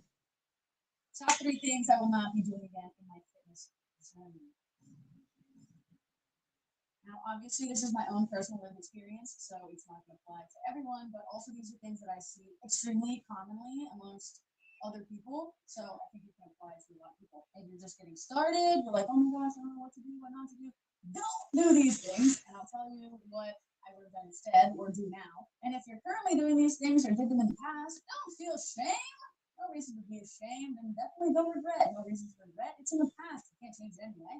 The only thing we can do is, look to the future or the present. But looking to the future to grow and get better and try new things that work for us. So let's get started. The first thing I would not do again. I would not be too extreme. This isn't something that everybody has the same experience with, but in some way, I think it affects a lot of people. My personal experience with being too extreme was I was too extreme on like every degree. I was one of those people that went to the gym 7 days a week, multiple hours, sometimes a couple times in a day, just really intense. More is better was definitely my mentality. Not everything that feels productive and healthy is actually productive and healthy. And sometimes those habits we view as discipline are actually holding us back. Rest, no pun intended, is super slept on. Rest and recovery, very important. These days, I don't work out more than 5 days a week. Usually I work out like 4 days a week, but I wouldn't go more than 5. Taking time to recover is very important. Create a schedule that is manageable for you. This is something I see a lot with people that come to me for advice because Hell yeah, recovery's big as you get older. I used to think recovery was a joke. But now I'm getting older. Recovery's huge, bro. Going to the gym 5 days a week for 2 hours a day for 1 week is far less beneficial to you than going to the gym 1 time a week for 30 minutes. Gotta recover. But you do that for a whole year. That's building a habit. Now, The sleep, stretching, icing, punch bathing, shit, yoga.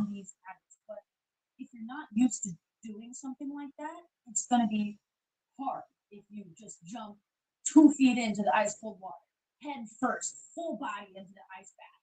That's gonna freaking suck. So you're probably not gonna ever want to do that again. But if you do that just a little bit, you just put your toe in, you're like, oh, it's not so bad.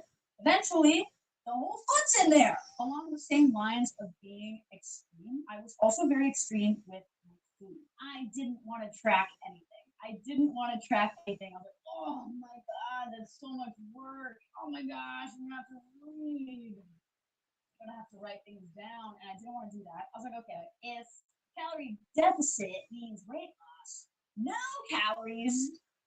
What does that mean? A lot of weight loss. No, it actually means to get institutionalized. So don't do that. Tracking my food helped me a lot, and tracking my workouts is also helpful. Now, tracking is not for everybody, especially with the food aspect. It can actually cause more harm to your relationship with food. So proceed with caution. It can become addictive in a sense if you're becoming so obsessed that you can't deviate and you're stressing and you're missing social events and you're just like, oh my god, my food, tracking my whatever.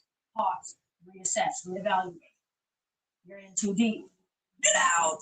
that's what I say. But it's super helpful for me. So I kind of track loosely just to get a gist of what I'm eating, and that helps. It's not that serious, but it can be helpful. Specifically, if people are to track something but afraid that it will be too intense, I recommend just tracking protein. That's something I wish I had tracked for many, many, many years. Actually, I definitely did not get enough protein to fuel my body, and that was very harmful for my body and my mind in more ways than one, but definitely not beneficial to my muscles at all. The general number that's kind of easy, it's not like super exact, but it's the one that's widely recommended, is a gram of protein per 1 pound of body. And like I said, with tracking not being for everyone or people being too extreme and then getting burnt out or getting overwhelmed, everything at once can very likely lead to you becoming overwhelmed or burnt out. Just start one step at a time so you don't overwhelm yourself. Eventually, once you get into the routine of like, okay, I go to the gym twice a week, this is what I do upper lower, blah blah blah, whatever, and you get that down and you're really consistent with that and you're comfortable with your routine, then I don't drink protein. Is the way that I'm eating now beneficial to helping me reach XYZ goals that I have? Do I feel good eating these foods, or am I eating maybe a quality or a type of food that's hurting my stomach, making me bloated, giving me acne, whatever it may be, you know what I mean? So one step at a time, I would not start off so. Second thing, I would not do, which is hard because it's really like a mental thing. I would not compare myself to others or people on social media. And this is something that I think most people struggle with at any stage in their fitness journey or in their life in general. I definitely still struggle with this. I'm not saying, oh my gosh, I used to compare myself, and now I never do that again. That's facts. Don't compare yourself to nobody else, man. Just do you. Be the best version of you. If you worried about somebody else and trying to be somebody else, then you're gonna lose in life. In life, you don't want to be anybody else. You want to be the best version of yourself. And once you learn how to do that, then you're gonna win.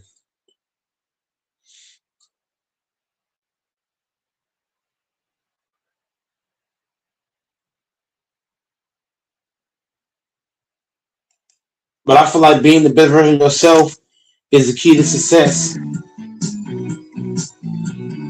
Don't try to compare yourself to anybody else. Don't try to be anybody else. Be yourself. Be the best version of yourself. You're gonna win. Please stop coming to the gym and make start. Well, the 60s was a bust. Let's take it to the 70s because obviously they started to cover up more. Look at this. Honestly, this is probably my favorite era because I can't see anything. Just everything is a mystery. Look at this.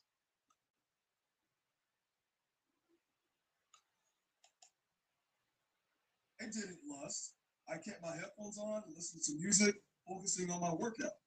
Me?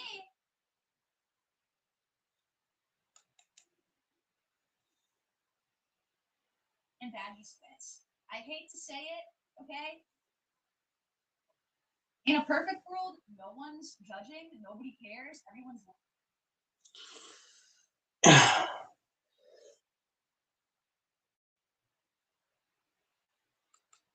I can guarantee this is the thumbnail.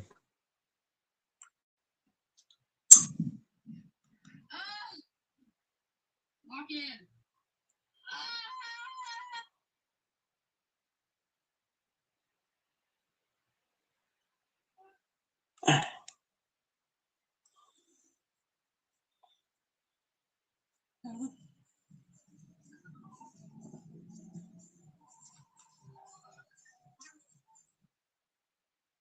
Just knowing how to put thumbnails well, man. That's huge.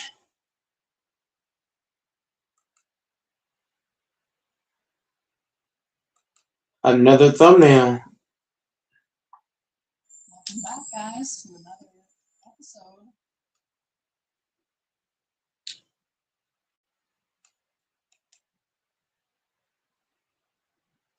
Also, I just really tight hamstrings. I feel anything in my hamstrings. Yeah, this one makes me feel like a Shaolin monk. Knee over toe.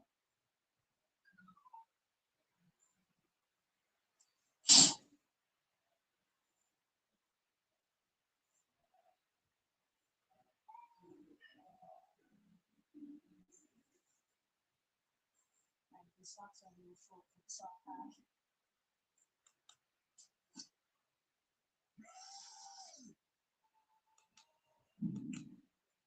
Warming up to the working weight, starting with the bottom.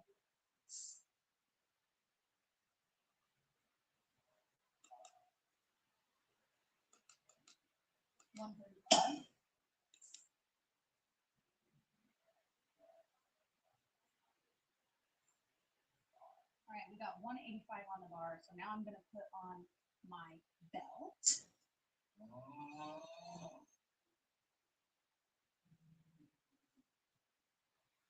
All right, now I'm gonna do 5 sets of 7 with 200 pounds, which is, it's supposed to be 75% of my max, but when I started doing the squatting again, I was like, there's no way my current max is what my old max used to be. So I reduced my max by 20 pounds. So it's supposed to be 75% of the max, but now it's at the new weakened max. Excuses, I know.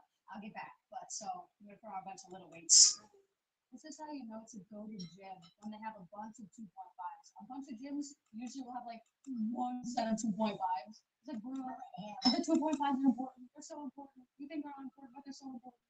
All right, 7 reps. That's some crazy cardio going on with this.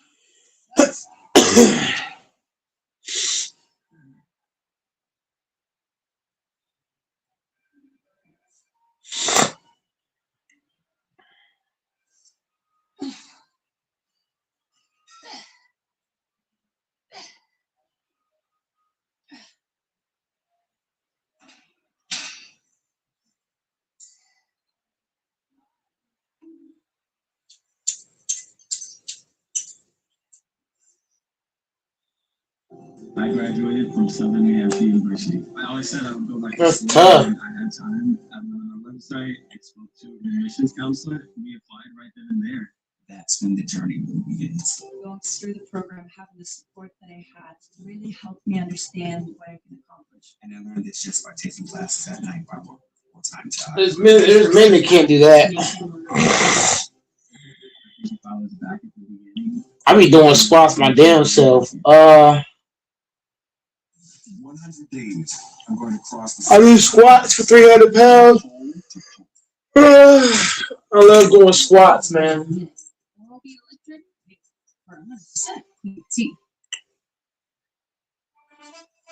Squats, RDLs, lunges, calf raises. That lower body work is key. One sheet of Bounty versus one sheet of the competitive brand. Bounty's durable diamond texture is thicker.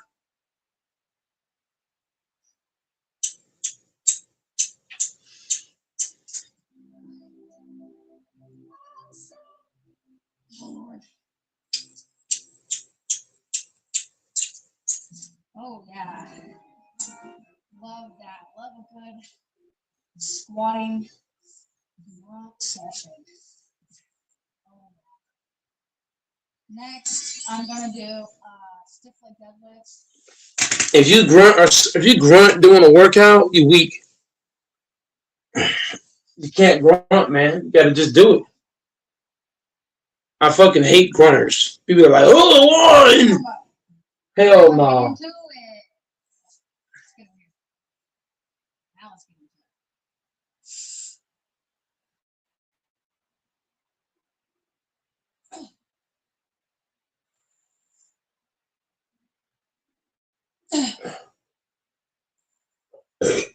£50 dumbbells squatting.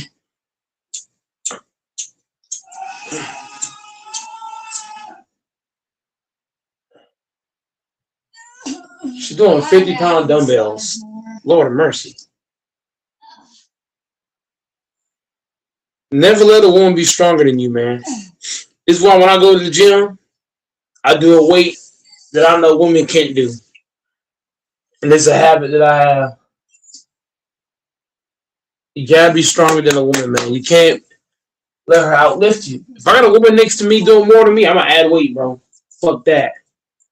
You got me fucked up. Not to sound like Will Smith's son. As a man, get your weight up, get your protein. Don't let a woman be stronger than you, bro. Not like Between testosterone and protein, that should get the job done. but if anything, I feel like it's almost somewhat positive that people are outing themselves. I would just like to say, if you need to bring down another person to feel better about yourself, you are not uplifting yourself. And I can see why for certain groups of people, it might be tempting to go into this very hateful community in order to feel better about yourself. Please, guys, especially in the gym community, because there's like really this culture of like, oh, woe is me, everybody hates me, and I'm working out, and I'm dark and brooding in the corner, and this, that, the other. Please, guys, girls, bringing other people down is not uplifting yourself. Okay, we can all be uplifted, especially those people trying to demonize a whole group of people that they claim to be different from themselves. That's pretty freaky. That's actually like super duper freaky, okay? Please, guys, please, please. Alright. Bulgarians. A little bit of warm-up.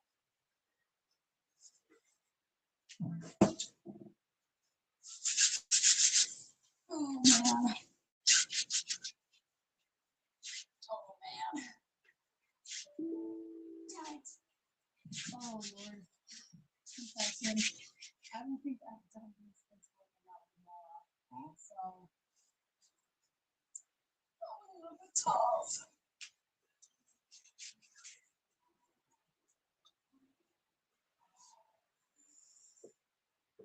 Yikes. Abs. Crazy setup.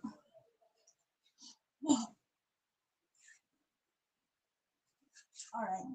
I was using this back thing as like a hack, so I don't have to prevent myself from swinging.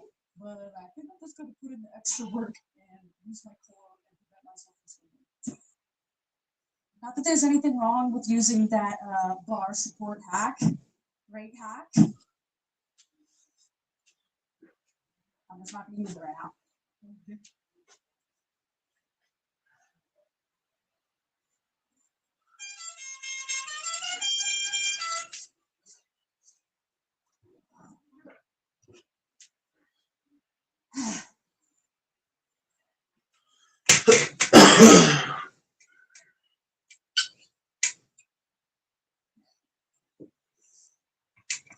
Yikes. Okay, last day.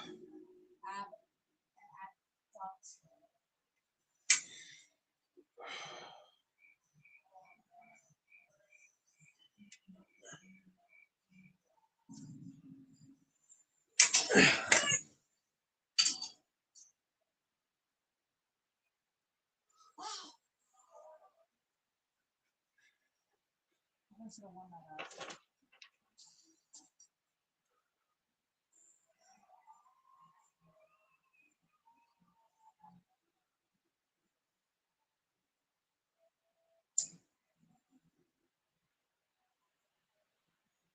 Okay. It's time. Time to flex the mirror. Most important part of the workout.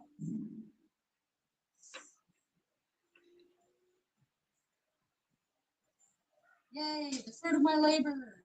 The plum.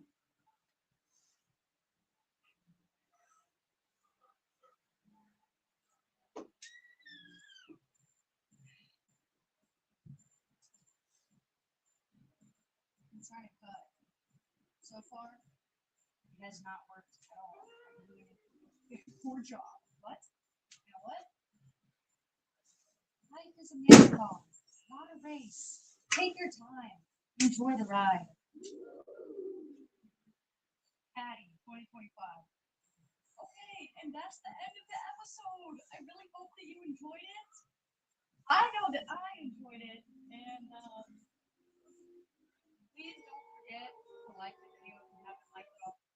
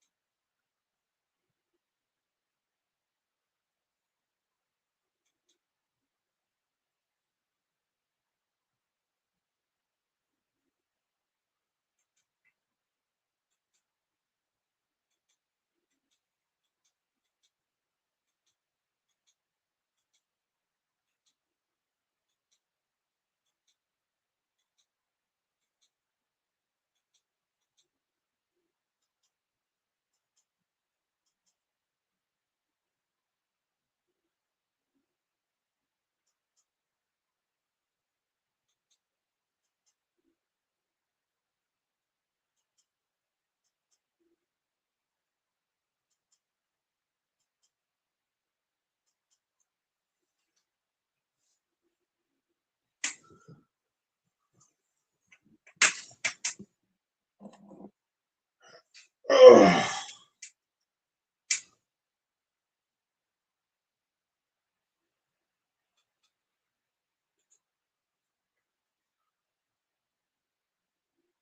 This new year, shop kitchen essentials at Hobby Lobby.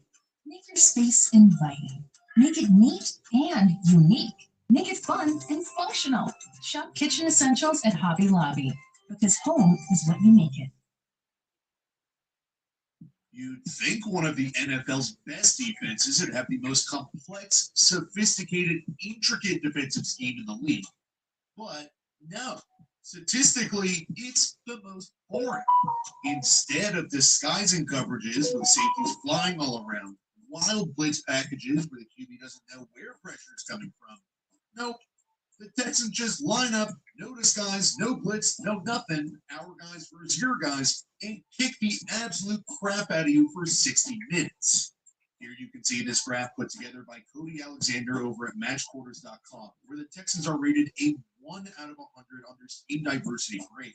This grade combines your blitz rates, coverage variability, and how many different personnel groupings you use. And we'll dive deeper into all this on how arguably the most dominant defense in the league rolls out the same X's and O's every single play. But before we do, I want to thank this week's sponsor, DraftKings. DraftKings is a great partner, and they have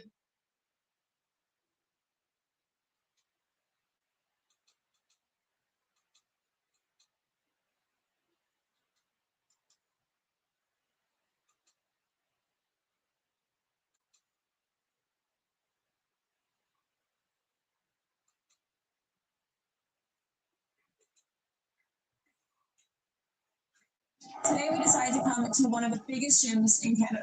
The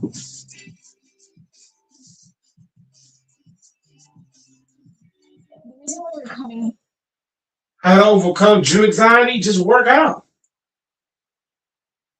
Plain and Today we simple. decided to come to one. Just get in there and put in the work, man.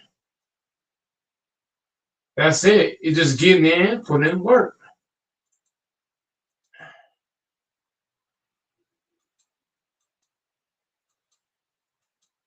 I've noticed one of my biggest gym mistakes. Too talkative of motherfuckers. Talking to motherfuckers way too much. Engaging people a little too much. I feel like when you don't engage with motherfuckers too much, you keep things short, simple. You know what I mean? You gotta keep stuff short and simple, man. That's how you gotta do it, man. Because as men, you know what I mean? We're men at the end of the day, but if you keep things short, simple, and just do your thing, bro. Just keep things short and simple. Long, drawn out conversations can go one or two places. So just don't have the drawn out conversations, man. Let's talk to a female is different. Then you could just play it off because you look good, but with a man, I feel like you gotta know how to just get in that motherfucker and get the fuck out that motherfucker.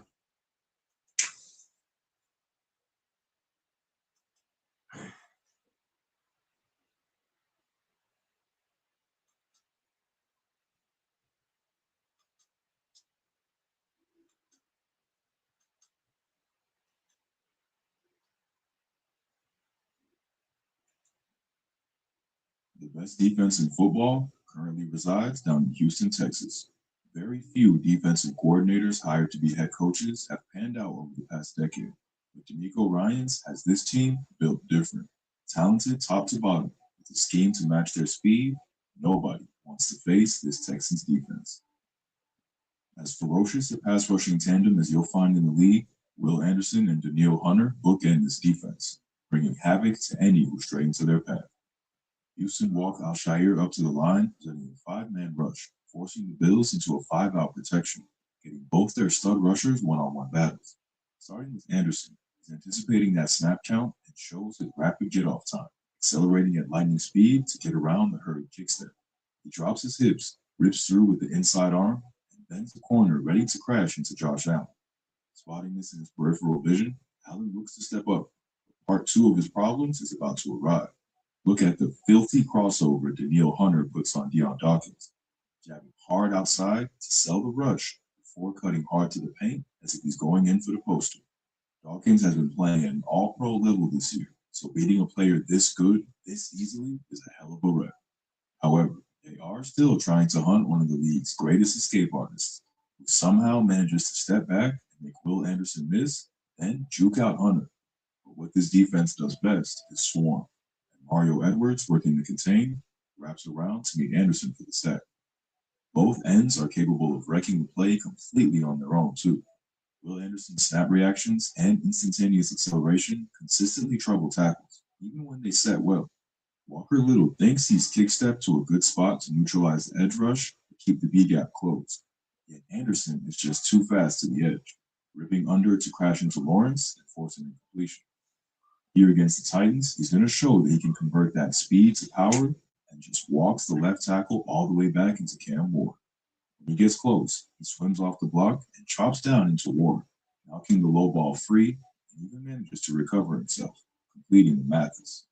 And how about this ridiculous effort to chase down Josh Allen?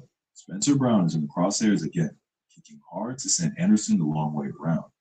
Will works hard upfield to get the edge, shows the hand like he's going for the bull rush, only to swipe away Brown's, ripping to turn the corner.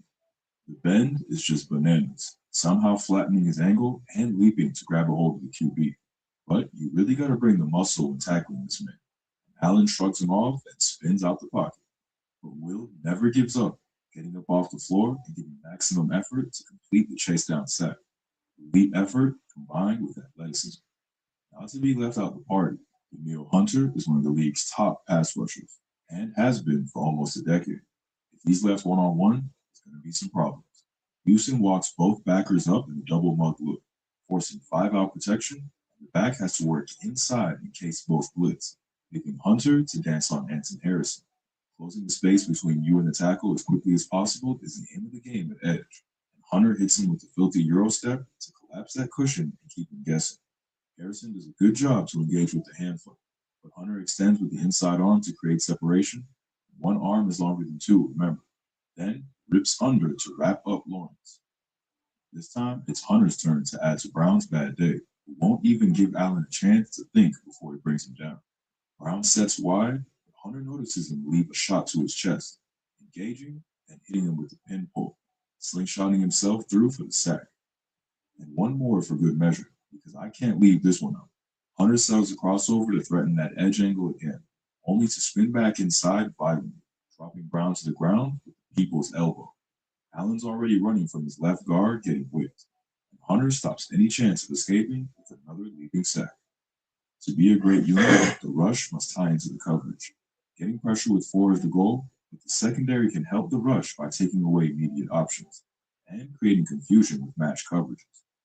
Houston are a big proponent of quarters, dividing the offense up by its numbers count and matching each receiver based on their release.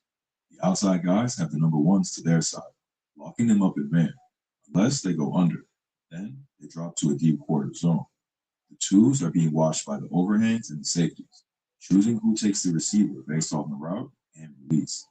The mic is then watching the 3. You can give a push call and swap with either overhang if there's a fast flat. Quarters not only allows for the matching of routes based on exactly what the offense runs, but provides players the opportunity to get involved if there's no one for them to cover. Miles Bryant can clamp down on the dig with nothing vertical from the 2, and there's no receiver available for Trevor Lawrence, sending him into scramble mode.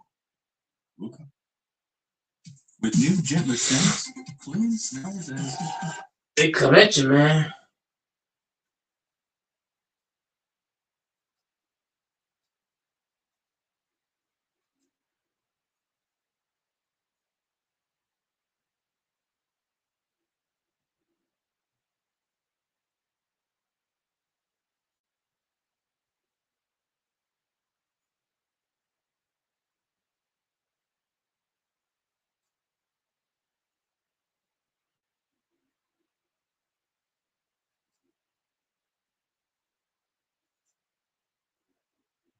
An NFL team typically employs almost 300 people from the equipment to the ground team to the kitchen staff. They all play a role in team success.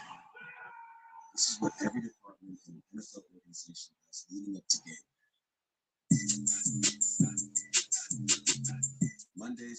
the ends. The team's video department is quickly gathering and cutting together moments from yesterday's game for coaches' team meeting. So getting into this, the first thing we're going to work on today is our player of the game. My name's Kevin Mann. I am the creative services producer for the Eagles video department, and we handle all 22. We handle cut-ups for coaches for game planning purposes. My job is I handle all highlights and anything post-production, anything creative that coaches may need for any of their meeting to let guys kind of relive some of their best plays from the day before. And it's a small piece of really trying to foster that connection, which is one of our huge core values. You've earned this joy and confidence, right? You've earned the right to be joyful right here. We love playing football, right? But now we got to make sure that we continue to earn that by getting better every single day. After the team meeting, it's straight to the gym. This is where the strength and conditioning staff go to work, putting each player through a specific workout routine to ensure they're all in peak physical condition for the upcoming game. My name is Fernando Noriega, the Director of Player Performance and Sports Science / Strength and Conditioning Coach. Essentially, we get the players physically ready to perform on Sundays. We have 6 strength coaches working with the players, taking them through the lifts. How we train shifts a lot based on the demands of the sport, right? For the offseason, we're lifting and we're training 4 times per week. Training camp, we kind of dialed that up. That's a little bit different. In season is very regimented, but we're lifting 2 times per week now. So really from our end, right, we just want to make sure that the players are performing to their best. Tuesdays are a day off for the players. And while the team rests, the grounds crew is in early, prepping the field for this week's practices. So this is a turf tank painting robot. Jihad nicknamed this Little Bro, but we acquired this earlier this year. It's actually been a really big help for us. It would take us like 8 employees, probably an hour and a half to the field. This can paint everything by itself in like 2 hours. So the field is 3 full grass fields, and then there's an offensive defense line grid area. It's called 3.5 fields all in all. And so you probably go through probably 60 gallons of paint every time we paint that every week. We set the robot up, so we start with the iPad, satellite image of the fields, we locate everything out where we want them to be, and it can get as precise as down to the centimeters. So an opportunity for anyone to do. Filming practice and player wires falls on the shoulders of the original content and features team, where elaborate techniques are used to properly mic a player's jersey in practice. So I'm Chris Barletto, senior producer here at the Philadelphia Eagles, and we're going to mic up Jordan Mailata's jersey for practice today. So first, we have to fish the microphone right through his collar. Little cut out there. We've got another cut in the back where the wire comes out. We've got a Velcro spot here for the microphone. Secure that. And then we've got sewn into these jerseys a pouch. Attach the mic, put it in this sewn in pouch. And now we've got these wires that we have to tamp down here. Got some cloth tape, and what this does is it'll just make sure that the wires aren't hitting the guys, distracting them as they go out to practice. Keeps everything in place. So we're all set. It's in the pouch. Put this right in his locker right now, and then we'll see him out at practice. With his jersey wired for sound, Jordan Mailata takes the field aware that others are eavesdropping on his conversations. Can you hear me? Sorry, am I mic'd up for y'all? Am I mic'd up for HBO or both? Both. Okay. What's up, dog? How you doing? Is it good? Yeah. You're back in Australia. You never did this NFL thing. Good point. Oh, I'm mic'd up by the way. So that's actually really wholesome lemon right there. I didn't know that. Yeah. I was like, yo, I'm gonna tell you. After playfully warning his teammates that he's mic'd up, practice begins.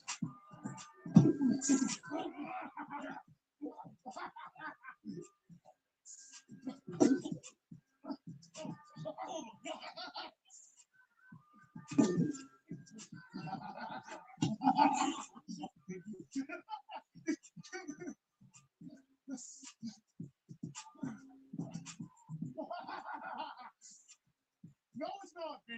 That was not a hole. No.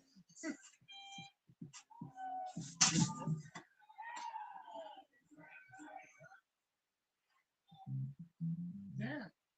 We're too old. I'm so young.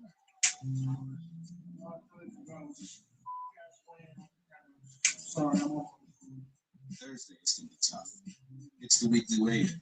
Players are required to maintain a certain mass. Overseeing the weigh-in is the team nutritionist, whose job is to measure, maintain, and manage the players' diets. Perfect, thank you. So I'm Stephanie Cola, and I'm the performance nutrition coordinator for the team. We just finished doing our weekly weigh-ins, and now we're about to go down to the cafeteria and do our main meeting with them. My other thing is, for the baked potato on Monday, do you want to make one of them more of a leaner option instead of pork and brisket? Yeah, we can do that. Absolutely. Food is the literal fuel to the team's success, making it a very important part of training. This is why Stephanie sits down with the team chefs each week to curate a menu plan that best benefits the players' nutrition. David's just gonna go over the action stations if you wanted to, and then you guys just keep out everything else. Like on New Year's Day, pork, black eyed peas. Yeah. So we'll do like a good luck action station on Thursday. For New Year's Eve, we're gonna be on the patio, so New York strip steaks, broiled lobster tail. Ooh, lobster tail. Yum. It's New Year's Eve. I know. Oh, yeah. A little surf and turf action. Incorporate like beets like we did last time, like one of like the rest of the vegetables and stuff like that. Yeah, and like the the shrimp doing like the Okay, that's good to me otherwise. All right, awesome. Sounds good. Thank you guys. Thanks. Thank you. Next up, the sausage McMuffin with egg meal is now $5. Adobe Acrobat Studio is our new multimedia spaces with AI to do a space for a contract or a view. Find what's different and matters to you. It is able to compare and contrast. AI assistant pulls those insights fast. Now you can do that with Acrobat. At Grand Canyon University, we believe in equal opportunity, and the American dream starts with purpose. By honoring your sacred vocation of cybersecurity, you impact your family, your friends, and your community. GCU certificates, bachelor's, and master's online. Shields All Sports Store is your one-stop shop for everything outdoors. With hunting and fishing experts eager to guide you to With the menu built, the kitchen staff goes to work, putting in endless hours preparing and serving breakfast, lunch, and dinner to feed the players, the coaches, and the rest of the entire organization each day. And as you can imagine, it's a lot of food. So for a lunch service, we do about 260 pounds of chicken breast, 180 pounds of beef, 120 pounds of fish, about 80 pounds of vegetables, 30 pounds of rice, 50 pounds of potatoes. So despite the production, there's a full salad bar as well, so they have that option. We've tried a lot of things throughout the years. I've been here for 8 seasons now, and we've noticed that if you take anything and make it into a bowl, the guys really enjoy it. What's this, like spicy cabbage? It's just like the Napa cabbage slaw. Yeah, it's not too spicy. It has a little sugar, a little rice wine vinegar. The diets specifically don't change throughout the year. We try to maintain a well-balanced menu. So if the player needs to lean, maintain, or gain their weight, it's not an issue when you come through here. There's plenty of options.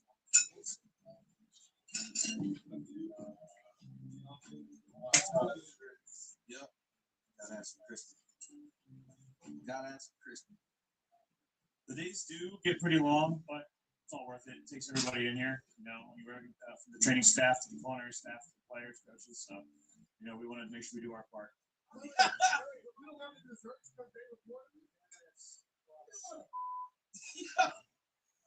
Fridays include more practice, but practice continues off the field as well. The team separates into their positional groups, where final details about the upcoming opponent are further analyzed and studied. As Friday mornings transition into the afternoon, the digital and social media teams bring a little levity to the players' week, while also showcasing the players in ways the public doesn't typically get to see. Thank you for our name today. It's like a balance 6. You like balance all the things on top of each other. It's really hard. Hi, I'm Kelsey. I'm on the Eagle social media team, and I'm the short form content specialist. And we do Instagram, Twitter, Facebook, TikTok, and we're gonna go make a video or thank you. Like we spend a lot of the day prepping and thinking of ideas and thinking of posts to do, and then it's kind of like I get to go hang out with some friends. You're supposed to stack them. I didn't tell you that. How y'all gonna have a juice on this? Y'all having a good week. Oh, I've done it. It took me a while. It took me a while.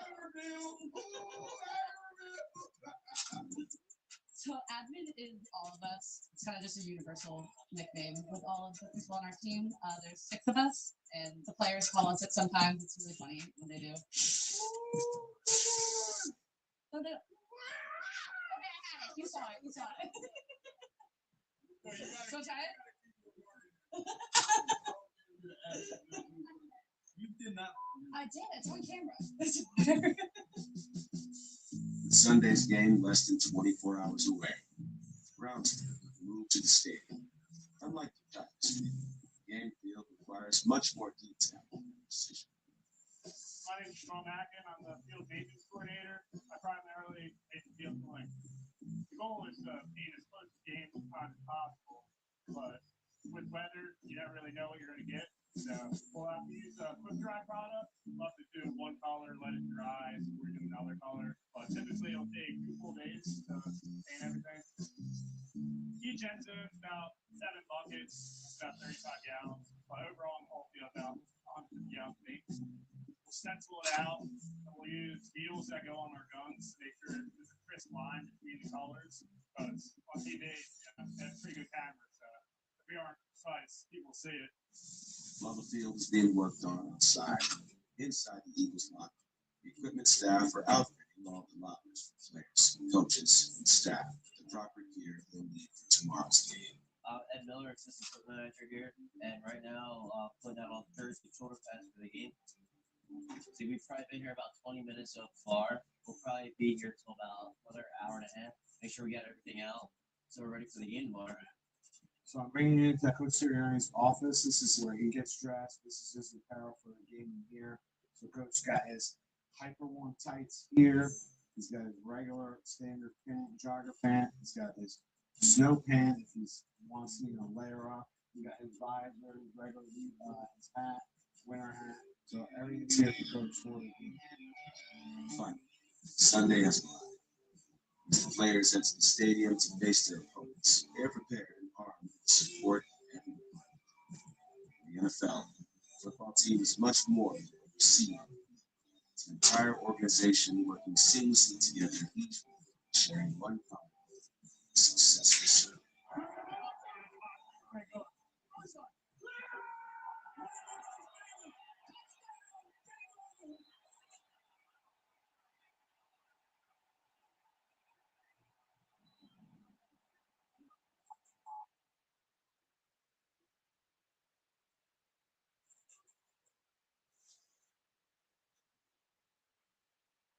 This isn't just combat. It's cinema.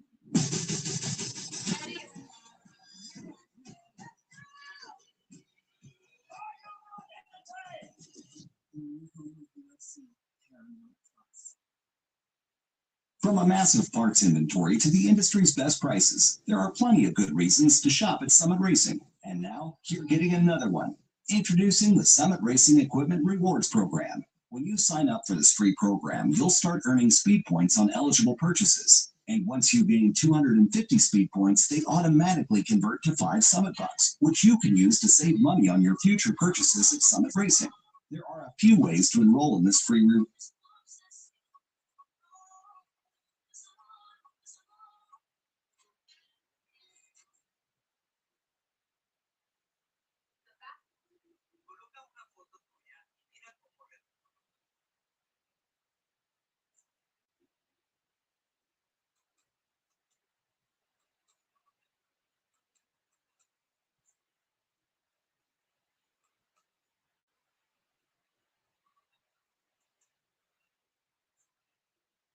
A team built for combat, one of the best defenses in the league, combined with an up-and-coming quarterback, leading an offense that just finds a way to win. This is the Denver Broncos in 2025, and the rest of the league is on notice. The Broncos weren't supposed to be here, but after a red-hot season, a playoff bye, in a wide-open AFC, they've become the team no one wants to face. But how did they get here? This is the story of how Denver went from forgotten to feared, and why they just might be the last team standing.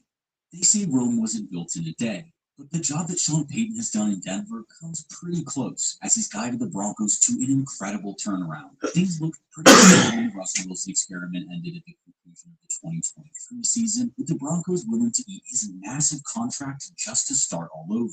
They replaced him with an exciting but raw talent in Bo Nix, and expectations going into 2024 were tempered to say the least. I think it's fair to say many expected the Broncos to be amongst the worst teams in the league, painting them as being in the early stages of a long-term rebuild. But the Broncos had something different in mind, because although they got off to a slow start with back-to-back losses, they steadily saw improvement, with the offense gaining confidence with each passing week. Nick struggled early, but with time began to show clear signs of progression, most notably when completing 70% of his passes in a 206-yard, two-touchdown outing in a win against the Raiders. By week 11, they found themselves with a record of 5-5. Clearly not the train wreck many analysts were expecting, but certainly not a guaranteed playoff team either. The offense was inconsistent, but capable of pulling off strong performances, with Nick's learning on the job and improving throughout. But it was the defense that was holding his team together, with stars like Patrick Surtain, Nick Benito, and Zach Allen serving as the anchors. With this foundation, the Broncos really found some momentum, winning 4 straight to take their record up to 9-5, with the playoff push looking more and more likely. The odds were stacked in their favor, but a victory in Week 18 over the bully boys of the division would seal the deal. Until this point, the team had defied expectations, being far more competitive than anyone had anticipated, and doing it through elite defensive play and an offense that was able to do just enough. Bo Nix had emerged as a genuine quality starting quarterback, earning a third-place finish in Offensive Rookie of the Year voting, with an exciting group of skill players around him, mixing emerging talent with veteran leadership. The all-important Week 18 game would eventually be a much easier task than initially thought, as the Chiefs rested their starters with the playoffs already secured. Still, you gotta get the job done, and Broncos fans will have enjoyed watching their team do it emphatically, winning by 38 points to 0. It was official. The Denver Broncos, a team that most analysts had pegged as one of the worst in the league, were playoff back, already marking a big achievement for the Sean Payton era. In just his second season in charge, Payton had led the Broncos to the playoffs for the first time in 9 years. And suddenly, the future was looking bright in Denver. The party would end in the wild card weekend, however, as the Buffalo Bills would prove to be one challenge too many. They were defeated resoundingly 31-7. Going into the offseason, the vibes in Denver were high. Their future looked bright with one of the best coaches in the league leading them. They had found their franchise quarterback, and they had a defense that would keep them competitive for years to come. So, naturally, the next step was to start building around their existing pieces and make moves that would strengthen their chances to go all the way.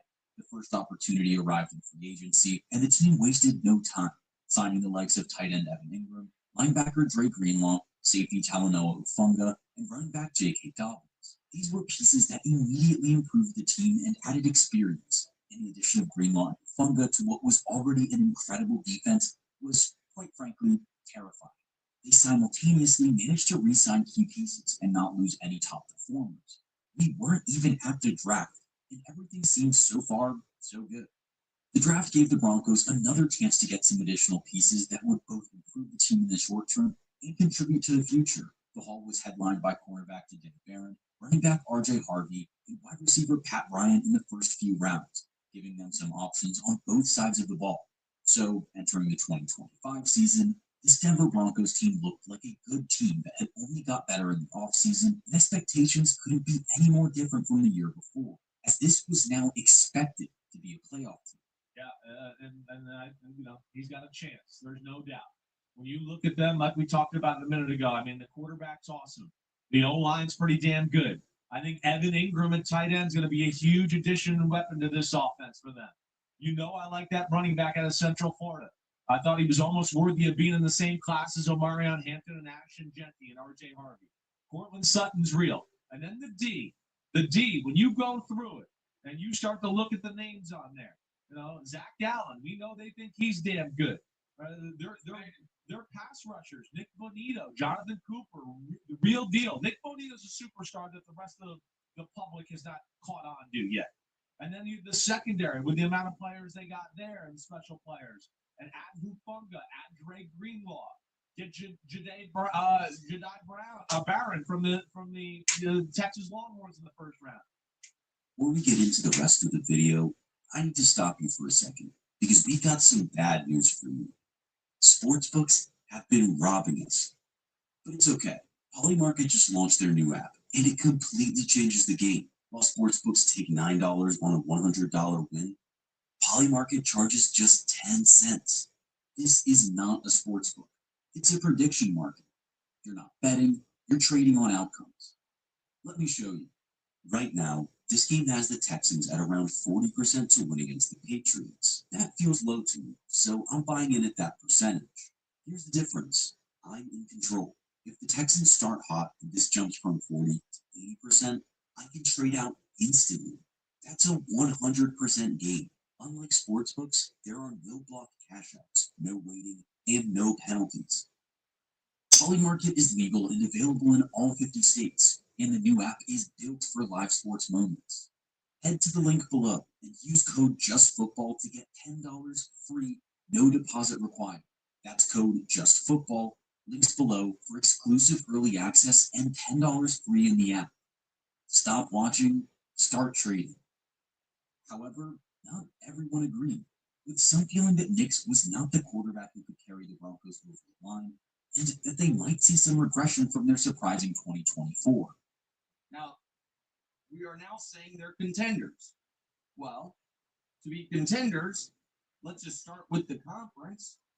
How did you do against playoff teams in your conference? Well, you played Pittsburgh week 2 and lost. You played the Chargers week 6 and lost. You played the Ravens week 9 and lost. You played the Chiefs week 10 and lost. You played the Chargers week 16 and lost. You played the Bengals, who weren't in the playoffs, but that was a playoff level game, that game, because they were still alive, week 17 and lost. You then played the Bills in the actual playoffs and lost 31-7. Why am I supposed to believe that team all of a sudden is going to be great? At the very least, this was now a team everyone was talking about, and you can't blame them. It seemed like they had the ideal combination of talent at the QB position, exciting skill players, and one of the best defenses in the league. All that was left to do was execute and show that they mean business. Once the season got started, the Broncos did their jobs in week 1 and defeated a poor Tennessee Titans team. But it wasn't the dominant performance you'd hope for, with the Broncos holding on to a 1-point lead into the fourth quarter before scoring the final points of the game with a 19-yard touchdown run by J.K. Dobbins. The next few weeks didn't fare much better, with back-to-back losses to the Colts and Chargers, but then things started to turn. The team began to find its feet from week 4 onwards, enjoying 11 straight wins, and in the process, announcing themselves as legit contenders. Highlights from this run included an emphatic comeback win from 18 points down against the defending Super Bowl champion Philadelphia Eagles, and beating the Kansas City Chiefs, proving they can do it against 2 of the strongest teams in recent memory. But despite being one of the hottest teams in the league, there were multiple narratives forming around the team that questioned how good they actually were. There was discussion of them having an easy schedule, yet still needing to pull off unsustainable comeback wins after struggling early in games. And, of course, people questioned whether Bo Nix was really good enough. It almost seemed like the Broncos were used for factors outside of their control, and despite looking like one of the best teams in the league, they were still being questioned by the media. While it is true that the Broncos' strength of schedule was among the easiest in the league, they can only play what's in front of them. And by week 15, they had overcome almost every challenge that came their way. But they also had impressive wins against quality opponents like the Eagles, Chargers, and Packers, all playoff teams. As for the need for late comebacks to win games, you could look at it 2 ways. On one hand, it's not a great sign if your offense is stalling and you need to pull off dramatic second-half performances to win games. But it also says a lot about the character of the team and Bo Nix, who's able to lock in and deliver when their backs are against the wall. It's pretty clear that they have enough players on this team to make things happen in crunch time. The Bo Nix discussion is something that was brewing before the season, despite his stellar rookie campaign, and really hasn't gone away, even when the team was rolling. Many felt that the Broncos were winning games in spite of Bo Nix, not because of him. This is a team being held back by their quarterback. We just have to call it spade a spade. I was in that London game. It was horrible. It was hard to watch. They're getting away with smoke and mirrors, throwing a lot of balls behind the line of scrimmage. He's not accurate. He's not making plays down the field. And he's been held up by this defense. But that defense can only hold up so long. What happens if the defense has a bad day? did he overcome it? Now, we've seen it happen one time, but it was a crazy chain of events in the Giants game. This isn't sustainable. They're setting themselves up to be a one-and-done team.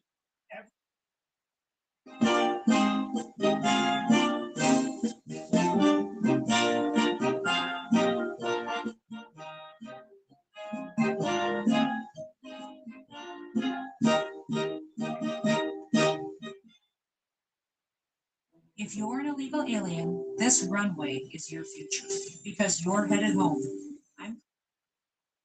Every single. While Nix isn't playing at the elite level of NFL quarterbacks, he's been easily above average, ranking in the top 10 for passing yards and top 15 for touchdowns. The one statistical category where you may want some more out of him is with his accuracy, but his total body of work is of a more than capable quarterback in the NFL. But he's also showed a poise and mental fortitude that have allowed the team to complete so many comeback wins, and the players around him clearly consider him to be a leader they want to fight for. After their bye week, the Broncos continued their good form, winning 5 of their last 6 games, completing a sweep of the Chiefs in the regular season, and with a sole loss coming against a fellow playoff team in the Jacksonville Jaguars. They ultimately clinched the AFC 1 seed and a bye week in the playoffs. And now, in a week in AFC, with many of the perennial contenders missing the playoffs, the opportunity is there. Crucially, at this point in time, the Broncos look like the team that everyone should be scared of. With their next level defense and an offense that can score points, they look tailor-made for playoff football. And it doesn't hurt being led by a Super Bowl winning head coach either. But let's take a look at the pieces they have on both sides of the ball and analyze exactly why this team is so well prepared for the playoffs. In addition to having Nix under center, they have a dynamic offense with exciting players out wide and a run game that has had success throughout the year. Courtland Sutton has been Nix's favorite weapon, and they have developed some nice chemistry through these last 2 seasons. When playing with Nix, Sutton has seen more touches and, as a result, has had 2 of his finest seasons in the league, translating production into scoring touchdowns and quietly establishing himself as a leading receiver. Sutton is a well-rounded player, combining a that allows him to excel in the intermediate range while also having enough speed to cause problems down the field. While not the most elusive receiver in the league, his hands are rock solid, and Nix loves to throw his way. Opposite Sutton, we have Troy Franklin, who has a long-standing relationship with Nix, attending the University of Oregon with him and being drafted in the same class by the Broncos. Franklin had a quiet rookie season, which can be expected from a 4th rounder, but has really come alive in 2025, getting more time on the field and leveraging his experience playing with Nix to become a reliable second option on the field. Franklin is very different from Sutton, relying more on speed as a big play threat, and don't be surprised to see his partnership with Nix improve even further, considering how long they have played together dating back to college. The rest of the receiving core is rounded out by Marvin Mims, a slot specialist and a constant threat in after-the-catch situations, and Pat Ryan, who has been solid in his first season in the league with the limited time that he has seen on the field. Finally, you have tight end Evan Ingram, who provides experience and can chip in with receiving as well as blocking. The rushing attack has flown slightly under the radar, but Denver has a great duo of R.J. Harvey and J.K. Dobbins when healthy. The offensive line is also one of the best in the league and has been outstanding throughout the season, which has played a major role in allowing the likes of Nix, Harvey, and Dobbins to shine. Their pressure rate was the 5th best in the league. They had the 6th best yards before contact rate for running backs. Come playoff time, that advantage of the line is going to play a big role, especially after a week of rest. While the offense has not by any means been the best in the league, it is a very good one. And with a mind like Sean Payton leading the troops, he should be especially dangerous in the playoffs. You add in the mentality they've shown with their numerous comebacks throughout the season, and this unit is surely primed for a deep run. Now, we move on to the heart and soul of this team, the defense. Denver has a storied past of great defenses, and this one might be right up there with the best of them. For the 2nd consecutive year, Vance Joseph's defense has finished top 3 in points allowed and top 7 in yards allowed, with this year's team ranking top 3 in both categories. One of the reasons this unit has been so dominant is that they are able to create pressure without blitzing, creating hurried situations for opposition quarterbacks while being able to drop more men into coverage. This is thanks to their defensive linemen like Nick Bonito, who has quickly become a dominant edge rusher, Jonathan Cooper, and Zach Allen. Simply put, the defensive line is one of the best in the business, and that's where the success starts. In coverage, they are also scary good, being led by 2-time All-Pro Patrick Surtain, who's arguably the best corner in the league, and two other very good players in pass coverage in Riley Moss and Taquan Miller. This combination of quarterback pressure along with sticky coverage is what makes this unit such a perfect defense, especially as you can't run on them either, with Denver giving up the second fewest rushing yards in the unit. It's easy to say the defense wins championships, but this unit undeniably looks like a group that could win you a Super Bowl. So now, going into the playoffs, the Broncos have given the rest of the field something to worry about, because as good as this team is, they're also being afforded the benefit of a bye week to prepare for their opening matchup in the divisional round. There's always a risk of players being disadvantaged by the bye week and showing up rusty, but this team just feels different. Right now, with the AFC looking like a toss-up, the Broncos have to be the favorites, with maybe a resurgent Buffalo Bills serving as their biggest potential threat. It will be interesting to see if Nick has learned his lesson from his first playoff game. He's a lot calmer under center this time around. This team can win a Super Bowl, and they just might. There are plenty of strong teams, with the Seahawks and Rams looking particularly threatening out of the NFC, but you can be assured that this unit will feel they can beat anybody, and they are led by a man who has done it all before in Sean Payton. The Broncos' turnaround these past two seasons has been astounding, and they now enter the playoffs as one of the favorites to go all the way. Even if they fall short this year, it's scary to imagine what this team will be able to accomplish with a few more years together. And they should at least be favorites for a Lombardi Trophy in the years to come. But do you think the Broncos can go all the way this year? Is Nick's good enough to lead Denver to a Super Bowl? Let us know in the comments below.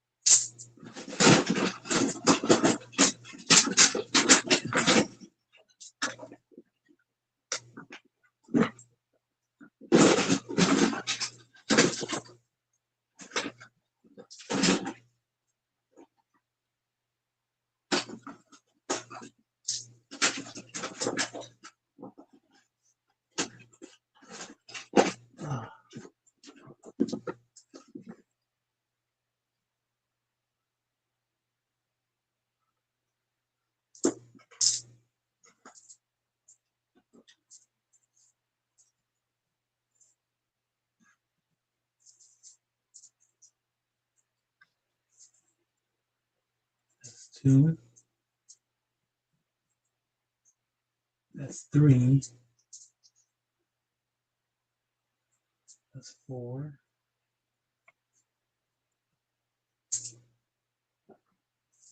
5.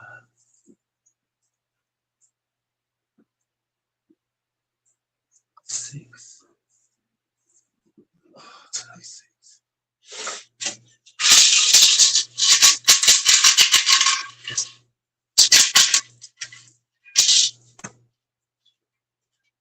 26.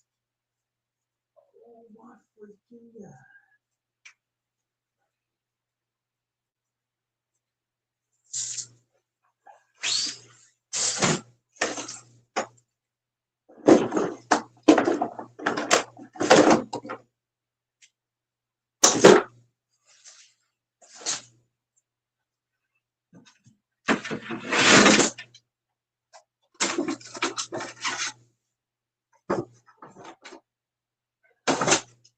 Nope.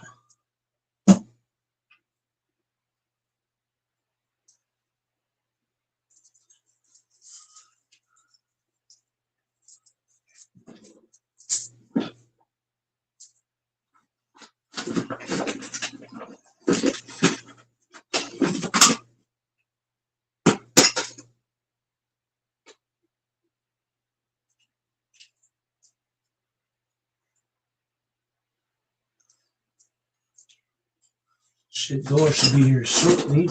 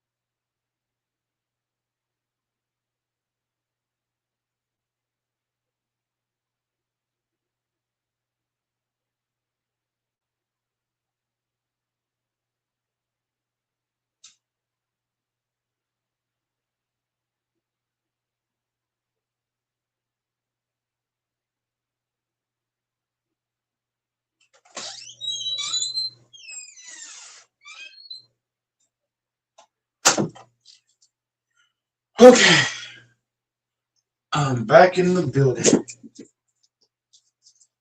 Oh my god.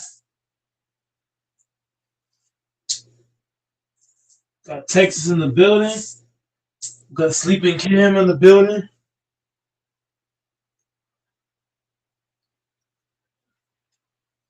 Yeah, we talking shit about you, Cam. We talking shit about you, Cam, because you just hop on and go to sleep, man. Don't bring nothing to the show. Just hop on and play the game. So you can't get mad when people call you out, like Texas and go fight. We just state the facts. Oh yeah, Hop on. Yeah, it's yeah. facts. When Cam was complaining yesterday, no one was saying anything about you, sir. No. Stay. You gotta stand on 10 toes, Texas, because you're right. He hop on here. He texts me probably like 30 times a day. He said, "Hey, when you going live?" And then I go live. This nigga hop on and don't say shit. We gotta hold him accountable to that, Texas. We can't let him off the hook with that. No, I just made it. Yeah, no, I agree. I just made a subtle comment, like, and I stopped myself. I said, "Oh, that's awkward or weird or whatever." But then I said, well, maybe my channel gives him rest or whatever I said." And then he said, "Oh, you got no one's talking about you, sir. You got to stop being weak, soft." You'll know. Hold on, if Cam, you know me from back in the day. You know when I was really talking my ish, and Mike knows that. You'll know what talking about someone is. You wouldn't be able to handle it. I was hell back in the day. Man, this ain't even half of this right now is the washed up version of Texas, if you know what I mean. This is not even a 0.5% of what I was. No one could handle me back in the day. Man. But anyway. Bro, nobody can do What's the conversation tonight? The conversations about guys that are the conversations about yours when guys hop on the panel and don't say anything. What's the point of hopping on to not say anything? That's the conversation. Because look, I can understand. Go ahead, next. I'll go after. Oh, no. So I don't. No. So from my perspective, he can do what he can do what he wants. No. I have no problem with Cam. I just made a subtle comment, and I said, well, it's fine because Mike's channel is good for him because I guess it gives him a cathartic. It gives him a peace, and so I backed off. I wasn't. Listen, if I have an issue with you, I'll tell you to your face. There's nothing backhanded about what I do. I'll come right at you. That's just what I am. But no, it's all good. Feminine tendencies, basically. My whole thing is Texas. I would respect Cam more if he just came on here and said, "Hey, look, I don't want to talk. I just want to use you as sleep medicine." And if he says that, I can respect that. But just hopping on and bringing that to the table, we gotta call that spade a spade, bro. Man, Cam is cool though. I mean, we talked about the WWE a few weeks ago. We spoke about the WWE no problem with him. No, Texas. We cannot let Cam off the hook because now people are going to think they can hop on and just say nothing on screen. I can understand having a down moment where you go like 30 minutes, you don't talk, or you don't talk one day and talk the next day. That's cool. But when you hop on here every flipping day, you get what I'm saying, Texas and Doors? When you hop on here 7 days a week, because Cam's on here every flipping day and doesn't say anything. I respect Cam more if he just come on and say, "Hey, look up, Mike. I'm not gonna be talking on your channel. I'm just gonna hop on the screen." Okay, cool. But at least you're being honest about it. It's kind of like dating a female. If I tell female, "Hey, look, I love," nobody hears what I'm saying. Nobody hears what I'm saying. Doors. You know I'm not lying, right? You know it's been facts. It's kind of like telling the female, "I want you and only you." That's bullshit. Be straight up. You want two chicks. Tell her, "Hey, look, I love you, but I love her too." Just be honest. That's the part that I'm getting at with Doors. You and Texas know I ain't bullshit. You know what I'm saying? Absolute facts. If Cam just hopped in here and said, "Hey, look, go Mike, I just don't talk on here. I just come on here to scream. Okay, cool. At least you're being honest about it. But I'm just saying, just hopping on and bringing them to the table, like Doris over here. Doris Texas acting like I'm saying foreign shit, but I'm saying factual shit. There's no way around it. I'm just saying I ain't gonna hop on nobody's podcast and bring them to the table. You know what I'm saying? Especially consistently. How you watching YouTube when you own YouTube? That don't make no sense. Hey, It get makes Fanbo on no here. sense at all. Huh? Hey, get Fanbo on here. Get Fanbo on here. He said, what's the Femo ain't been answering nothing right now. I've hit everybody up. Nobody's answering. I'm not about to get into a whole debate about why guys aren't answering. Maybe guys are busy. I don't know. But I've really texted and called everybody to hop on. Nobody's answering. What's the Instagram? I'm streaming, listening to you guys. That's the problem. You own the panel and you bring it to the table. That's the problem. That's the part that I have.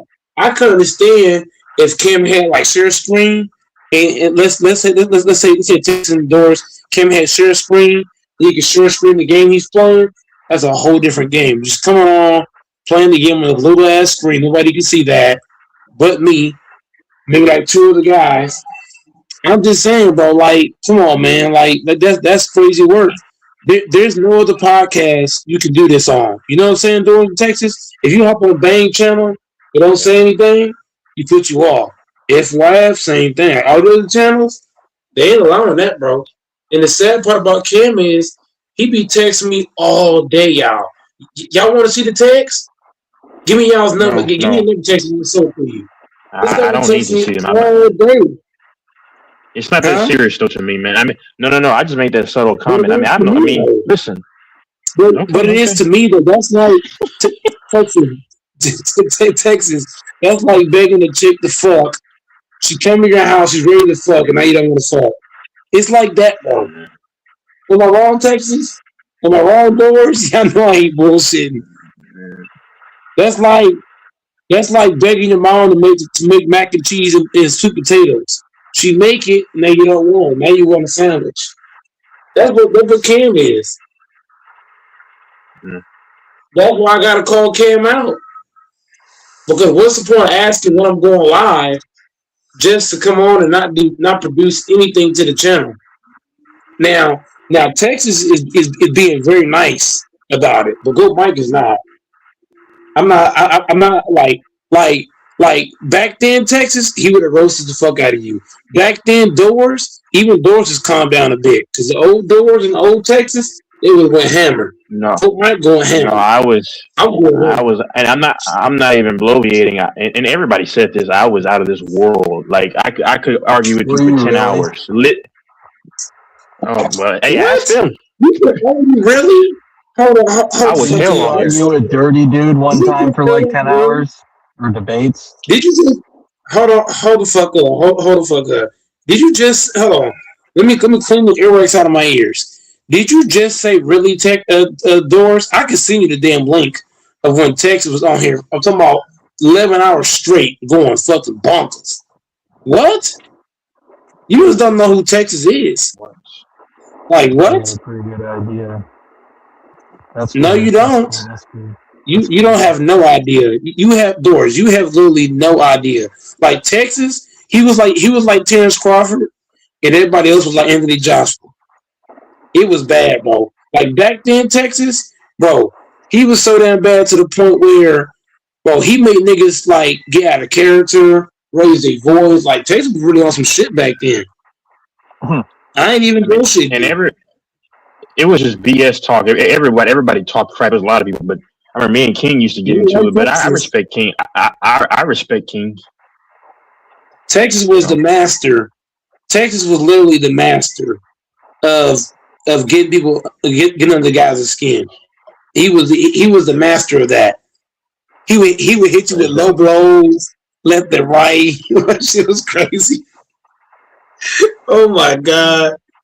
But All the low blows. Those days are gone. Those days are gone. I ain't gonna. I ain't gonna lie to you, Texas. A lot of people is not gonna recognize you because like this version of Texas, even I'm not used to this version of Texas. How, Cause the how old it's Texas, been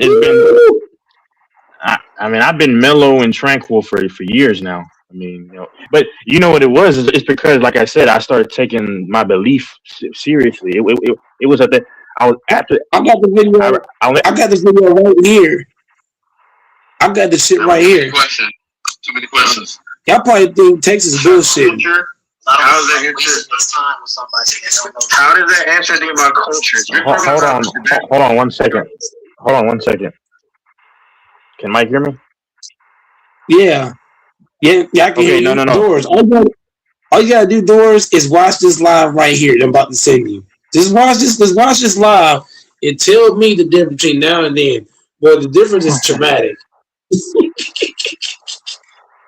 But the good thing is Watch that this. people change. All you gotta do, Doors. All you gotta do is hit that link and watch that live. I'm telling you, you're gonna have a whole new perspective over this Texas and that Texas. Like that version of Texas and the link I just sent you. Oh my God, it was good, bro. I fell asleep on that live 4 times. I literally fell asleep 4 times, woke up, and they were still going. No bullshit. I was falling asleep and everything. Ooh, it was so damn long. But that live is so freaking long. That live was 12 hours long. They was going edit, toe for toe, block for block. Man, oh my God. One of the best arguments I've heard on this channel was really when me and Bang got into it. And me and Bang was going block for block. Oh my God. Me and Bang, the Bays, we was all just, man, it was getting heated in this motherfucker. It was getting real.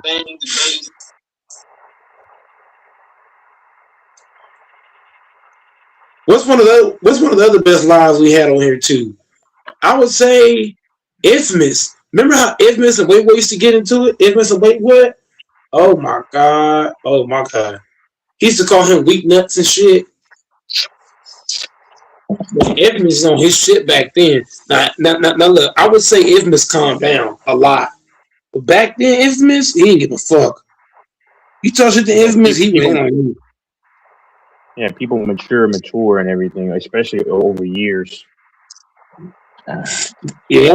Back then, hey Texas, if Doors go back and watch all the lives from back when everybody was going ham, he'd be like, "What the fuck?" Like bro, back then, it was no such thing as a civilized conversation. In Milan, Texas, it was no such thing back then as a civilized conversation. Like Doors be on here complaining, small guys are getting heated.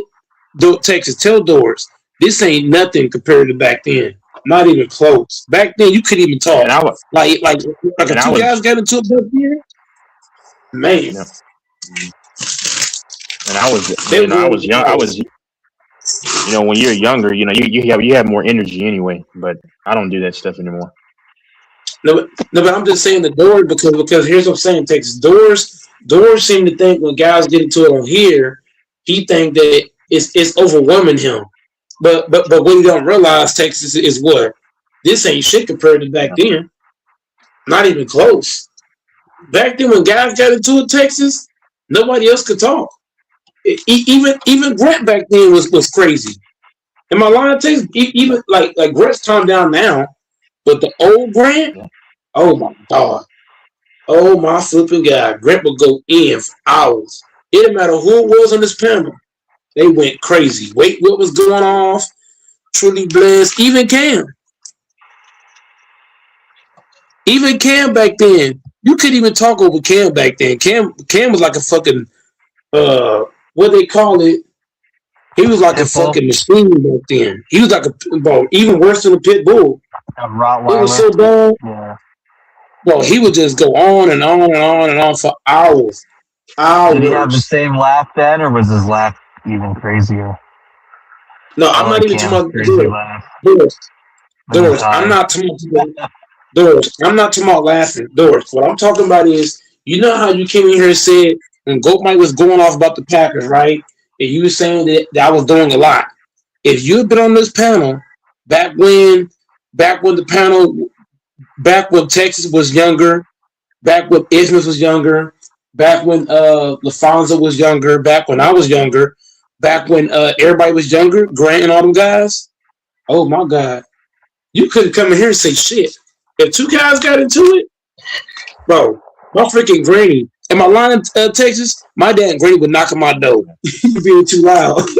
Am I lying, Texas? When granny came to the fucking door. And then I had to remember when I called out Eric Kwan for being a fake baseball player. Bro, He even still Eric tried to Kwan used to deny go. it. Hold on. We got to bring this up. The old Eric Kwan, even he would go off on motherfuckers. What? That Yeah? guy? Yes. Am I lying, Texas? Even Eric Kwan would turn up. No bullshit. Remember when I had Texas? Remember when I had Aaron on the panel? Aaron? Yeah. He used to come on here, but it would get wild. I had Aaron, I had Eric Kwan, I had Truly Bless, Act Accordingly. I had remember Polo, the old school case to come in here. Bro, it used to get real, but this motherfucker. It used to get real, bro. Look, I used to remember that guy named Extreme. I had a guy named Extreme. I had MD. Bro, tell the nigga Doors. I used to have 10 niggas on the panel every fucking night. Every night I had 10 niggas on. When was the stream where Eric mentioned his cock size and that the girl laughed at him and walked out? Nobody cares about that. Doors. I'm trying to get you to focus here. Everybody talks about how big. Everybody talks about what Doors. How my channel is dead now. Nobody comes on, right? If you go back and you watch my channel when it first started, well, I had 10 people on Doors every flipping night. Ask Texas. I had 10 guys on every night. Yeah. Am I lying, Texas? It was 10 guys on here every night. Every night. Yeah, for like 13 hours. There was like at least 5 guys at all times. At all times. You could fall asleep. Texas, how many times did I fall asleep for like 4 hours? Wake up and niggas still trying to hang on. Like what? Channel was lit back then. I remember. Yeah, this dude was pretending like he was trying to show his stuff, and then he had to turn it off. That was tricky. I had bandwagon. You like whenever bandwagon first, hold on, Doris. Whenever bandwagon came on my channel, his name is Cuba. Then we had Tricky. We had Tricky Nicky. Who else we had? Texas. We had Truly Blood. We had After Cornley. We had Polo. We had Wait What. We had TJ, Malachi, Brandon, both Brandons. Who else we had? We had Extreme MD, FYF. Who else we had? Kareem. Lakers came along down the line. I had a lot of guys like Khalid Muhammad. I ran CB Logic out of here. Yeah, CB Logic, bro. Doors would never know Texas. Tell Doors all the guys. There was on my panel that Doors can't name. There's so many guys he would never know. They used to hop on there. What's his name? King Harlem. Harlem. Harlem. Mike Kennedy. You had Kennedy. The woman. Remember Kennedy? You had Kennedy. You had Harlem. Yeah. You had Kennedy and Harlem. Your mama, a chick named Your Mama used to hop on here. Your mama. Yeah, Chris from Louisiana. Yeah, Chris. What about Cash? We had a guy named Cash used to hop on. Cash. Yep. Mm-hmm. We had Cash, CB Logic. Who else we had? We had a bunch of niggas. Extreme. Of course, PP Rose. I remember he had my information a long time ago. Remember Lord? Yeah. Remember Lord Gamer? In chat, I know he's in chat. I think he might have hopped on the panel. I don't know. Who was that one dude from that's from Cali, but he went to Boston? Matthew. I hope he's well. Matthew Alex. Mm-hmm. We had him. We had Randomizer. And of course, random that old guy from Dallas, the black dude. That he and him were beefing. Ooh. I forgot his name. He was I'm cool trying to though. get more than fuck. Oh, he had a channel's name or a name from Marvin. I think it was Marvin. Yep, it was Marvin. Yeah, Marvin. I A have lot of flight. people. I have flight sports. I had flight Yep. sports. I had True to King. I had Hitman X. I had SB Sports Talk. What's the other dude? What's the other what the annoying guy? What's his name? He's from Mingled Houston as Jester. well. Yeah, I like Mingle. He's from that. Yeah, I like Mingle. He's from I had Atlanta Mingo or whatever. Jester. Mingo What's Jester. his? What's Mingo that? Jester. Mingo Jester has not found his channel yet. Obviously, He needs to find I his had channel. Mingo. Didn't I have Big Art too? Texas. I had Big Yeah, Art. I had yeah, Fridge. I had Fridge yep, too. Didn't I? You eat your dinner? yep, Come here, man. yep. You get a treat. Also, I had enough He on the Bang. is a freaking I had Bang. Lakers Michael and Jordan Warriors. fan. Mingled Jester is What's his obsessed with name? Jordan. What's his name? Dang, what's his Didn't name? I I forgot have? his name. I'm trying Didn't I have done Africa? I had. Yeah, I had done Africa too you on had there. Lakers in 5 until for a minute. You Kareem. had FYF. Yeah. And I still got FYF. I got FYF Where's over he here. been? Where's he been? He just don't hop on. Well, I mean, what about Eric Kwan? Eric wants to subscribe to my channel. He just don't hop on. I got a lot of guys. I got a lot of guys that subscribe to this channel, but they just don't hop on. I think it's because here's the reason why guys don't hop on, Texas. Because I don't have many guys. Go ahead. I'll say it after. Why don't you do a collab with Eric on his channel and FYF on his channel and shit like that? I don't have time for that. I don't have time, bro. Why you can't? You know, I'm gonna say do a that. collab with True to King or some shit. Lakers versus Celtics. I'm gonna say this. I don't have time to collab, bro. Once again, I don't have time to collab no more, bro. I'm older. I got less energy. Got things to do. I don't have time to collab no more. What I'm saying is this: a lot of guys don't hop on my page because Texas said it last night. There's not many guys that hop on this channel. So in order for guys to want to hop on, what has to happen, Texas? They got to see other guys on the panel to make them want to hop on. Yeah, there's got to be people on here they want to talk to. A and B, there's got to be crazy conversations that people are like, I want to hop on. Yes, that's why the other channel. That's why the main channel took off, because I had people on the panel and we had crazy conversations. And what happened? Other guys started hopping on. So if this channel is going to take off anywhere, I have to start getting guys on the panel to attract other people. But Doris, you're talking about collabing and shit. Doris, I don't have time for that no more, bro. I don't have the energy, time, nor will to hop on other channels. Is it because of all the kids you got? The children, the father being a father? I've burned Doris. I've burnt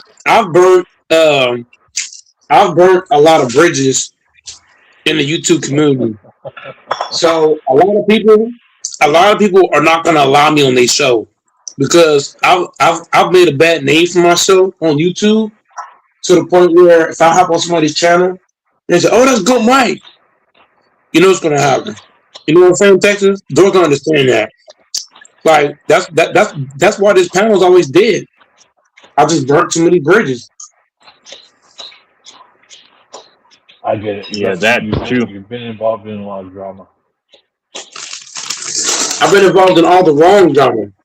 I've been involved in a lot of shit. This is why a lot of guys don't want me on the channel. For example, you're saying collab with this guy and that guy. Well, guess what?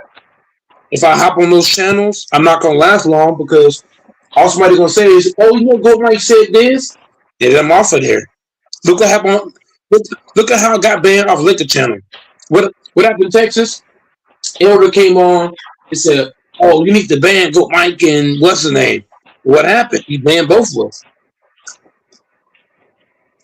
So I'm just saying, bro. Like, I got a bad rep. Like, y'all know a kid named Dante? It's a YouTuber. Me and him both got bad reps on YouTube, so we can't hop on nobody's shit. The same Dante that comes on here. No. It's a YouTuber named Dante. He's one of the most hated YouTubers right now. Me and him in the same boat.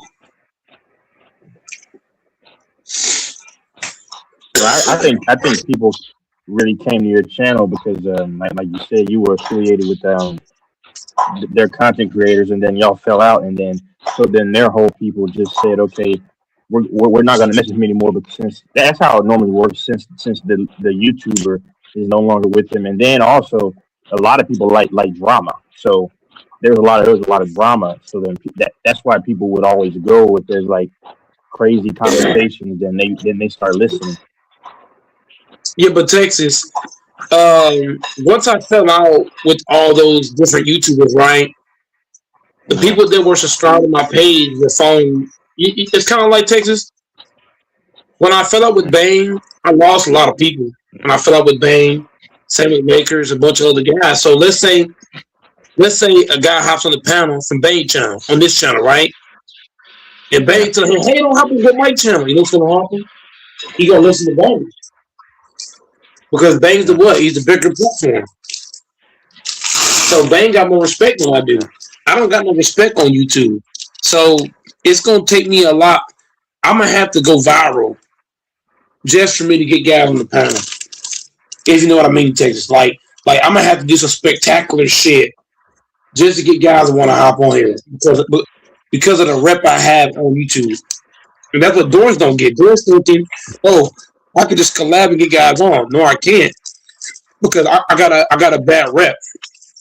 That's like going to apply for a job, right, Texas? Texas, if you got a bad record, you apply for certain jobs, what's going to happen? You can have all the credentials all you want. If you got a bad rep, then you have that job. You have to go on. Yeah. Yep. When you got a bad rep, that shit matters. And my rep is DJ awesome. from Missouri. DJ, if you're listening, get on the panel. DJ from Missouri, if you're listening, get on the panel, man. If you're listening, What about Brandon? or if you can. I miss Brandon. We need to talk about Brandon and scammed in Texas. I already knew he wasn't going to pay me, and I already said it.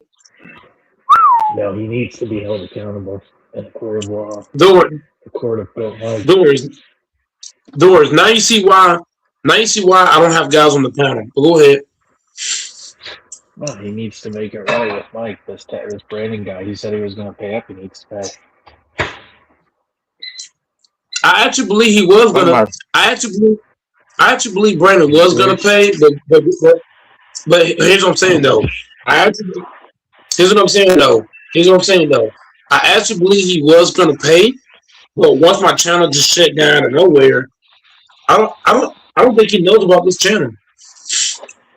I lost a lot of respect for Grinch. I thought Grinch had turned his life around and was a nice guy who would become a man. And when he scammed you, Mike, you said he was texting you, all communicative. He was in the chat, everything. And then as soon as he lost, he disappeared.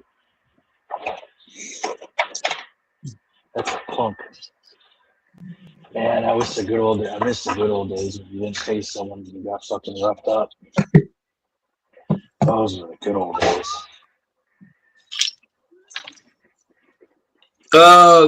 Texas. They come into work or where you live, and they fucking throw over your chair and throw you out of the chair and say, "Where's my money, bitch?" Doors. I would say the good days was when I could come on here and go to sleep for 8 hours and still niggas on the panel. Those were the good days. Oh my god. I used to go to sleep for like 18 hours straight, and I had niggas on the panel.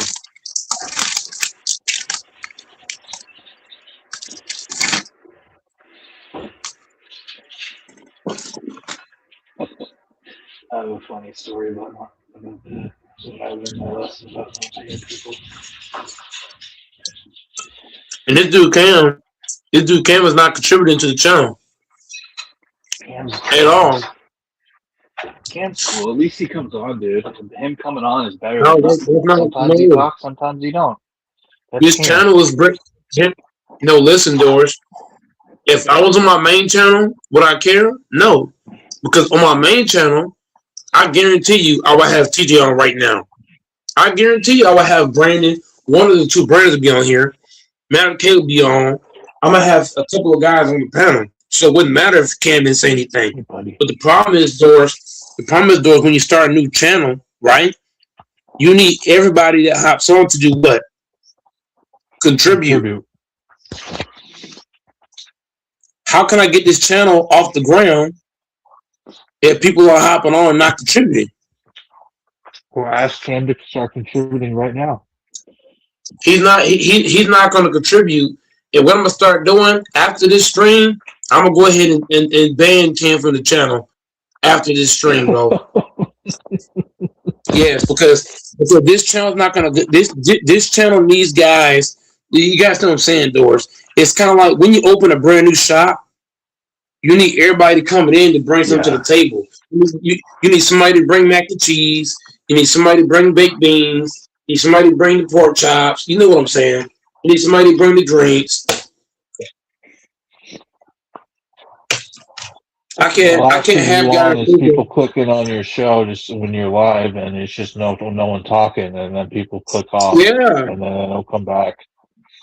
Yeah, or they're gonna think, or two, they're gonna think what? They're gonna think they can just hop on like Cam and don't say nothing because he doing it.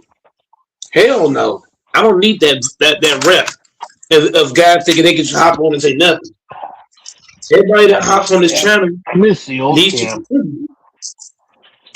The old Cam was chill. You know what? He liked to smoke. You know what? He always be talking about his Lakers and his Jets. Get down! God damn it, he's gonna eat that sandwich. I wouldn't really kick Cam off of here, bro. I just put Cam off the channel. Yep. Because if he's not gonna, that's fucked up. No, it's not, because if he's not gonna talk, there's no point in him being here. I'm sorry, bro. You can't just sit on here, because how many channels, Doors, can you go to and just sit and, you know what I'm saying? If he on anybody else's channel, they kicking his ass off. Am I have wrong, no Texas? beef with Cam. I have no beef with him, but no. Hold on, let me finish. Please don't cut me off right now. I was getting ready to say that. I mean, well, hold on. Let me say two things. No. I'm pretty reserved. I mean, like I let people go, but I mean, I don't. Hey, Mike knows I can tap into the old text. We don't want to see that. We don't want to see that. Okay, but anyway, let's get back to this. No, just quickly, Mike. I was gonna say this really quickly, and then you can go. No, of course I like Cam, but it. Can anyone hear me? Hello, you got your hand on your mic. You got we can hear you, but you're muffled. You got your hand over the mic or something. No, I don't. Wait, am I clear now? Or you just sound a little distant, but we can still hear you. Okay, just quickly. It's just kind of funny when we ask him a question, then he doesn't even answer. That's hilarious. Yeah, no, it's probably because of the area I'm in right in here. Anyway, go ahead. We can hear you, Texas. Go ahead. We can hear you, bro. Why do you think Cam comes on and doesn't talk? He's not going to be on the channel. He's now banned from the channel. Cam is the first guy that I had to ban from the channel. If you're going to come in here and not contribute, don't be here. Simple. Damn. That's the way it's got to work, bro. You cannot just sit up here for an entire live and say nothing. That's crazy as fuck. And do it every day. No more of that, bro. No more of that. If Cam want to be on here, he got to contribute, because you got to think, I'm opening what again? A brand new shop. So I can't have people coming in here stealing drinks, stealing my food. I'm gonna lose business. And I don't know why Doors is acting like what I'm saying is bullshit. You know what I'm saying, Texas? Doors is literally acting like what I'm saying is absolute shit. No, I'm teasing. I understand. It's your show. So I understand. You need engagement. Is the word engagement? Contribution. Yeah. How am I supposed to get you? You gotta think, Doors. How can I get this channel off the ground And we going to sit there and contribute nothing. Think about it. People want engagement. They want engaging conversation. They don't want dumb shit. Otherwise, they're gonna Yes, click to the next person. exactly. How can I have him on the panel if he's not going to contribute anything? There's no point of having him here. That's Cam. There's no point. Him hopping on is like that's a wasted spot. That spot can go to somebody else. What's the point of him hogging up the spot? That spot can go to somebody else. I feel bad for him though. I don't. Maybe his mic. Maybe he just needs a new mic or something. No. His mic works. His mic works.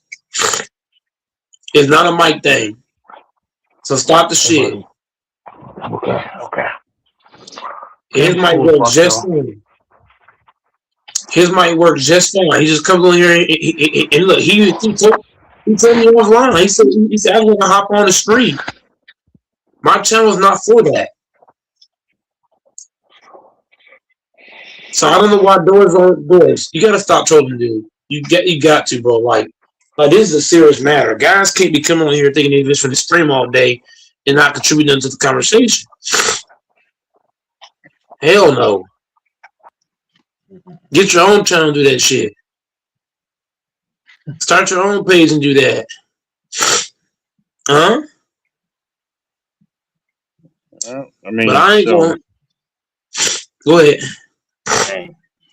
No, I wish one of the DJs or one of those guys or who else. I mean, somebody would, just because we could talk about their team, but I'm not really intrigued with the NFL.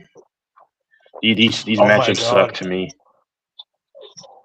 Saturday and Sunday, or is there a game Monday too? Yeah, Saturday, Sunday. Cuba. Where's Cuba? Cuba. I like Cuba, man. Cuba's a good guy. Talk about WWE back in the day. He still watches wrestling to this day. I think P Rose does too. I like P Rose and Cuba, but they just, man, like y'all still watch the wrestling today? Oh man.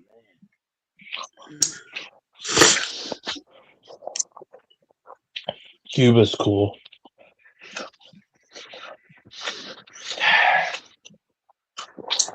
Come here, buddy. Where's HC? Do you think he's eating watermelon with his shades on, like you said last time? Or blueberries? Yeah.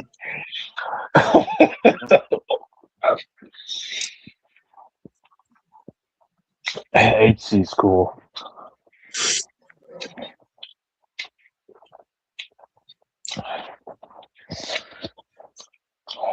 Only 5 likes, man. What's going on, y'all?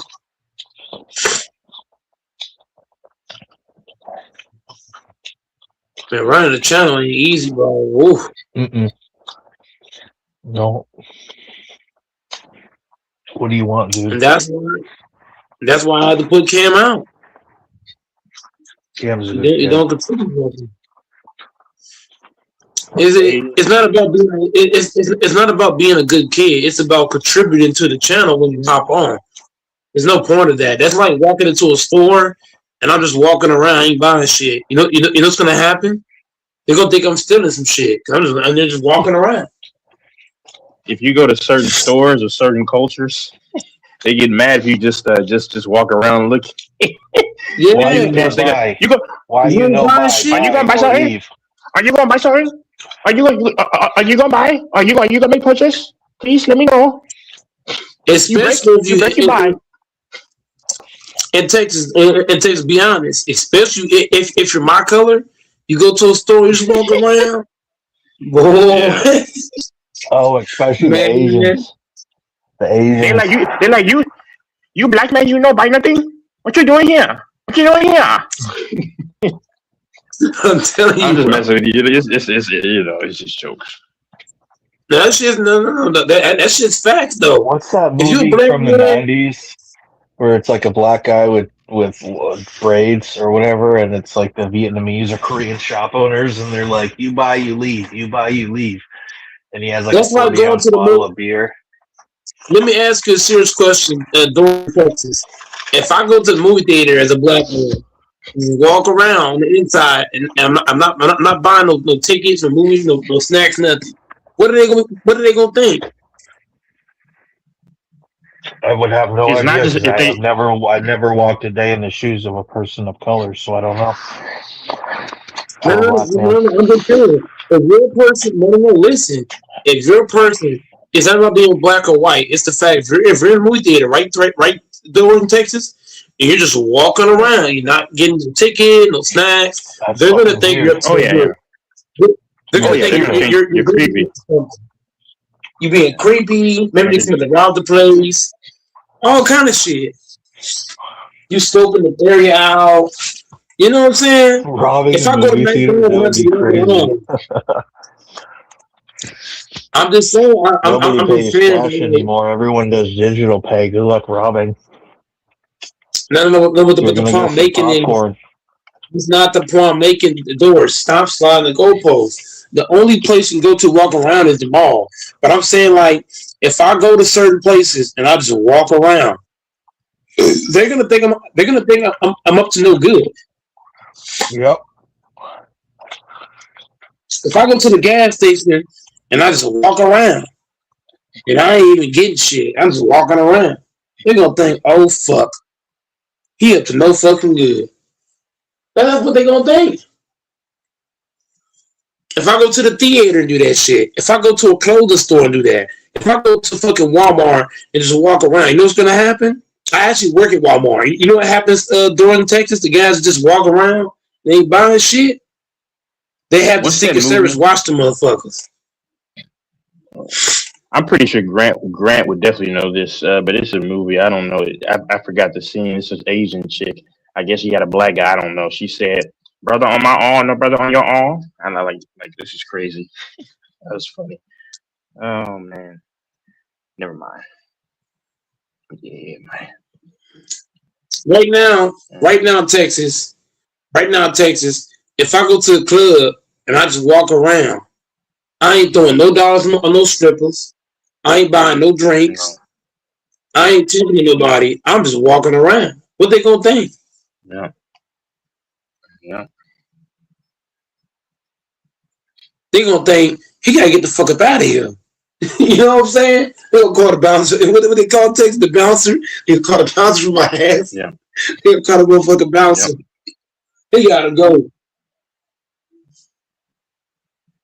It's just the facts. Especially, you know what I'm saying? That's like Texas. That's like going to a clothing store and just walking around. They're gonna think, oh, he's trying to steal something. He's trying to do something. Automatic, especially when you black. Texas, especially when you black. Texas, especially when you black, bro. The stereotype on black folks is crazy. And the sad part about it is I'm only half black, but still, even though I'm half black, because my skin is black, bro. Whenever I go to a gas station or I go to a store, bro, if I just raise my voice a little bit, you look, even at Walmart, during Texas, when I raise my voice, white folks turn their head like the clock roll. Sorry. They be like, oh shit, what the fuck going on? What is he getting into? Calm down, boy. I'm just saying, when you black, bro, I'm talking to you my could be dog. going, down the street. You want a treat? Treat. This dude doors over here switching the subject sorry. because He's getting in the trash. No, it's the dog. Doors, So, no, I'm shutting doors. up. I'm listening. I'm sorry.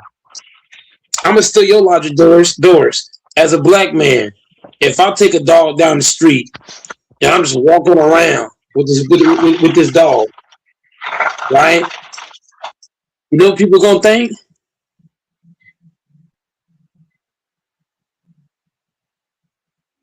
Now this nigga fell out the panel.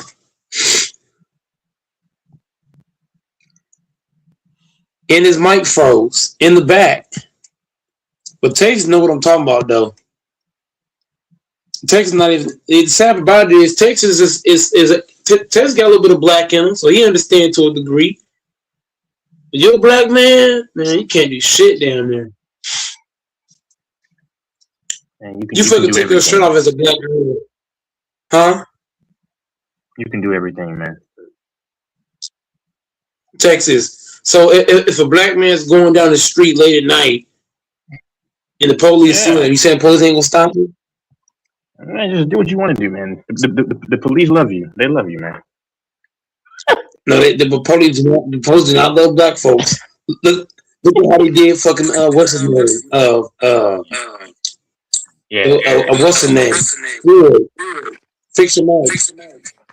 A lot of When cops they are black now, dude. no, but look at what happened. Look what happened to George. Fix your mind. You gotta fix your mic, George. Look what happened to George Floyd when they put a fucking knee on his back and shit. I'm just saying. Yep. So, hey, have you heard this saying in Texas? All black folks ain't kinfolk. Yeah. That's what Doors don't get. Doors think because most cops is black, they kinfolk. No, they're not. Just because you're black, they make you kinfolk. You could be racist. You could be racist. Texas, Milan, Texas. You could be racist towards your own skin color. Yeah. That's a thing. All black folks ain't kinfolk. Just because somebody black don't mean they fuck with you because you black and they black. They might hate black folks. Some black folks hate I'm black looking at this. folks. I'm looking at this dude in a mugshot. This dude looks so evil. It's called. I mean, I'm not making light of anything about him, but I'm just saying, like, some people just look evil. Like, there's no good in them. But yeah, I mean, I agree. What is a black guy, white guy? Huh? This No. this dude. Oh, go ahead. I gotta call Doors real fast, Texas. Doors. Do you think all black folks are kinfolk? Nope. Some get along, some don't. So no. It's not about getting along. Some black folks are racist towards blacks. Some white folks are the same way. Some white people are racist towards their own kind. If you heard people that got a skin color, but they hate their own skin color. So I'm just saying, like, just because somebody's white or black. Go ahead. There's a lot of self-hating white people. No, so I was going to say, so you have, so Mike, you have some white people that go ahead. They're like calling other white people racist on Facebook, and you're like, what the fuck? No, it's not about no Doors. You sliding the goalpost. I'm talking about just because somebody's the same skin color as you, don't mean they fuck with you because you're the same skin color as them. Because I know black people that hate black people, and they black. They damn self. Go ahead, Tig. I'm sorry. Oh, I was just saying, it's every ethnicity, man. You have some white people that only want to be around black people, and that's it. Like, or you have a lot of Hispanic people hate being Hispanic as well. They wish they were white, or they wish they were something else. I mean, it happens. Mm-hmm. I'm shocked that you don't like Latinos. That they're not your preferred. I don't hate them. It's just, of course, I don't hate them, and I'm just not really interested. Flavor. No, yeah. What if they got a big arm? What if they're under 200 pounds, Texas, and they got a big ass? No. That's just me, though. There's Hispanic women there's Hispanic women also that there's listen. It's both ways. I mean, there's Hispanic women that wouldn't like me. So I mean, it's not like it goes hand in hand. I'm just not interested for the most part. What is your type? Particularly foreign, like different stuff. I mean, but I like fellow. No Asians. I like fellow light skin. Mixed, some Caucasians. That's just me. Some, but I mean, in terms of attraction, but yeah. You wouldn't date no Ethiopian girls, no fucking Egyptian girls, Middle Eastern. Russian. Yeah. Ethiopians are fine. Yeah. Ethiopian girls is bad as fuck. Texas, that fucking skin complexion on the Ethiopian girls. Oh my god, I've seen some Ethiopian girls just yesterday. Oh my goodness, my fucking legs got weak. Their skin complexion is on point. Yeah, yeah. Even Somalian girls. Oh my god.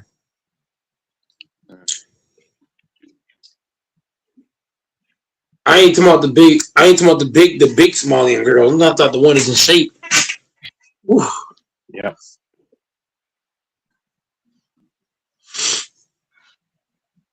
Somalian, Russian, shit, even fucking Cuban girls. Yeah. European girls is better too. Their skin is nice. I'll go crazy for a European girl. I'll lose my shit.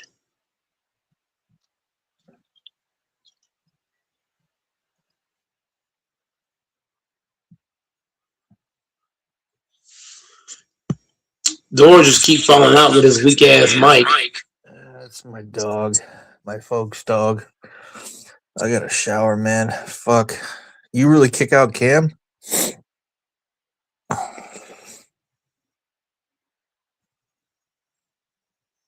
Hello? Did you really kick out Cam? Well, obviously. Doug, because he wouldn't contribute. I miss Cam already. I wonder if we'll ever see him again. If you want, it's your mic, bro. Okay. If he's not gonna contribute to the channel, he can't be on here, bro. Simple. Come back, Mike.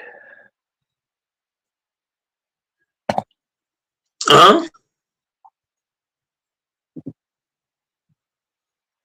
If he's not gonna talk, he can't be on here. Doors, plain and simple. He can't just hop on here and stream. He'll start talking. He'll be cool. No, he's not. He will. He's never gonna talk. That's what he does. You just said that He if hops you don't on and he just streams.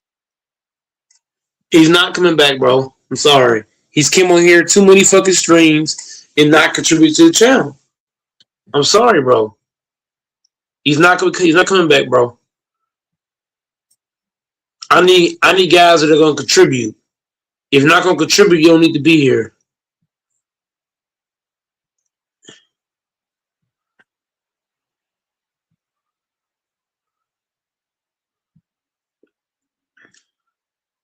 Your damn dog says more than Cam does. I mean, fuck.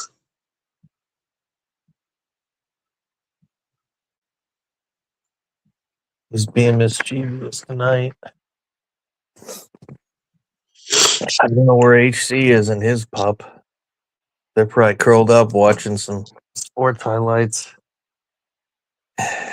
So, Doris, what is your type, women?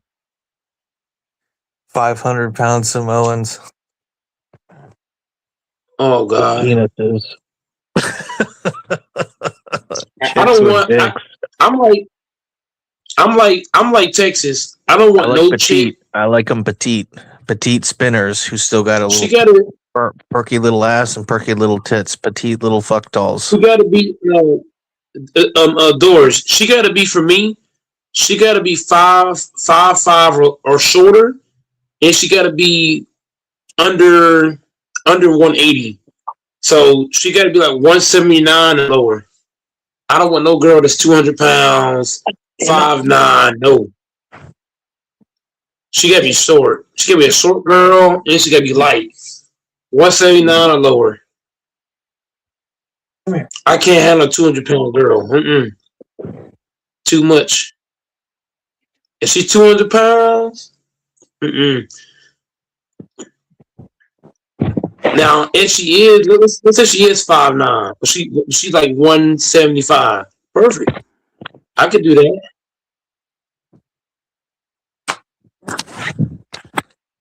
The Colombian I'm seeing, she's like 5'3", and 108 or 10 pounds, and I want to get her down to 105. I like tiny little fuck dolls. Ugh. She is tiny. 108 ain't shit. I can curl that. I can curl. I can curl for 100. She's part black too, so she's got wicked curly hair. It's beautiful hair. It's like it's crazy how it looks when it's not pulled back. It's like a huge fro. She got a big booty?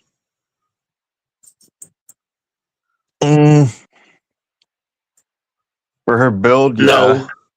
Yeah, she does. In fact, from the look of her mom, I'm concerned with her because I think she could blow up. She's got the genetics where if she doesn't really, she does Pilates and works out a lot. She does Pilates and Bari. But some bitches are just prone to blowing up in size. And no offense, but some black bitches, once they have a kid or they get a little older, not even really old, like mid-20s, they just blow up. God damn. Black bitches are some big bitches, some of them. No offense. There's a lot of fat white women too, but you see a lot of young black girls that are like even in their late teens, early 20s, and they're already like morbidly obese at a young age, and you're like, holy shit. So she's got that genetic predisposition. You know, I'm terrified of getting with a girl and she just blows up on me. Like, just blows up. But I think this girl, even if she has those genetics, she's a girl that loves to work out at fitness. And like I said, Pilates and Bari and like. Pilates ain't good enough.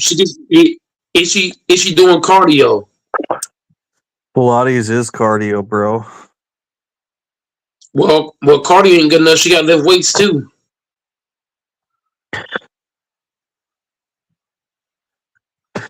Yep. Well, the point is, she's very active. I mean, works out several times a day.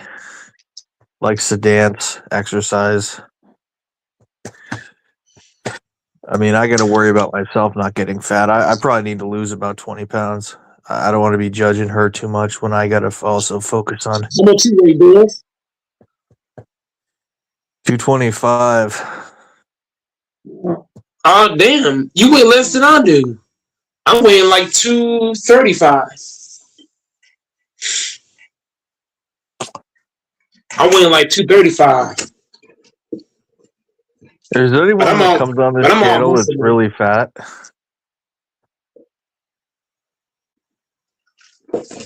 Hey, Doris, I weigh 235, but if you look at me, I don't look 235. What are you at, Texas? Are you still at 250? Texas is a big dude. I think Texas like. Texas. See, I'm 6'3". I'm 6'3", 235. Texas is 6'4". Well, he probably like 230, something like that. He said he's bigger than that. You're only 235, Mike? So you've really slimmed You said down. what?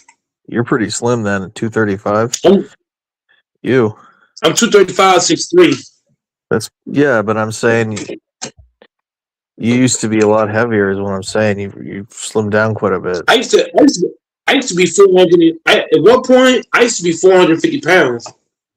That's crazy. That's so big, bro.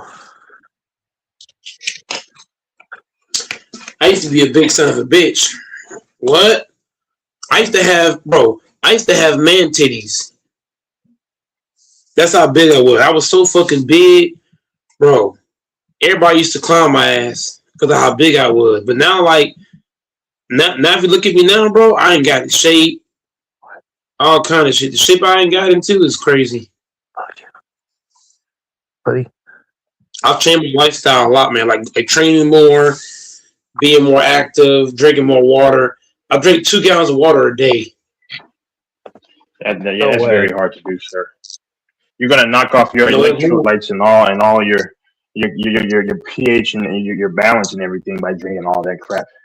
Well, it's not crap. Water's great. Drink a lot of water, but like drink like 12 cups of glasses of water. No, but here's the thing, Texas. It depends on you got to drink water based on your activity level.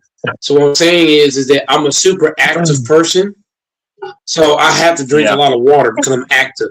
So for example, Texas, I'm taking around 50,000 steps a day. So drinking 2 gallons of water is actually pretty smart because to take 50, you know how much energy it takes to take 50,000 steps a day, sir. How many? I'll take on average, day by day, I take 50,000 steps 7 days a week. Get the fuck out of here. Huh? I'm being dead serious because I'm very active. I'm very active. I'm a supremely no, not at all, buddy. Not at all. 50. And the reason why I take 50,000 steps, and the reason why I'm so active is because my diet is fucked up right now. My diet is fucked up. I've been eating a lot of bullshit. So in order to counter my diet, I counter it with a bunch of movement. Running, jogging, walking a lot, moving around a lot, lifting weight, being active, scrambling around. So I'm just saying, when you have a bad diet, you have to counter it with something else. So I'm countering it with being moved with activity level, and then drinking a shit ton of water. 2 gallons of water, like taste thing is bullshit, but it's actually factual. The more you move, the more water you need in your body. When you're taking 50,000 steps a day, you need that water intake. Two gallons of water ain't shit. That's light work. That's light. That's a lot of water. I mean, a gallon a day. I would hear dudes say they consume a gallon a day, like just lying. A gallon of water a day is hard. When do you start drinking water? That stuff matters. No, if somebody says like, no, but Texas, are they giving you a time? Are they giving you a time? Because it's 24 hours in a day, right? If you're drinking 2 gallons of water a day, your piss is white, clear. Your piss is clear, and like you said, you're depriving yourself of essential things like electrolytes. Once again, I'm gonna say this again. I'm gonna say it again. Is there 24 hours in a day? Yes, there is. So when are you starting to drink your water? Are you starting to drink your water? Because if somebody say, I drink a gallon of water a day, starting at this time frame, it depends on when you start. If somebody tells you they're drinking a shit ton of water, but they start drinking water like at 12 noon, then I would say you're bullshit, because there's no way you can drink that much water from 12 noon to midnight. Not possible. So in order to drink a lot of water in 24 hours, you gotta start early. You gotta start that shit early. So for me, I start drinking water from hour 1 to hour 24. So from hour 1 to hour 24, I'm drinking water. So you don't sleep? So out of 24 hours, I'm still drinking water. Huh? So you don't sleep? You don't sleep? Pretty much no. If I do sleep, it's like for a few minutes, and then I get the fuck back up. I got trauma takes. Remember I told you takes since 2004. I've had trauma, so I have a hard time sleeping at all.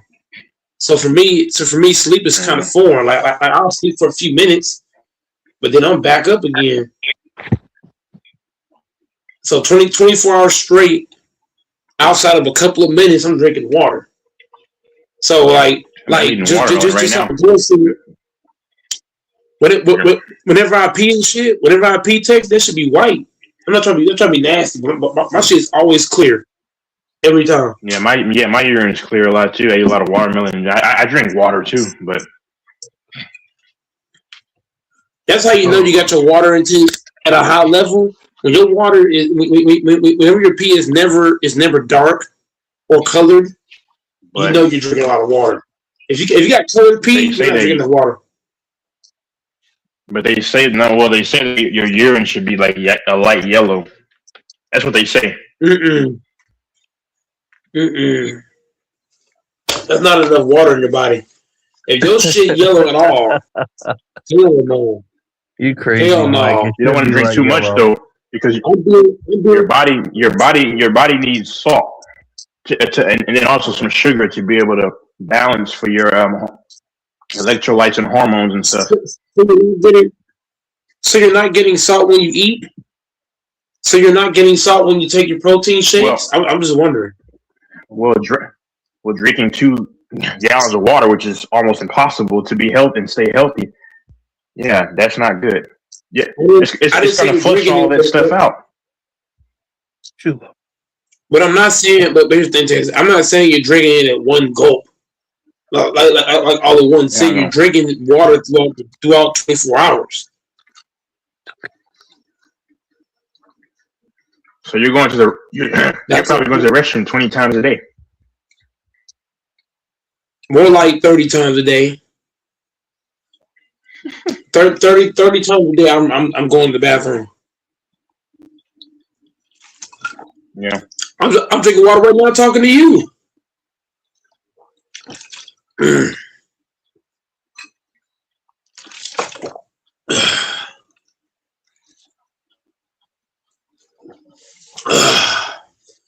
Whew.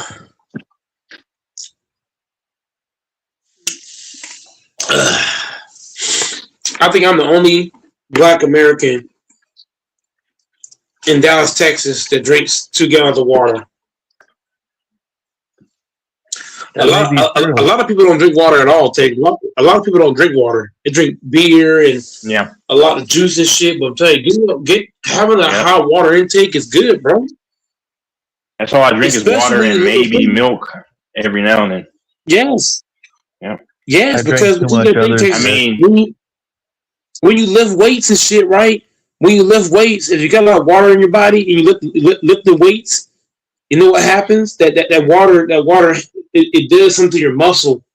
It's like if you got a lot of water and milk in your system, and then you lift weights and shit, bro, your fucking pump gonna be crazy. that's why a lot of people's breath stinks too, because they don't drink enough water. Really? Yes, Yeah, yes. because it dries your mouth. Dehydration I can don't cause have bad breath. breath. It's rare. I You don't didn't know have bad breath that? ever. Yeah, I don't either. A lot of my coworkers have bad breath. It's fucking horrible. Another thing that causes bad breath too is like if you eat a bunch of bullshit and you're not brushing your teeth and brushing your tongue. A lot of motherfuckers brush their teeth, they don't Yeah, brush it's their the tongue. tongue.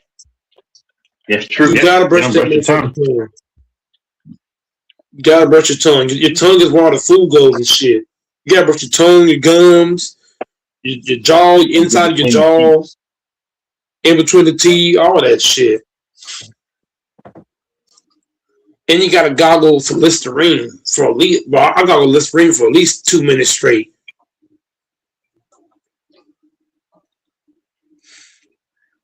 Yes. A lot of motherfuckers don't brush their tongue. Why do y'all think people don't brush their tongue, but they just brush their teeth? Yeah, man. I had this manager when I used to work at a restaurant, and I got a whiff of his breath, bro. It smelled like someone just it smelled like a chick just opened up her butt cheeks, man. It was horrendous. I'm like, dog, bro. You gotta do something about that.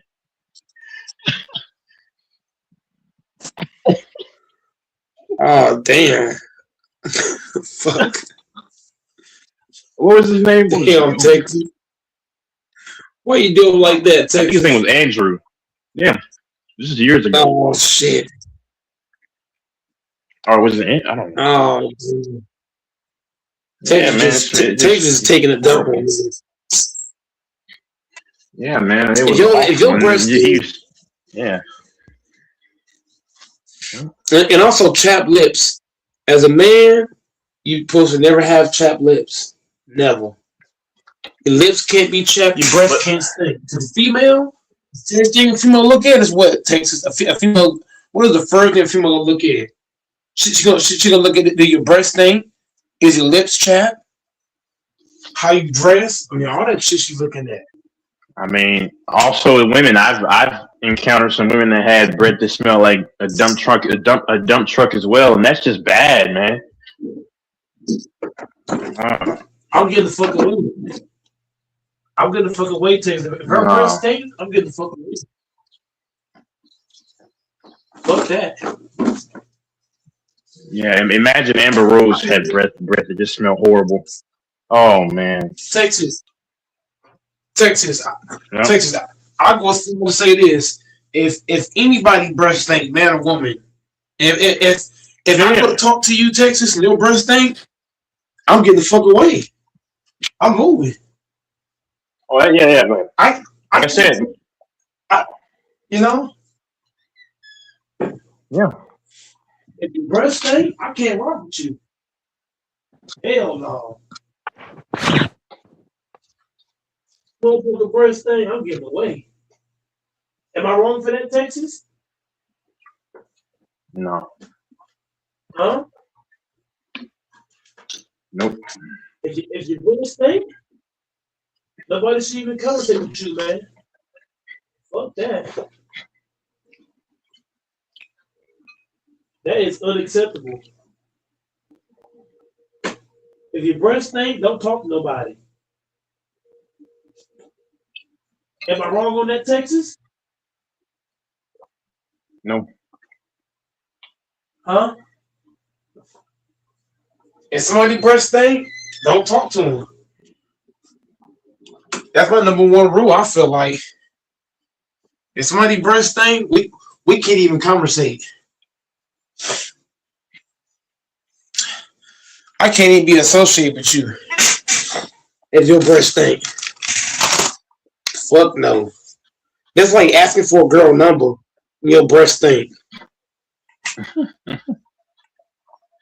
You know what I'm saying, Texas? That's like talking to your homeboy when your breast stink. The homeboy gonna tell you straight up. He'll be like, bro, I fuck with you, but your shit stink.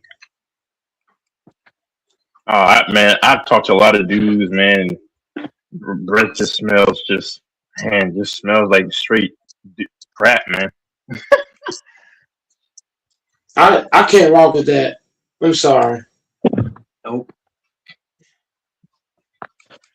If your breath stinking, that's like if me and Dora was talking and his breath was stinking, or if my breath was stinking, man, if somebody's breath stinking, I'm talking to them, I gotta get this. And look, not even just that. If your teeth look dirty and we talking, man, even that too. How do people talk with dirty teeth? You got dirty teeth, you got shit in your gums. Like, no. Just no. Or they got all dirty shoes. Or they clothes stink. Hell no. Oh man.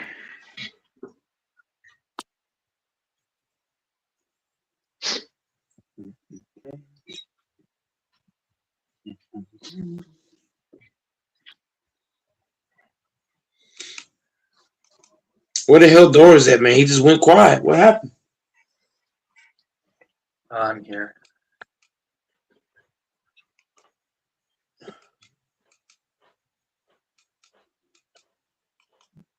Dang, so no Fanbo, no DJs, none of those people. Mm-hmm.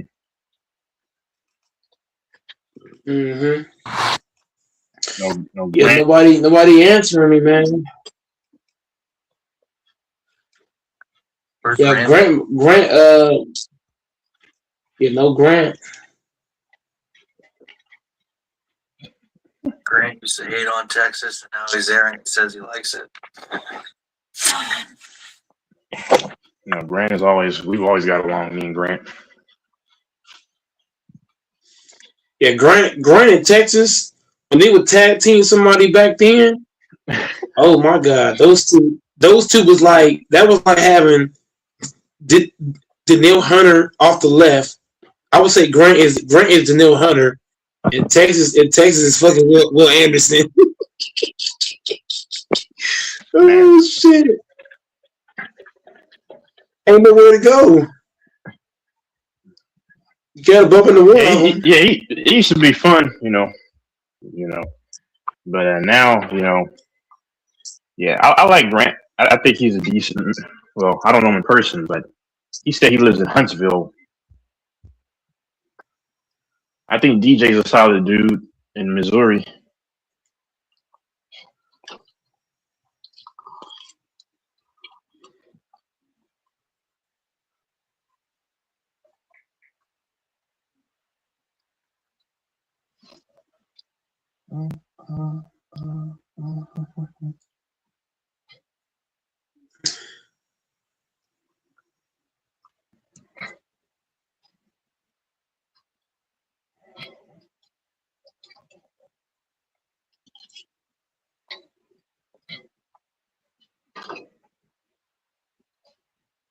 I guess Mike's reading your text. Man, I was looking at some workouts, man. I was scanning over some workouts, man.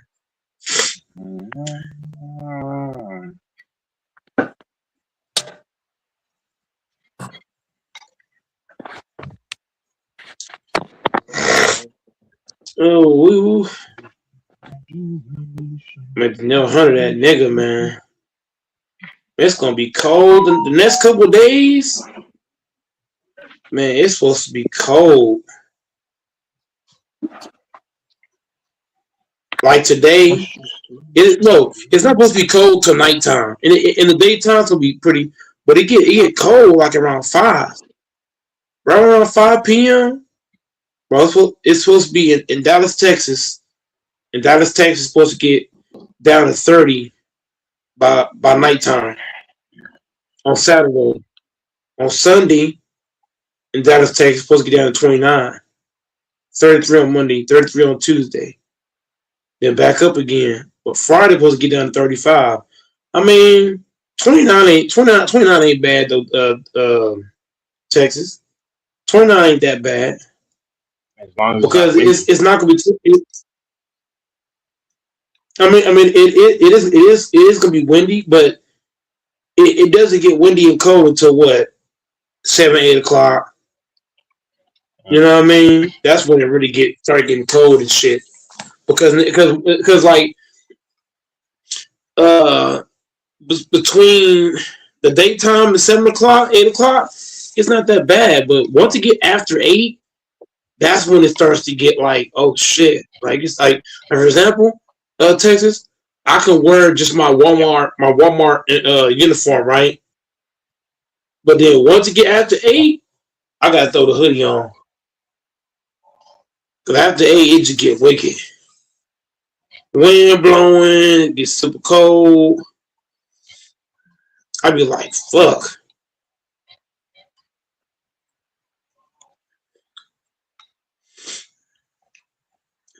But right now, it says it feels like 48 right now. That still ain't bad. And it's gonna jump up again.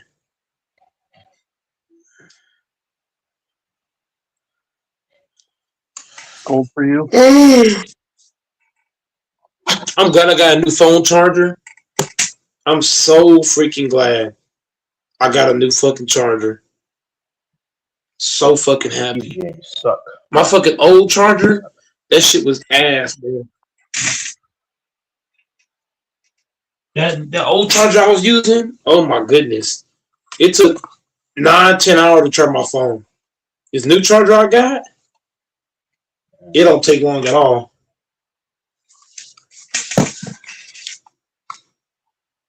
Motherfucker charge quick. I love it. It don't take me long to charge this one. Yeah, but that other one, oh my god. This shit was terrible.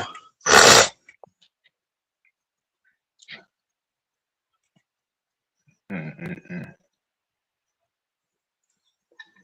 But I have you wish I found any could get barbecue good. sauce, Texas?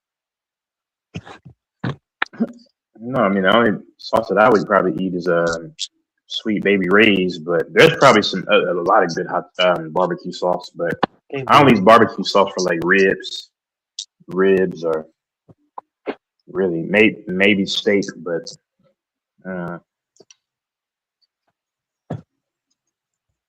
When's your baby due, Texas?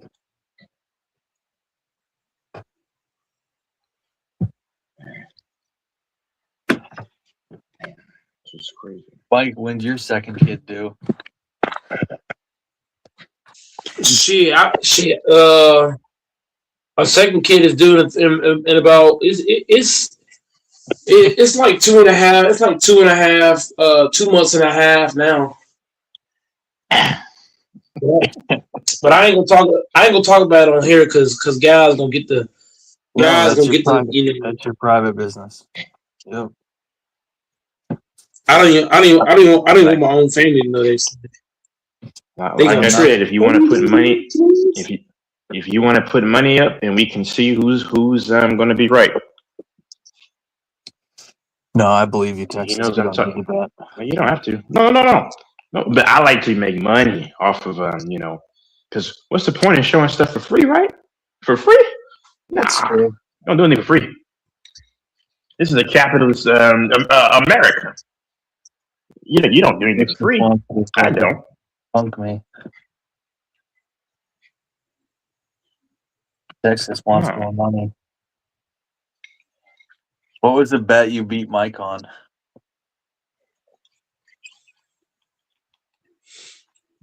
I want to see. When you beat Matt, He you beat said you beat Mike. You said Mike beat you in a bet once. When Mike beat you in a bet once, what was the bet on? it don't matter that I beat him. You see, Got it. look, Doris. I see what you're doing, but I don't have a Ben Johnson mindset. Like even though I beat him once, he's beat me a lot more than I beat him. So I'm not gonna act like Ben Oh, Johnson. that, You know, I got one win. I'm talking all this shit. that loser from Come the on, man. Bears who celebrated And winning a Cuba single playoff game. got it. Cuba's Yeah, I'm not cool. a fan of celebrating beats. Like beating somebody one time is not impressive. It just isn't. No, You got to do it over and over. don't celebrate the battle. Celebrate the war. Yeah, It's and just a that's why I say battle. Ben Johnson's about to go home in the second round because the Rams about to tell you Puka Nacua and Adams, bro, them two niggas, bro, the Bears, they don't have anybody to cover them niggas. They don't. They'll probably put Gardner Johnson on maybe Nakua, and then, but it doesn't really. I don't. Garner can't, I'm so not happy. bro, Yeah. Garner can't do nothing with no Puka Nacua. Puka Nacua about to torch Does that he? man for 150 plus yards and 3 touchdowns. I don't know Shit. if he travel. I don't know if he travels though. Gardner Johnson. I don't know. Just some cornerbacks Whether he don't. travels or not, Yeah. you got to think about it, Texas. The fucking Bears barely beat the Packers, and they were down how many points? 21-3. So, Texas, if they couldn't guard Christian Watson and Romeo Dobbs, right? They can't do shit with Adams and Puka Nacua. And they got Higbee too. I King. forgot about Higbee. Yeah, Tyler Higbee or Zed. Yeah, Higbee. King, you should get on the panel and speak about the Niners. Is DJ King in won't the hop Stafford on. chat? don't The other got people hop Is on. King here? Yeah, His team's in the King's in the playoffs. chat. Come on, If you want come on. to hop on, King, you better do it now because Goat Mike has plans coming up. So if you want to pull in, you better pull in now. Gold Mike's getting ready to pay a male escort. Not at all. I'm trolling, man.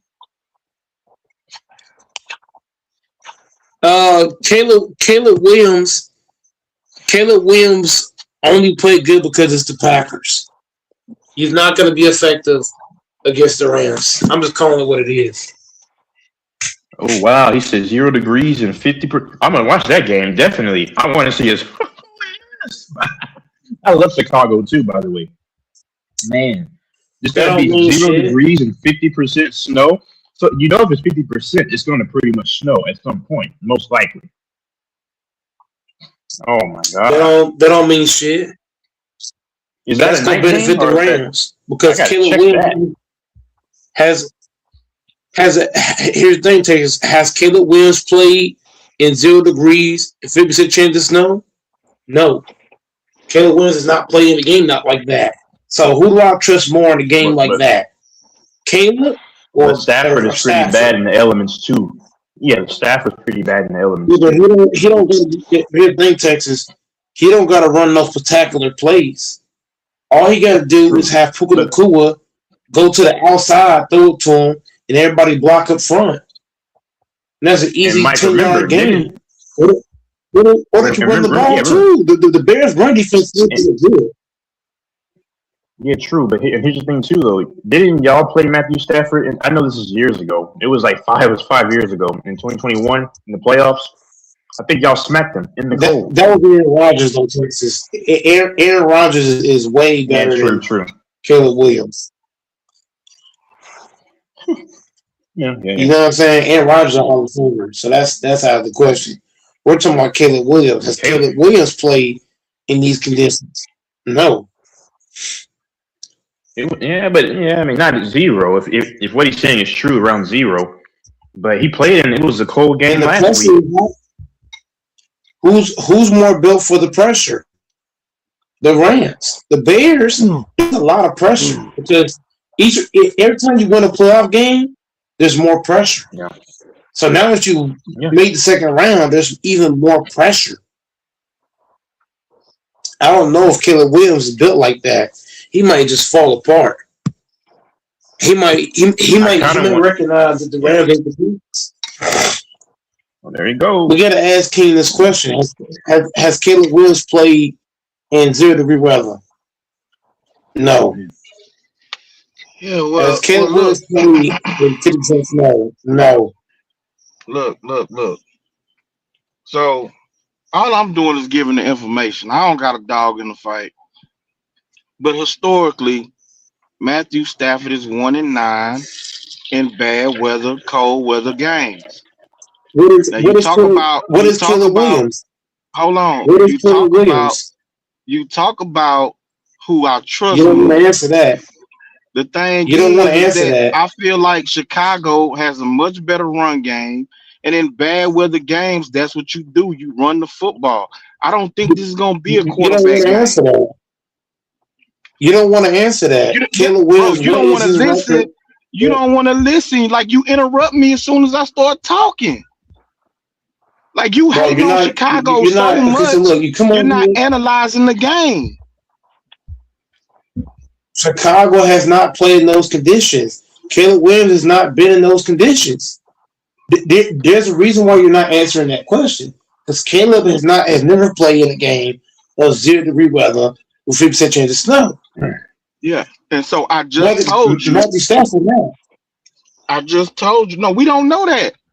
We don't know the exact type games that he played in. We don't know the temperatures.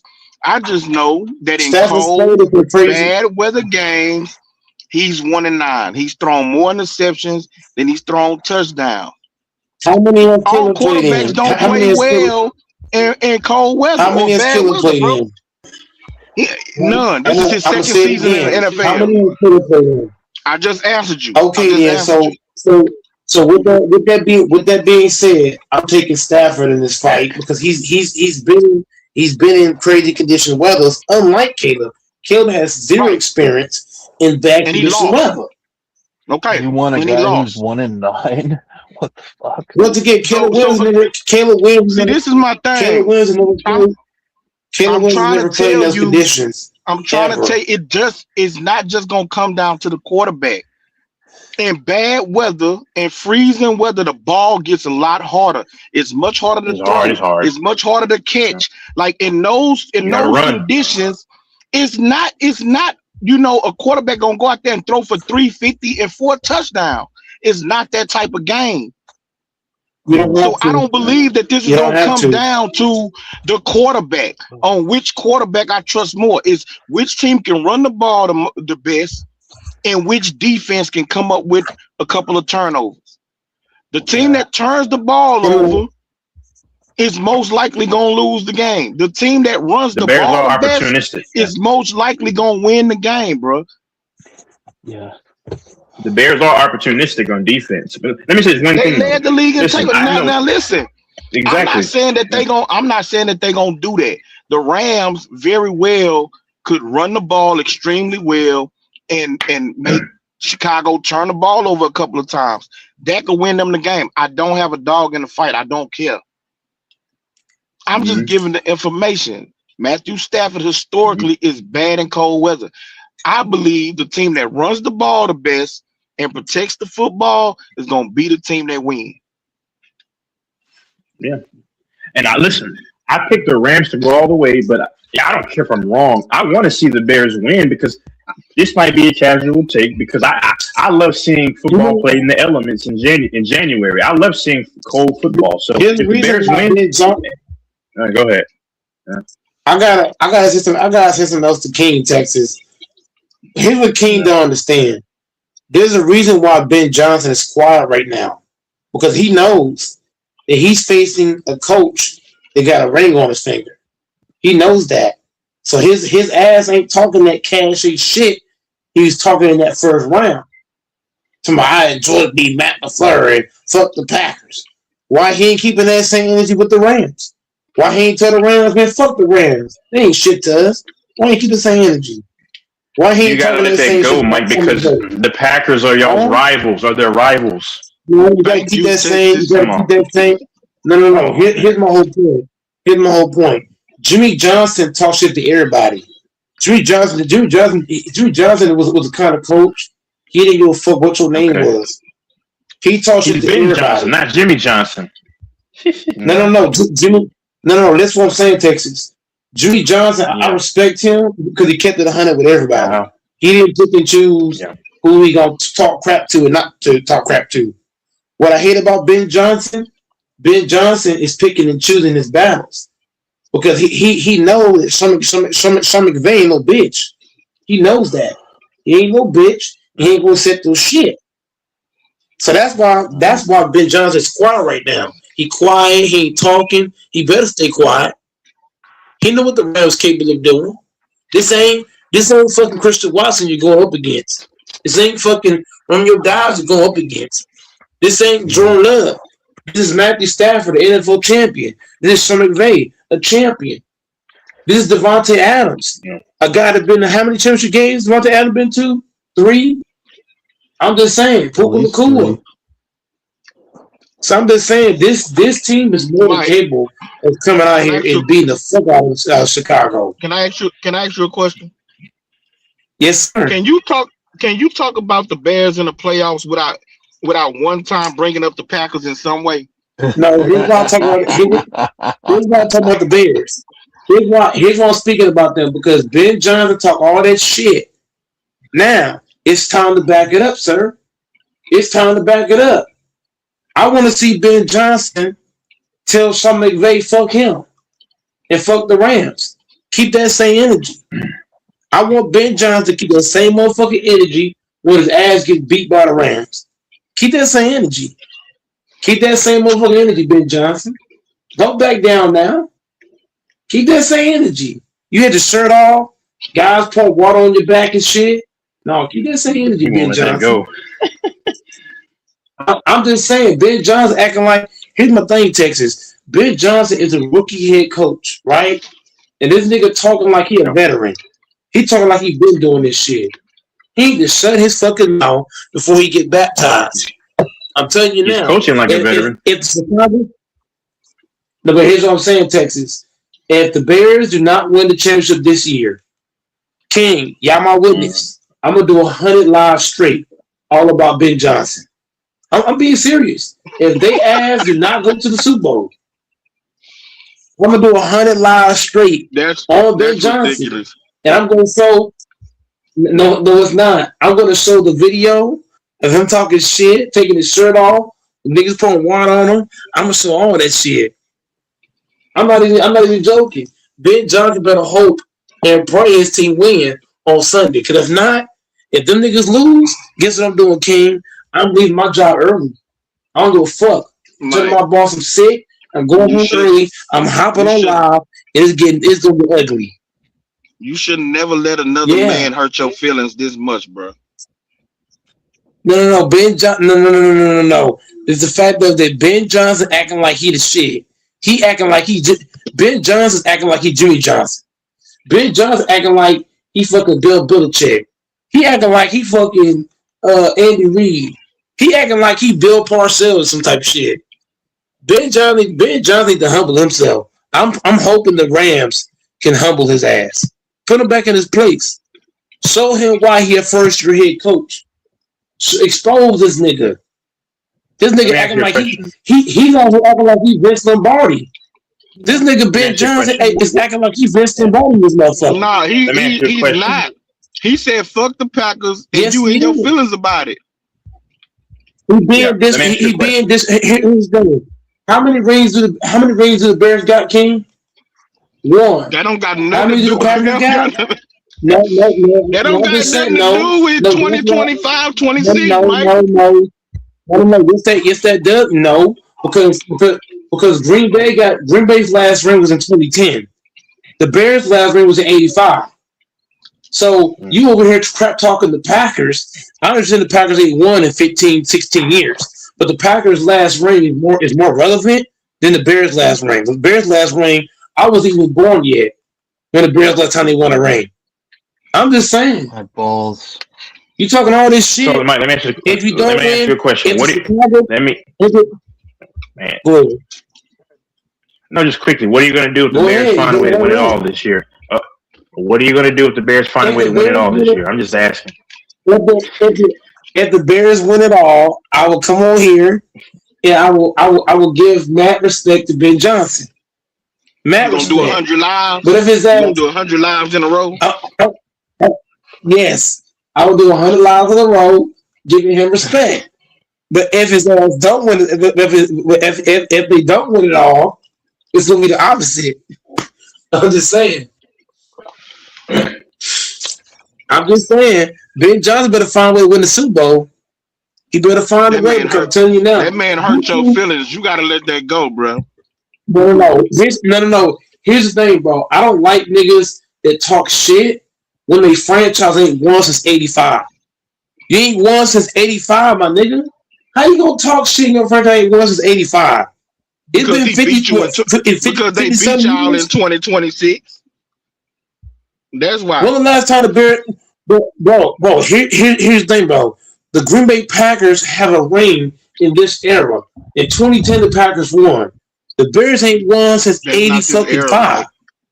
That's not this era. That's what I'm saying. Both King, y'all here's what I'm saying, King. King, listen. I'm damn near 30 years old. King, listen. I'm damn near 30 years old, right? I'm damn near 30 years old. I've seen my team win twice. Chicago ain't won in so fucking long. Bro. As a matter of fact, Tupac was alive last time he won a ring. You know that shit? Tupac and Biggie was alive. Come with me. He won a ring. You did not see your Oh my God, the Haitian appears. The Haitian is graceless. I'm just stating the facts. The last time, bro, last time the Bears won a ring.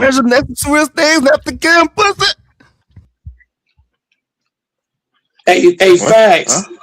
All eyes on me, dear mama, California love. I'm just saying, bro. Last time the Bears won a ring. I'm finna hit King with this, bro. Last time the Bears won a ring, watch this. King think I'm bullshit right now.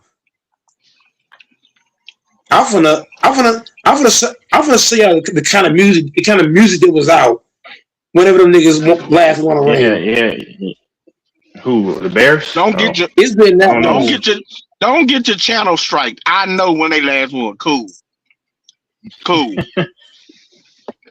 I don't give You a ain't damn. gotta I'm be Michael exposing all Michael this Jackson, shit. man. King, Michael Jackson. King. I told you, Caleb Williams got the best pocket presence in the NFL. I told you that. No, you didn't. Taylor Williams, I've JC, been stop told lying. you bro, if that. they don't win the ring, it No, you don't didn't. matter. If they don't What? win, if they don't, hold Bet on. on that. If they don't, hold on, AC. Don't let them off the hook, AC. If the Packers had beat the Bears, right? If we beat the Bears and lost to the Rams, I would come on here and say the Packers ain't shit. If you Chicago, if your goal was to beat the Packers and not win a Super Bowl, you're trash. I'm telling you right now. If those niggas don't win the Super Bowl this year, that's gonna tell me what, AC. That's gonna tell me that their Super Bowl was beating the Packers. Am I wrong, AC Picks? That's gonna tell me. What? I'm gonna say it Hey, Mike, again. If you the know that the Bears do not Chicago win the Bears Super ain't Bowl, won a game in 15 years, though. I Dwayne Johnson broke that understand that, streak. but I understand the AC Picks. But AC Picks, I'm asking you this: if the Bears, if the Bears don't win the Super Bowl, does that not tell you that their Super Bowl was beating the Packers and not winning the actual Super Bowl? I'm just saying. Hell Because no. I thought you played in the NFL to win a Super Bowl, right? That's your goal, right? In the NFL, you don't play to beat one team, right? You play to win Super Bowls. So Chicago, if they don't win the Super Bowl, that's gonna tell me they played to beat us, and that's it. I'm just saying because if Chicago don't win this year, that's gonna tell me a whole lot about Chicago. Because all you That sound played like for some was to that beat sound like us. some hating ass that sound like some hating ass shit, bro. That's not hating ass. That's not hating ass shit, bro. I said it. Hold on, King. Here's how I know you're wrong, King. In 2010, the Packers beat the Bears. I believe the Packers beat the Bears in the 2010 playoffs, right? In the 2010 playoffs, I believe the Packers did play the Bears and beat them in the playoff Yeah. game. But what I'm saying to you is, if the Packers had beat the Bears in 2010 and didn't win the Super Bowl, I would come on here and tell you we ain't shit. Yeah, we beat Chicago, but we beat Chicago, but we didn't win the Super Bowl. My goal for my team is not to beat Chicago; it's to win the goddamn Super Bowl. Period. The Can Bears' you just focus come is on clean? one thing. Can you come clean I'm, and admit you hate I'm, the I'm Bears and keeping you're up. I'm keeping enraged? up. What do you play for? Hold on, nigga. When you go to the NFL, AC, what do you play for? Do you play to beat one team, or do you play to win Super Bowls? I'm just saying. As a What are you Texans playing for fan, here? I'm happy for anyone. No, but here's what I'm saying, though. Here's what I'm saying, AC Picks. Do you think the Texans would be okay just winning one game? Hell no. Them I niggas mean, trying to we go to the have Super Bowl. our entire franchise. Hold That's on. been the Hold on. identity of Hold on, our AC. Huh? franchise. So by your logic, Mike, by your logic, if the Mm-hmm. Texans don't win the Super Bowl, then all they cared about was beating Aaron Rodgers. I respect it. I respect the Texans because the Texans knows their place. Their fucking head coach was not talking like Ben Johnson. I respect. Here's what I'm saying. You I crazy respect the bastard. Texans. Listen. I don't mind players talking shit because the players are the ones that can hit, slap, push around, knock down, elbow, Hey, hit sorry the to groin, cut the you off, face, Mike. all that. Did you see when I Ben Johnson respect. said fuck? Did you see when Ben Johnson said fuck the Packers? That's why he That's in what his I'm talking feelings, about right AC. now. AC Pitch. Here's what I'm talking about, bro. As a head coach, you gotta be professional, my dog. When you get to talking shit, Matt LeFleur has done more as a head coach than Ben Johnson. Matt LeFleur as a head coach been to 3 championship games. He's made the playoffs multiple Yeah. times. Ben Johnson has won 1 game in the playoffs. Matt LeFleur has done more than he has as a head coach. That's Hey, Mike. facts. And Mike, do I you know what's so understand. crazy? Do you know what's so crazy? Do you know what's so crazy though, Mike? Did y'all see when your coach tried to shake his hand and he just kind of I was just about that's to the say that. ultimate sign of an FU. Yeah, that's the ultimate FU, man. I'm sorry. There's But smoke Hey, now. Mike, hey, you saw that? You saw that handshake, Mike? Hold on. Bro, yes, I saw the handshake, bro. But the problem making is Ben Johnson has to make at least Ben Johnson has to do 1 of 3 things to be better than Matt LeFleur. he has to either win a Super Bowl, two, he has to go to 3 championship games. Because if he does not, Matt LaFleur is above him. I'm sorry, bro. Matt LaFleur has done more than you as a head coach. And that's why Ben Johnson is hating on Matt LaFleur. Now I know why he hating on Matt LaFleur because Matt LaFleur been a head coach longer than him. Matt LaFleur's had more success than him. So that's why his bitch ass hating. Mm-hmm. I see what it is now. Yeah. I see why he hating on Matt LaFleur. I see why he didn't want to shake Matt LaFleur's hand. Because Matt LaFleur, as a head coach, when it's not play calling, it's not coaching now. Matt LaFleur has done more than him as a head coach. So I wouldn't shake LaFleur's hand either. I'm just saying, if I'm a head coach in Texas, if you was Ben Johnson, right, and you got a guy that's done more than you as a head coach, would you shake his hand? I wouldn't. I'll be hating too. At least you admitting that you on some hating ass shit right now. No, I'm not. Ben Johnson's the one that's hating because Matt LaFleur has a better resume than he does as a head coach. Matt LaFleur has a better regular season. Matter of fact, should I pull up Matt LaFleur's full resume and tell you how he's better than Ben Johnson as a head coach? Sure. You want to go there? So you want to? Yeah, I do. Yeah. Go ahead, Mike, and compare a dude that's been a head coach for 8 years to a dude who's been a head coach for 1 year. No. You gotta show respect. No. Here's the problem. Here's the point. Can you listen? Hold on. Here's the point. Hold on, Doris. The point I'm making is this, King. Ben Johnson is hating on LaFleur because he's done more than him as a head coach. So he's hating. That's all this shit is. Hate, nigga. Bro. He gotta get the head out of his butt, bro. Hold on, Mike. Why would a rookie head coach be upset that a veteran head coach has accomplished more than them? That's bad sports. Hold the fuck up, bro. Hold the fuck up. Here's why Ben Johnson got me hot right now. Because if you want to say fuck the Packers and fuck Matt LaFleur, that's cool. But Matt LaFleur was trying to shake your hand. And you didn't want to shake Mike. You didn't want to shake his hand, but that's bad. Hold on, listen. In the NFL, hold my God, you gotta stop. AC Pitch, you gotta stop cutting across the lane, my guy. He's about to blow. As a head coach, you have to show sportsmanship. You can't just come out there. This dude trying to shake your hand. You don't want to shake Matt LaFleur's hand. That's some bitch made shit, nigga. That's bad sportsmanship. It really is, bro. Mike. So if you do some film work, Matt LaFleur did it to Ben Johnson first. Bro, once again, bro, it's kind of hard to. Here's the thing, bro. When you got a AC Pitch, put yourself in Matt LaFleur's shoes, right? Matt LaFleur, he don't talk no shit about nobody, right? He's a humble dude. He professional as fuck. He don't say shit about nobody.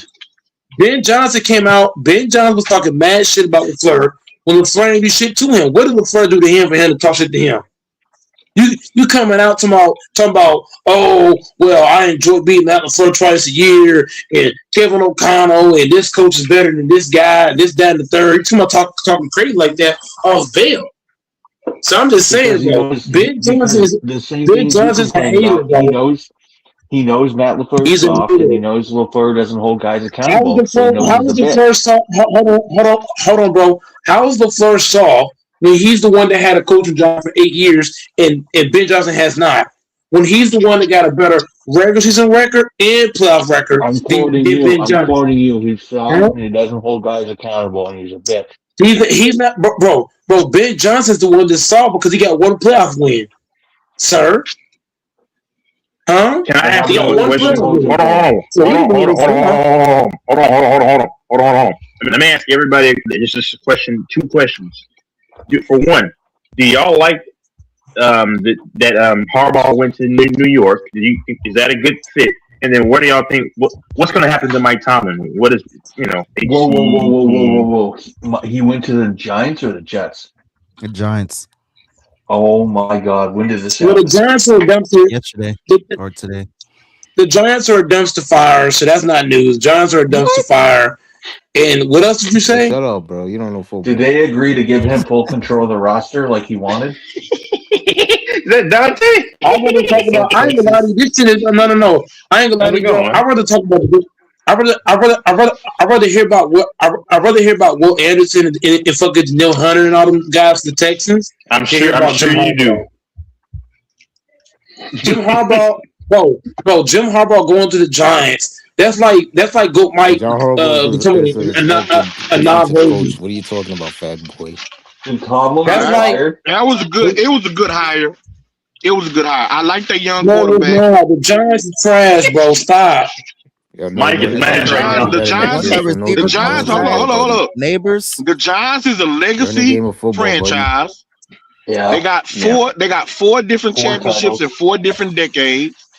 They're a They legacy shouldn't have hired franchise. him, but They got a Plus, good they young have their. quarterback. They got a good young running back. They got a good young wide receiver. They got pass rushers. I'm not. They got some pieces over there and a high If you draft pick. listen if you listen closely, team, I'm not hating on Ben Johnson, but I'm hating on Jim Harbaugh. He's supposed to come to He's supposed to come to Green Bay. That's bullshit. That's fucking Oh, bullshit. so you so you jealous?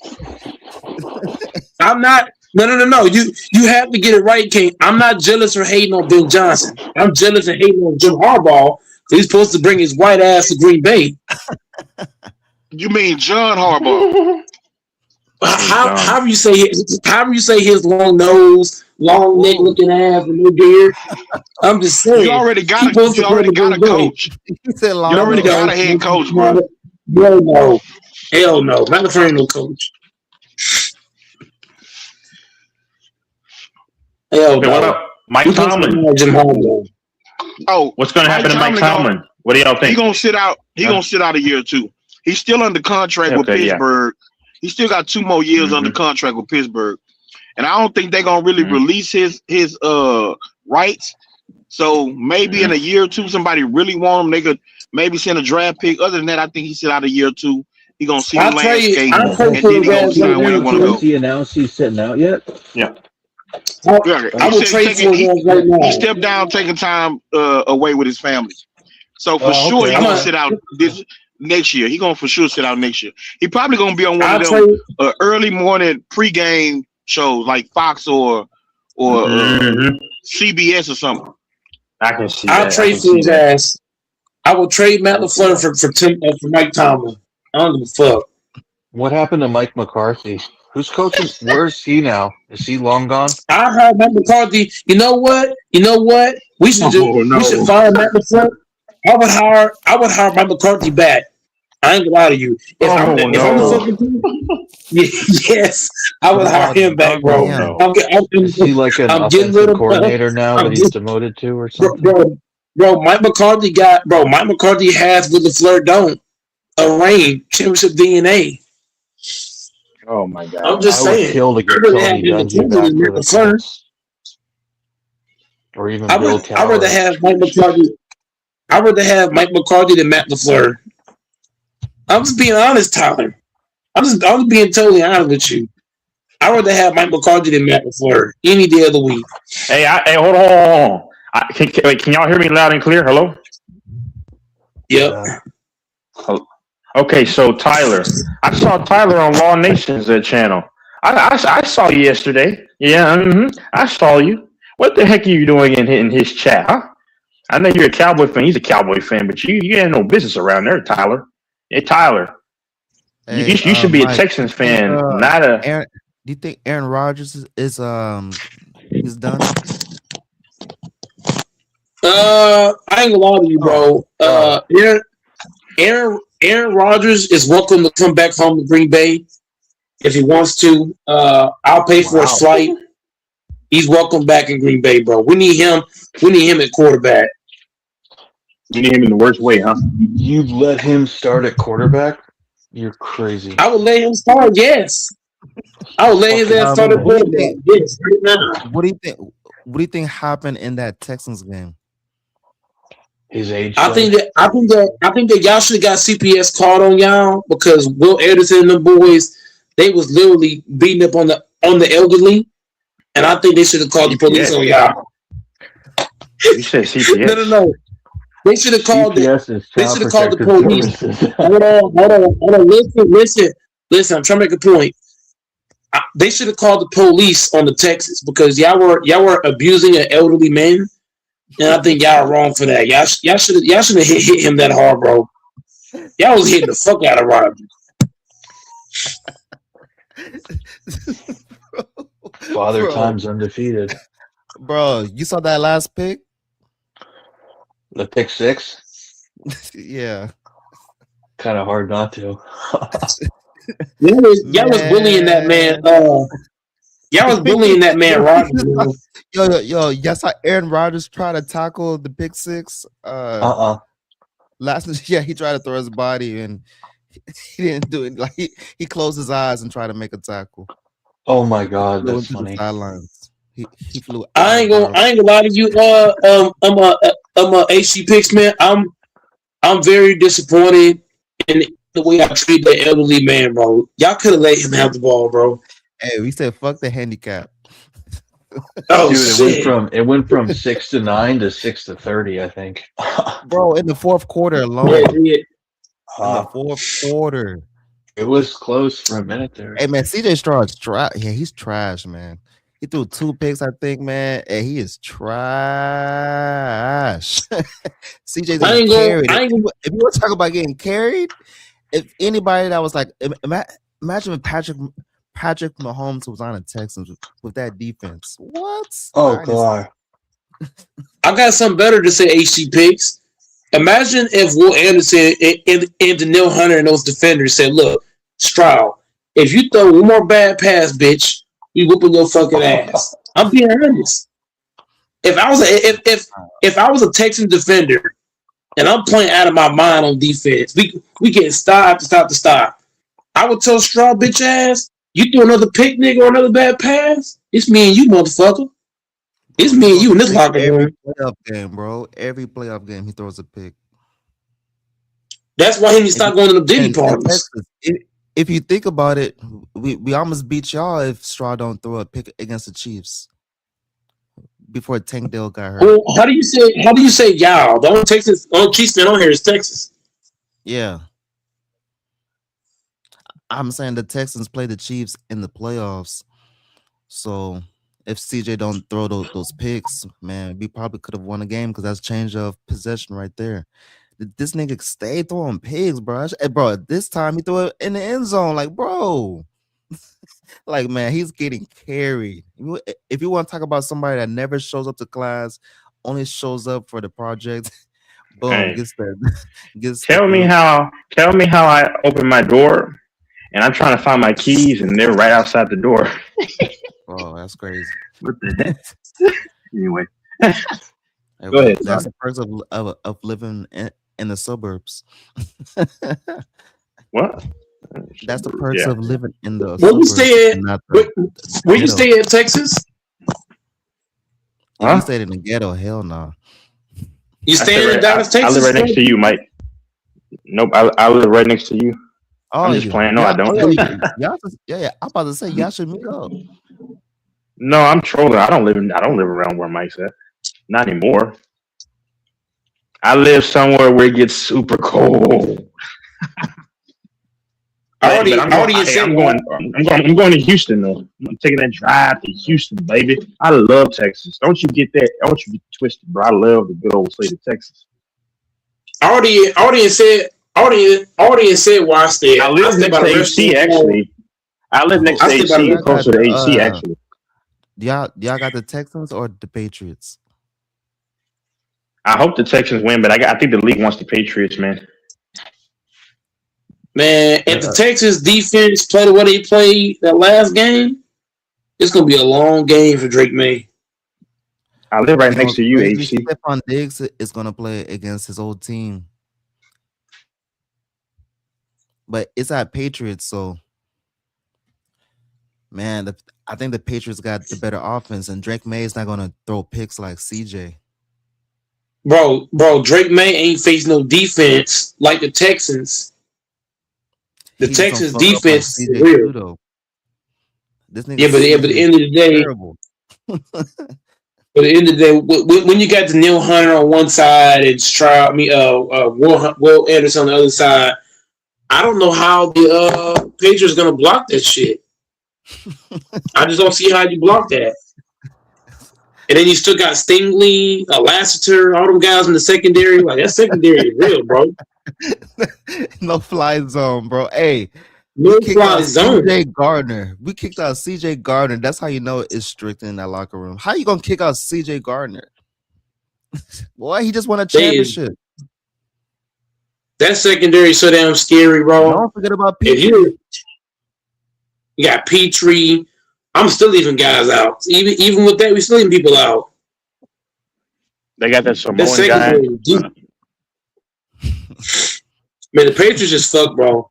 I ain't gonna lie to you. I don't know how Hey Green yo, Bay's gonna be able to beat that we kind got of all those defense. picks because of Deshaun Watson, because of that massage, right? We got all those picks because of him. And then as well, we traded up in the draft, man. If only CJ can be competent to play quarterback, this is our opportunity. He don't No gotta Patrick be. Mahomes. He don't gotta be. He don't gotta be competent against the Patriots. I'm telling you, the Patriots offense is gonna be so bad against the Texans. I'm telling y'all, this might be a game where in the first half nobody scores. I'm being for real. The Texans defense is so good they can shut down the Patriots for one half, and then in the third quarter, the Patriots might get a few points. But I'm just telling you. What about the weather? It's gonna be cold as hell. That don't mean that means nothing when you got Will Anderson on the left and Neil Hunter on the right. You got Stingley over here, Lassard over here, and this guy and that guy over here. But that defense is real. That defense is nothing to be played with. Them niggas hit us. They don't give a fuck. Look how they treated Aaron Rodgers. They don't give a fuck. They don't care about the elderly. Look how the nigga be hitting. You think Drake May is gonna be able to handle getting hit by Will Anderson? Fuck no. He gonna be hurt by the end of that damn game. He gonna be beat up. Them boys down south. So do you think, like you said, I'm saying the advantage is to the Patriots? Yeah, but even if Drake May win, he's gonna have to take a beating just to get the win. Like he's gonna have to take bruises, all kind of shit. Yeah, it's a dogfight. Getting hit, slapped, pushed around. Like he gonna have to turn to Brett Favre. You know how Brett Favre took all them damn hits? Yeah, Petrie. And you got Petrie. I keep forgetting about Petrie, Lassiter.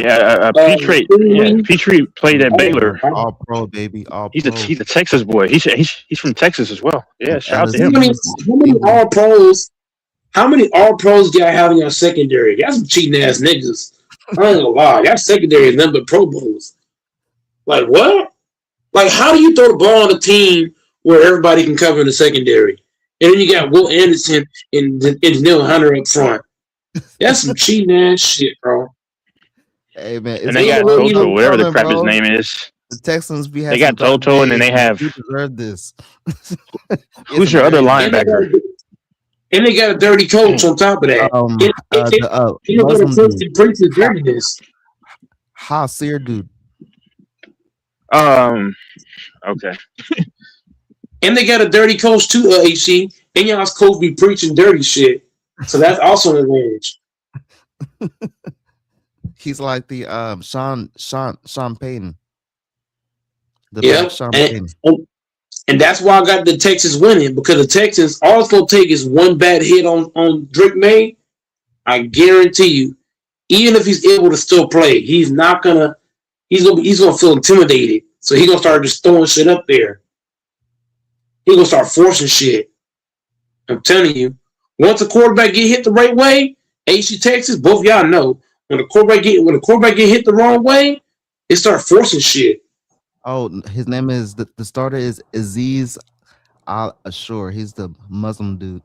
Yeah. Al-Shire. Yeah. Mm-hmm. Yeah. Who's the other guy that started with the Al-Aziz. Who's the other guy that started with the SHIR or some shit? You know what I'm talking about? It's like SHIR. Yeah. Okay. Yeah. That dude's a man. That dude be popping niggas. But that defense. I forgot about Bullet. or Bullock. Bullock, yeah, Yeah, Bullock a Bullock. dog too. But the Texans over the last 12 years, they've had a good defense, man.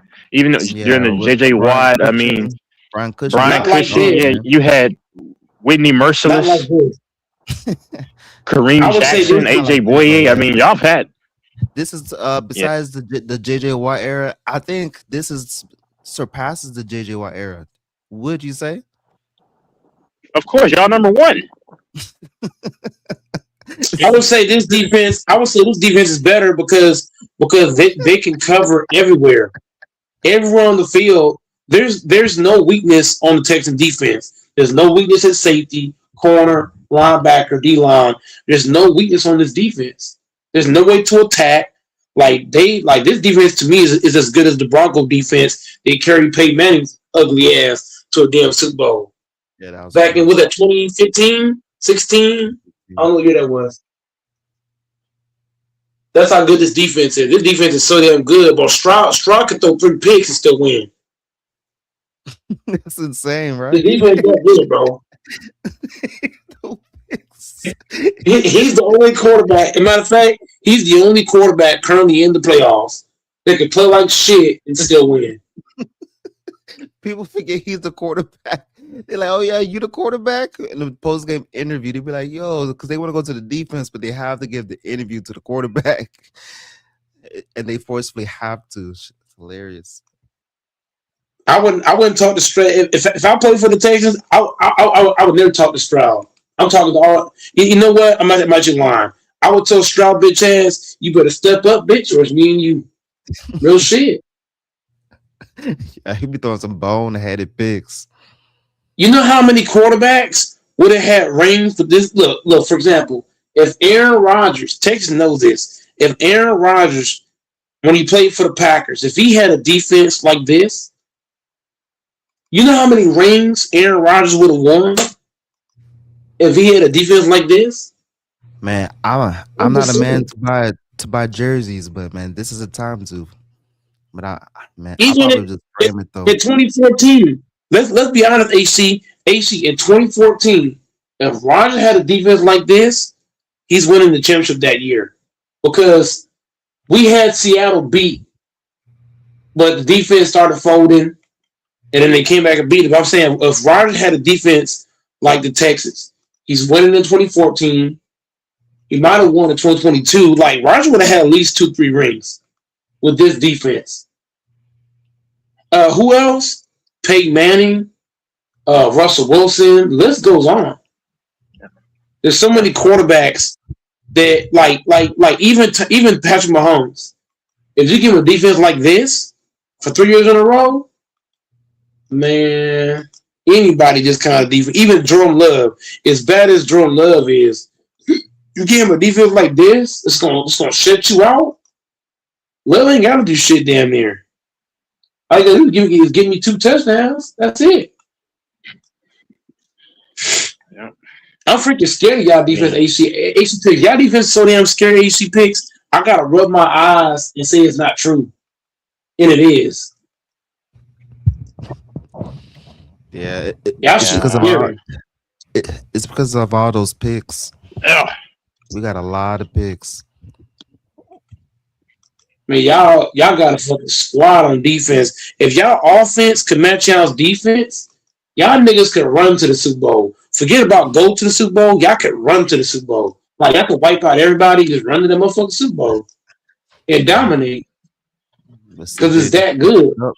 That boy CJ, he I throws think the the game away. Chiefs. I think the Chiefs defense from 2 years ago was close to this defense, but I had the Texans defense still. It's a little bit better. They can cover What about Texas. the Legion of Boom? Don't do that. Don't do that, The Legion of Texas. Boom. I think Legion of Boom was better a little bit because they had more enforcers, but it was a different time in the league. What do you mean, Mike? I mean, if you look, hold on, the Chiefs defense is not what from 2 years ago was not far off from this defense. If you know statistically Those and eye niggas- test. But go ahead. Those niggas didn't. But Texas, your defense played clean for the most part. This defense, did you forget Oh, they're Texas? dirty, That huh? the fucking Texas coach got investigated for coaching dirty play because if you listen Yeah, to the reporter, right, when the reporter interviewed the Texas coach, right, he was like, I tell my yeah, guys to play clean, and then he winked his eye yeah, when he said that. Yeah, yeah, y'all didn't see that Texas AC picks. Whatever he said, they said, I tell my guys to play clean, but he was winking his eye when he said it. That just tell yeah. you I hope everything, bro. Houston This wins defense is though, crazy. because they represent Texas. I mean, the Chiefs, we own them historically. It's okay, but I want to see the Texans win. But I'm not sure if the league is going to want this to happen because I don't know. I hope the Texans win though. I mean, I would love for them to I don't win think and get to the Super Bowl and when you yeah. go to a Diddy party, you got to think Texas. I think the league's not going to want a guy that went to a Diddy party to win a championship. I'm gonna be honest. I think what really threw his game off, honestly, and no one even mentions this, is that night when he was with Amber Rose and then claims that he did nothing. So you didn't do anything, huh? You were just taking her to the hotel or the airport. That's what he said happened. I think. So I'm so you okay? So I need to believe that, right? But You want me it's to believe crazy that? because he was advocating about God and always speaking highly about God, and out of nowhere, he's doing the. I mean, each his own. But come on, man! Like he's the number one NFL player in his rookie year talking about God. Then you're seeing with Amber Rose, like what? You know what she represents. Like that doesn't even make sense. Like She what, she bro? actually spoke out against the guy. She denounced. So like you He's know what she's about. he's writing scriptures on his wristband, his shoes, Philippians 4:13. Right, Like he's writing scriptures and all this, and they get in the side the BJ from Amber Rose. bro, that doesn't even make sense. Oh my That god, doesn't even make sense, man. That was crazy. So yeah, ever since that, he just lost that's his powers. insane. He lost his powers, man. Yeah, he's probably still, of course, believer. I mean, but then again, like I don't know if it's a facade because me and you discussed this. You know how when dudes really are just constantly pushing so hard, you kind of and then he was at Michael. You know Michael Rubin, right? He was at Michael Rubin's party, and we know what Michael Like Rubin is. of all people, it doesn't make Like, sense, why are man. you there and you're talking about God? I'm not here to judge, but like, these people are demonic. So why are you shaking hand? The word says you can't serve two masters. So what's going on? See, I don't judge him if he got a little BJ from Amber Rose. Okay, come on, we messed up. Okay, cool. But you did a lot more than that. And you probably have done a lot. I mean, this I know Amber Rose is a very tempting lady, but I mean, you trust me, I know she was my crush. But hey, listen, See, here's my get it thing. together. If you're gonna Yep. do that, but don't be talking about God and doing that. Like if you want to have that lifestyle, man, you to each his Yeah. own. But if you're gonna be talking about God this and that, they're trying Yep. to hear about the stats and how you did about the performance of the game, and you're talking about God and people that's not religious are not forced to listen about your God. So now you're this the And what they're gonna standard do is crowd. judge you. Like Yeah, man, people who are not. Yeah, because people who are critical are gonna look for a way to say, "Well, look at you," because like, and they're gonna say, "Well, you talk about this, but you were messing with her probably last night." it's a bad look for Right. sure. But before that incident, he Yeah, was cooking. And that summer, I don't know what I happened that saw. summer. He probably thought maybe he was outside of his body because he did have a really good rookie season. Yep, And I Amber guess Rose he's likes like, the hey, young yo, men too. That's not a man, secret. I'm Amber Rose. I'm straight, still young. He's a man. little So bit it's younger, but yeah, Kanye, then Wiz. Man, Kanye was and spazzing on Wiz on Twitter. He was saying, like, technically, that's my kid. yeah, I saw that. And she got with Eddie Murphy, I believe, just briefly. She's got with a lot of people.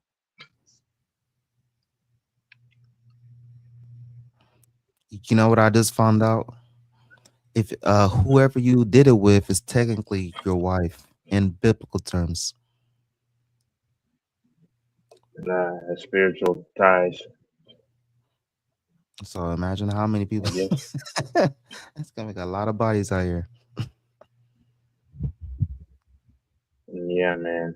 Yeah, man. Hey, Mike, if you want to leave the Packers and be a Texans fan, it's all good, man. Say fuck the Packers, you know what I'm saying? Until some change happen. You know, the people that's in your shoes right now, the Ravens in the same boat. But at least the Ravens let go of their coach. Yeah. So it's up to y'all to do something. So what have you been doing recently? Staying away from succubus women.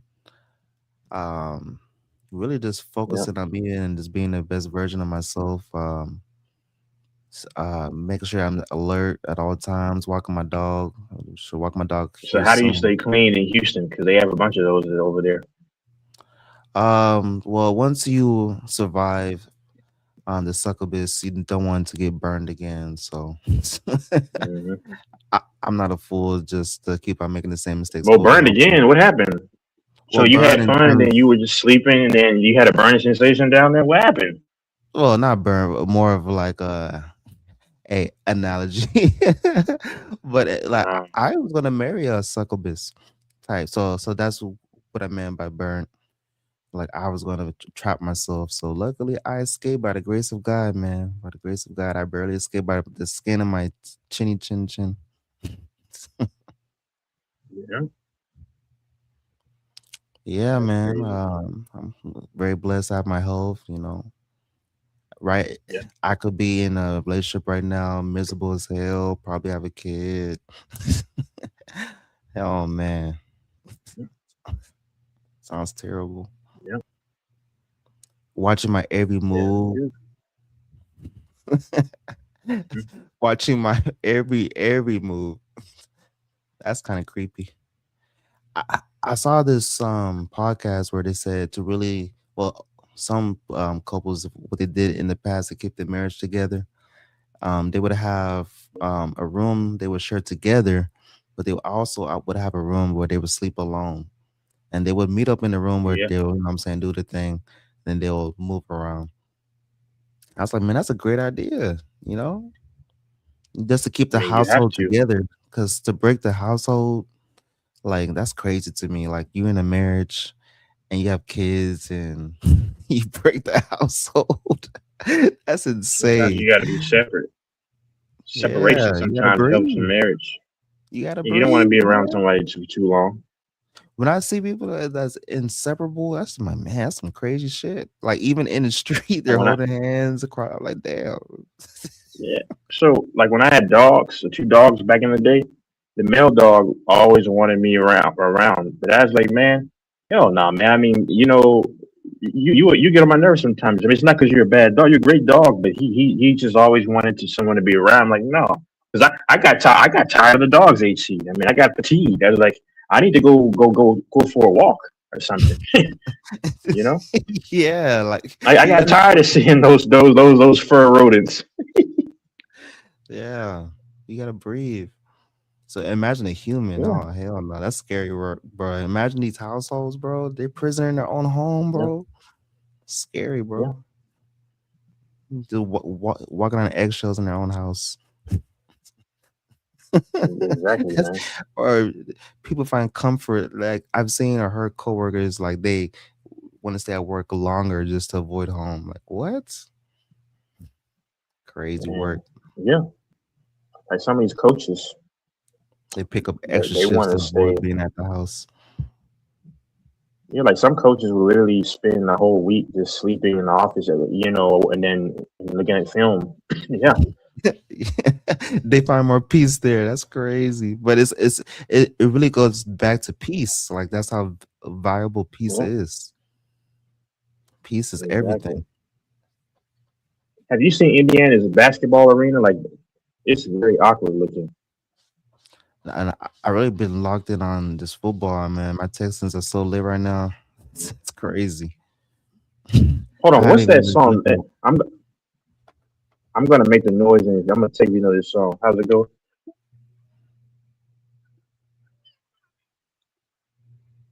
I forgot Hey, what that song is who does funny, the man. Bills play? Who do they play? The Yeah, Broncos. Yeah. man. Josh Allen barely won against the opponent before. He better not lose to So the what I think is gonna Broncos. happen is So what I think is going to happen is this: if the Bills go to the Super Bowl, they're going to play the Rams. If the I think there's a certain combination that will happen. If the Patriots go, they're going to play the Bears, and then if the Broncos go, I have them playing either possibly Seattle. And if the Texans, I'll be honest, I think the Texans they're not going to let them go win. Unfortunately, I'm just being honest because I just don't know. Maybe they. I want to see Houston go all the way. I just got a weird feeling. But if they do go, hopefully they'll probably play. I got them playing possibly the Bears or the Niners. And the Niners, I believe, if they go, they would also play the Bills. That's just my opinion.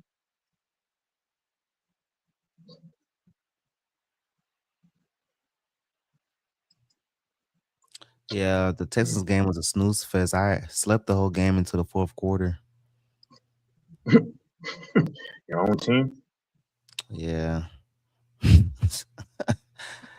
Eric, I didn't want to watch no CJ Stroud throw picks.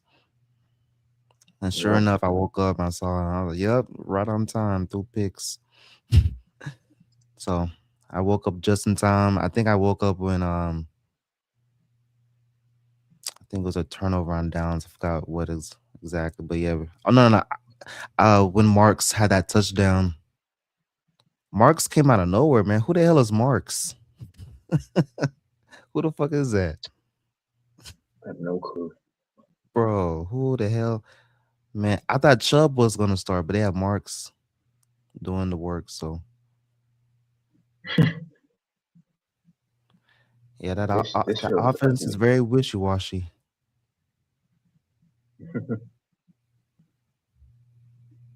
yeah. It's crazy, man. Hmm.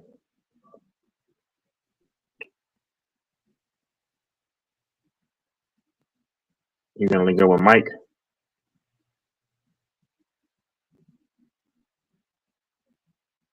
You said what? You gonna link up with Mike? If the Texans go to the Super Bowl,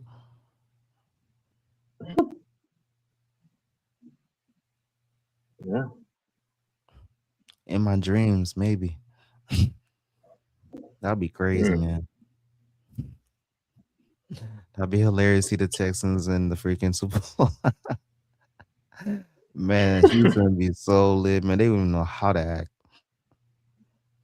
They're gonna have Yeah. police escorts all downtown. Strip club. Oh man, Houston's could a you Hu- imagine the club? Oh my goodness.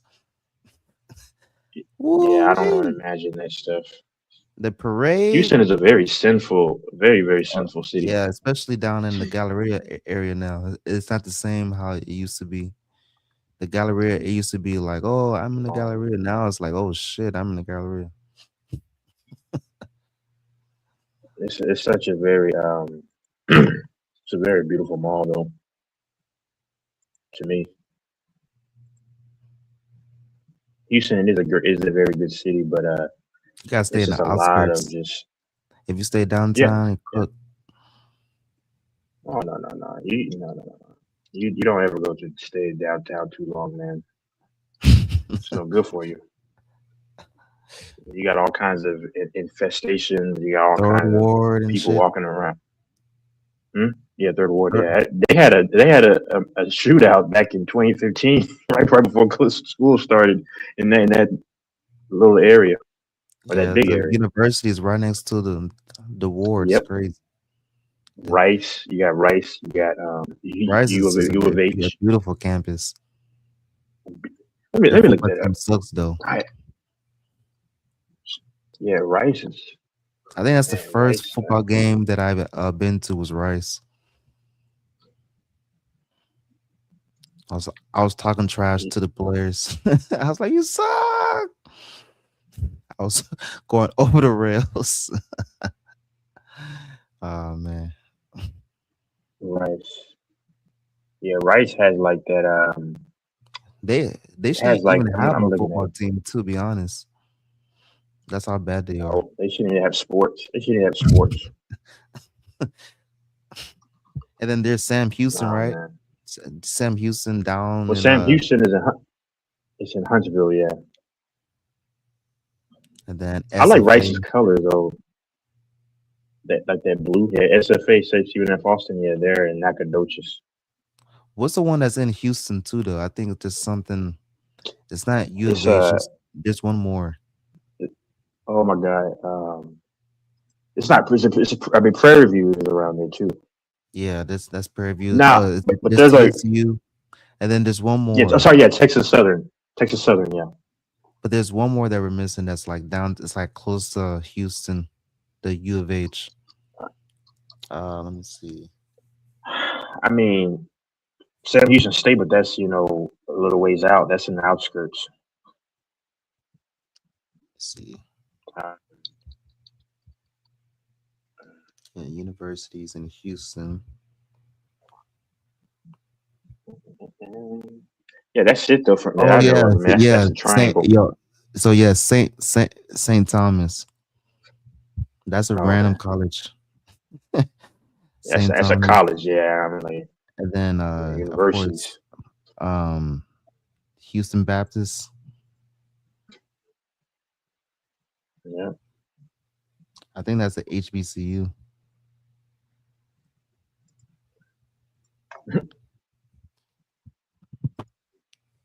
Yeah, hey, yo. I heard those Sometimes HBCUs. I still go back to that Shannon Sharp that Haitian Good episode, story. man. It's just hilarious, man. Yeah.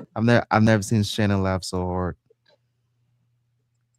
I don't know why people go to strip clubs though. You were contemplating. I remember you said a long time ago going back to one. You were tempted, but you didn't do it. And strip Yeah, I was clubs just definitely seem so tempted. dangerous. And I just don't. Definitely tempted.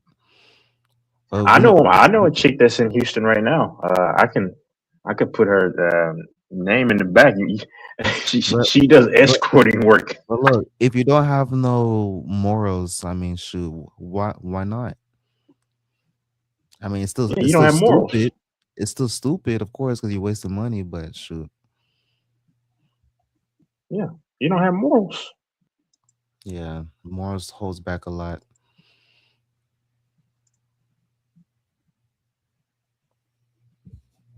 Yeah, man, Mike, it's gonna be okay being a Packers fan. Um, just luck of the draw. All your players got hurt all at one time, like dominoes and shit. Um, hold your head up. It's gonna be okay, man. So the sun will come again.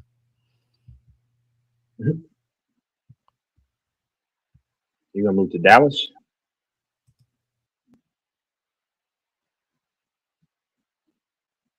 Well, he left. That's what I thought. I figured he was gonna leave once he made his last statement.